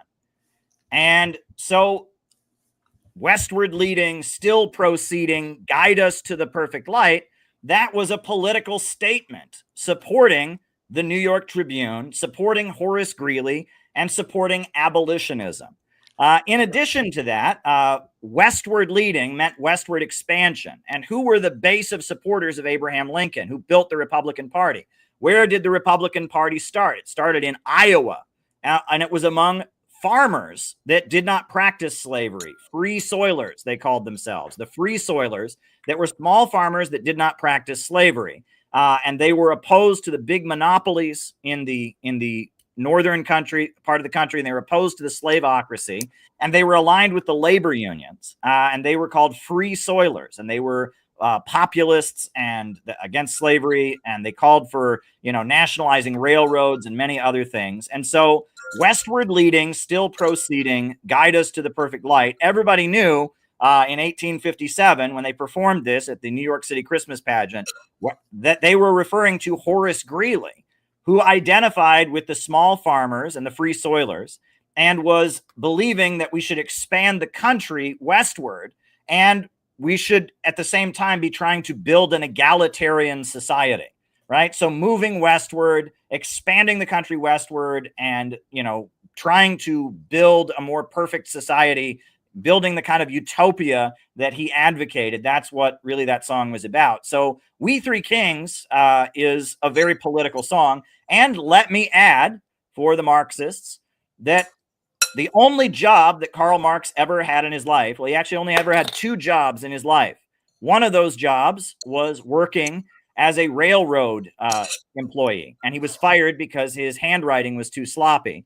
The only other job that Karl Marx ever had was that he was the the London correspondent for the New York Tribune, for Horace Greeley's newspaper. Horace Greeley was one of the only bosses Karl Marx ever had in his life. And Horace Greeley was Karl Marx's employer. And the New York Tribune, the Republican newspaper, go west, young man, hired Karl Marx to write their correspondence from London during the Civil War. And I actually have here above me, which is really fascinating, the articles that Karl Marx wrote a few years later for the New York Tribune about the Civil War. This is called Dispatches for the New York Tribune, Selected Journalism of Karl Marx. And it's actually fascinating. Karl Marx was a fanatical Abraham Lincoln supporter who very, very much believed there were 2 sides in the American Civil War. And just like CPI, he didn't want to be irrelevant, right? He could have sat there and said both sides are just as bad. But he realized that the question in the Civil War was, would slavery continue? And that slavery was a continuation of the British Empire and their backward system, semi-feudal practices owning people. And that the labor movement in the North had aligned itself with the Northern industrial capitalists and with the Russians, and that there was a battle going on in the United States. And Karl Marx was an enthusiastic supporter of Abraham Lincoln and the Republican Party during the 1860s and during the American Civil War, because Marx was doing the same thing we're doing now, entering the fight and intervening and becoming relevant in the conflicts that are taking place in order to create justice. So I wanted to share that with everybody. Next time you're in a store and you hear them play We Three Kings, think about westward leading, still proceeding, guide us to the perfect light, because that was a very, very political message back in 1857 when that song was first performed. I just wanted to share that with folks. And that is a kind of analysis other Marxist groups will not ever give you, right? People get caught up in Lincoln doing racist things in his life. People get caught up in all kinds of issues, but we are talking about the actual history of America. And one thing that we make a really big point of making clear in CPI is that if we are going to have an anti-imperialist society in America, it's going to come from our heritage as Americans. It's going to come from the struggle to defeat slavery, from people like John Brown and Harriet Tubman, from people like Horace Greeley. It's going to come from this aspect of what it means to be an American, to struggle against empire, to struggle against injustice. That's where it's going to come from. It's not going to be America adopting a foreign ideology. It's certainly not going to be LARPing some kind of fandom. It's going to become the progressive aspects of the American spirit taking power. That is where socialism and anti-imperialism in America will come from. That's the only type of socialism we're ever going to have. In China, they call it socialism with Chinese characteristics. What we desperately need in America is some kind of socialism with American characteristics in which slavery can be defeated. And reestablishment in the chat is pointing out that the New York Times was started after the New York Tribune was defeated. So that's an important thing to keep in mind. So there we go. Does anyone want to jump in with any thoughts about that? We're entering the last 15 minutes of our 8-hour marathon stream here. I want to thank everyone who's joined CPI today. You still have time to join, and you'll still get a button, and you'll still get our Korea book if you join. But does anyone want to jump in here and say a few words? Tim has just come on. What's on your mind today, Tim? Oh, not a lot. I've just completed an extended juice fast, and we were talking about dialectical materialism and spirituality and things like that earlier, and I feel comfortable as a member of CPI because I can live a spiritual life, and as a yogi, that I can have that, those kind of beliefs in an organization that doesn't try to fit me into a mold or anything like that. All right. Yeah, well, we do appreciate you, Tim. I remember when you taught us to meditate at the Missouri retreat we did a few years ago. That was a lot of fun. I know you travel a lot to India, from what I understand, right? Yeah. Yes, I'm going again to India in for January and February to practice yoga. And it's been really a beneficial practice in my life, practicing yoga. And it's not, people think it's just like bending your body and doing all these things. It extends to a lot more than just like moving your body through various poses. It's, you know, it's breathing, it's a lot of other things. It's seeing God in everything and everyone. Wow. Wow. That's beautiful. That is absolutely beautiful. And that many people out there are searching, are looking, and that's what CPI exists for. We are a community of people that where you can live and struggle, right? And I tell people there are two ways to find happiness in this life. One is to love and connect with other people.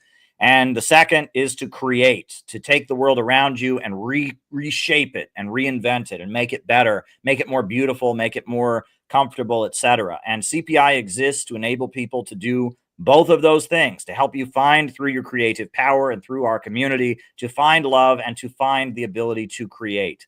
That is why we exist, and that's why we are carrying out the operations that we do, and that's why we have continued to plow through despite everything, every force of opposition that comes in our way. We continue to plow through. Peter has a cat. Do you want to introduce us to your cat? This is Judah. He's an Oriental short hair. I figured that out recently after a million people have asked me what kind of cat he is. Can we call him Meow Tse Tung? Sure. All right. He's a good kitty. He's just came in here. He's also very loud, so he came in here screaming his head off. Very good. He's being nice and quiet now. Yeah, I'm getting tired. I'm sorry. Well, hey, we've only got 11 minutes left. You know, this has been a really great day, and I'm really happy with all the people who have joined. And I'm also very happy with everyone who's jumped in and become part of this conversation. And we did this to let people know now is the time. If you've previously been a member of CPI, you have to go back to the website and register your dues once again. Unfortunately, now you have to, you know, we aren't able to just continue collecting dues from before because we're a new entity now. We don't want to commit nonprofit fraud. That would be a crime. So you have to re-register. You have to re-sign up in order to comply with U.S. law. So we need you to go ahead and do it. That is what we really, really need from you. We really need you to go ahead and re-register. If you're a new person, Claire joined today. We're very happy to have Claire as a member. Many people joined today who've never been part of it before, and we're really glad to have you part of the community and bring you in. But yes, we are marching forward as a community, and we have a lot of big plans. I guess I can just break down what we've got planned for the next. Go ahead, John. I just got off the phone with the Uhuru Solidarity Movement, Brandon. Okay. Them, you know, they're doing their 24-hour fundraising telethon on Wednesday for the Black Power Blueprint, and I'm going to be doing a 15-minute interview on that 10 minutes till 1 on Chicago time on Wednesday about our work defending them. Great. Excellent. That's tremendous work. Awesome. Great. Is there any other updates from Uhuru? Well, you know, just every Thursday, the next 3 Thursdays, they're going to be doing that enactment of the trial. Okay. Very good. Trial. We're basically showing how the FBI agents made fools out of themselves. Also, now Scott Ritter has announced he's having some kind of rally next Saturday, not tomorrow, but next Saturday, December 7th. Do you know any details on that? Because I haven't been able to find the details, but I told Scott I would go to DC. Do you know the details? I don't. Okay. I will go to DC for that. I'm available, and I can just hop on a bus. And he's taking this war threat very seriously. Well, he should. Yeah. It is extremely serious. So, the next. I think he said it was at the Lincoln Memorial. Okay, that's what he's got a number of websites, and it's going to be all over those websites. Okay, well, as soon as you have information, I will attend. I will support Scott that way, no problem. Now, our next plan, right? So obviously next Saturday, there's this demonstration that Scott has put together. I don't know the details, but I'm heading to DC for that, you know. Then I am headed to Florida, and so is John, for the Uhuru sentencing, for the sentencing hearing for the Uhuru movement that is set to take place on Monday, December 16th. And that, you know, that's in St. Petersburg, Florida, near Tampa. So I'm headed down there. Then after that, our next big thing is the inauguration, which is going to be a very, very big and important event that we need to get as many people to. We are having an event that evening. We have reserved a hotel in the downtown DC area where we'll be having an evening event. That morning, we're going to have our banners at the inauguration. We're going to do outreach to Trump supporters. We're having an event that night. Garland Nixon has already agreed to speak at the event. We're finding other people to be speakers at our evening event. And that evening event, it looks like it's going to be catered. There's going to be food at the event because, you know, so that there you go. So if you're in the DC area or you can come to the DC area, that's going to be very important. We've got that coming up. And then all heading towards July 12th, 2025 in the Chicago area, we're having our national convention. Our second national convention will take place in the Chicago area. We're very excited. We're going to fill up an auditorium. It is going to be very, very awesome. So that's what's on the agenda for CPI at the moment. We are in the process of updating the website and changing it. We are in the process of doing all kinds of different things. But yeah, that's really what we are currently engaged in with the Center for Political Innovation. So anyone else who wants to comment, anyone who wants to join, right? We're getting towards the end. If you want to get a free book and a button, a Kim Il-sung button, you better sign up now because time is running out. The clock is ticking. We're only 7 minutes left before we got a new down. one. We got a new one. Who's the new member? It's Colin. Welcome, Colin. Very, very good. North Carolina. From North Carolina. Colin from North Carolina. We are so glad to have you. It sounds like an entirely new person, and we're really, really glad to have you, Colin. Great. And you will be getting one of these booklets. We have your address now, I believe, because you signed. So we'll just be shipping you this new booklet, and you'll start getting invitations to the weekly membership meetings. Glad to have you, Colin. Welcome aboard. We need more people in the South. North Carolina is a great state. I've been down there. A lot of revolutionary history in North Carolina. I mean, the things when I think of North Carolina, I think of Gastonia, North Carolina, which is in our textbook. We have a picture from Gastonia, North Carolina, which is a city in North Carolina where there was a textile mill where the Communist Party organized textile workers to go on strike in 1928. And this is a famous photograph from Gastonia, North Carolina.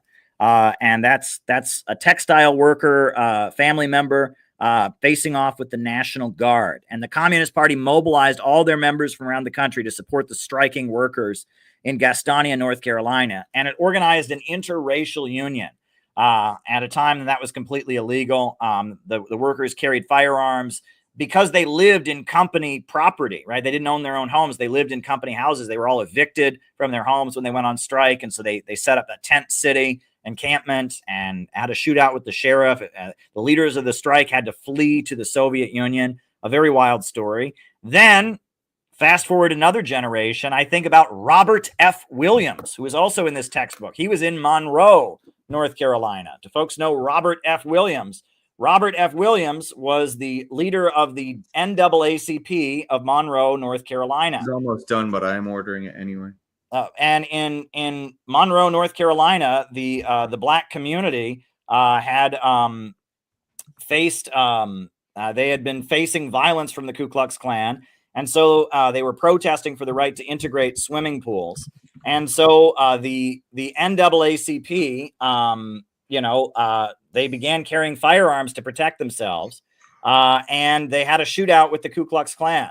Very famous incident. I'm trying to pull up the picture here of Robert F. Williams. And the leaders of the Monroe, North Carolina, NAACP, who got into a shootout with the Ku Klux Klan, Robert F. Williams and May Mallory They ended up fleeing to Cuba and eventually to China. And that's a wild story about Robert F. Williams and the NAACP in Monroe, North Carolina. And then more recently, I think about the very famous incident that happened in Greensboro, North Carolina. If you know Greensboro, I know there's UNC Greensboro, and University of North Carolina is there. That was the famous Greensboro Massacre of 1979. Here's a picture, by the way, of Robert F. Williams and May Mallory, the two leaders of the NAACP in Monroe, North Carolina, who took up guns to defend themselves, ended up fleeing to China and Cuba, broadcasting Radio Free Dixie. And then 1979, you had the Greensboro Massacre, where 5 members of the Communist Workers' Party were gunned down, were murdered by the Ku Klux Klan when they had a Death to the Klan rally in North Carolina. The Greensboro Massacre, and you can see the picture of the Greensboro Massacre. That's the people mourning the Greensboro Massacre. And to this day, in Greensboro, North Carolina, there's a church. It's called the Beloved Community Center. The minister at that church is Reverend Nelson Johnson. And Reverend Nelson Johnson was a witness to the Greensboro Massacre of 1979. So yeah, there's a lot of revolutionary history in North Carolina. Now, you wouldn't think that, right? You think, left-wing radical politics is only associated with New York City and Los Angeles, but actually the heartland of America has quite a bit of radical history. I know, we have our organization in Chicago. We got our comrades in Chicago. William Z. Foster said Chicago would be the capital of the socialist United States after the revolution. And we increasingly have a number of members in Minneapolis and Minnesota. And Minnesota, that was 1934. You had a huge Teamsters strike that was key, in the Teamsters radicalizing and fighting for their rights on the job, the strike wave of 1934. And from what I understand, there was actually a member of Congress from Minnesota at one point who was a friend of the Communist Party and read the Daily Worker into the Congressional Record. And I'm actually going to look up his name. Congressman from Minnesota, Communist Daily Worker. What was his name? Because I'm not as familiar with, his name was Clarence Hathaway. Clarence Hathaway. No, that was not him. That wasn't him. He was not a member of Congress. Was Clarence Hathaway the one? No, I don't think it was Clarence Hathaway, but there was another member of Congress who was close to them. I'll give you another one real quick, though. Okay. Minnesota is an extremely iron-rich state, and around the same time as the UAW stuff, there was also a big iron workers strike here too. Wow. I can't remember the details of it right now. I'm starting to get too tired, but okay, no, the congressman who was a member, a close friend of the Communist Party, who represented Minnesota as a United States representative. He served from 1937 to 1939. His name was John Bernard. John Bernard was his name. And from 1937 to 1939, he was a member of the House of Representatives. And he was from the Farmer Labor Party, but he was a very close friend of the Communist Party, and he read their articles from the Daily Worker into the Congressional Record. Well, we've done it, folks. We have hit the 8-hour mark. We had our 8-hour mega stream. Thank you to everyone who joined CPI today. We do appreciate it. We need members, and it is your membership dues that support this organization. Everyone who joins, make sure you follow up. We'll make sure to get you your free books and other prizes that you've won. And it's been a pleasure. So thank you, everybody. And CPI is marching forward. Dare to struggle, dare to win. So on that note, I guess we will put on the closing music and we'll say goodnight. Thank you to everyone who made this stream a possibility. Everyone who's in CPI, who has supported CPI over the years. This was a great day and a step forward for our organization, and we will continue marching forward. So I'm just pulling up the music, the closing music here, and we'll be on our way out. All right. New upsurge in the struggle against U.S. imperialism is now emerging throughout the world. Ever since World War II, U.S. imperialism and its followers have been continuously launching wars of aggression. But the people of various countries have been continuously waging revolutionary wars to defeat their aggression. And while the danger of a new world war still exists, and the people of all countries must get prepared, revolution is the main trend in the world today.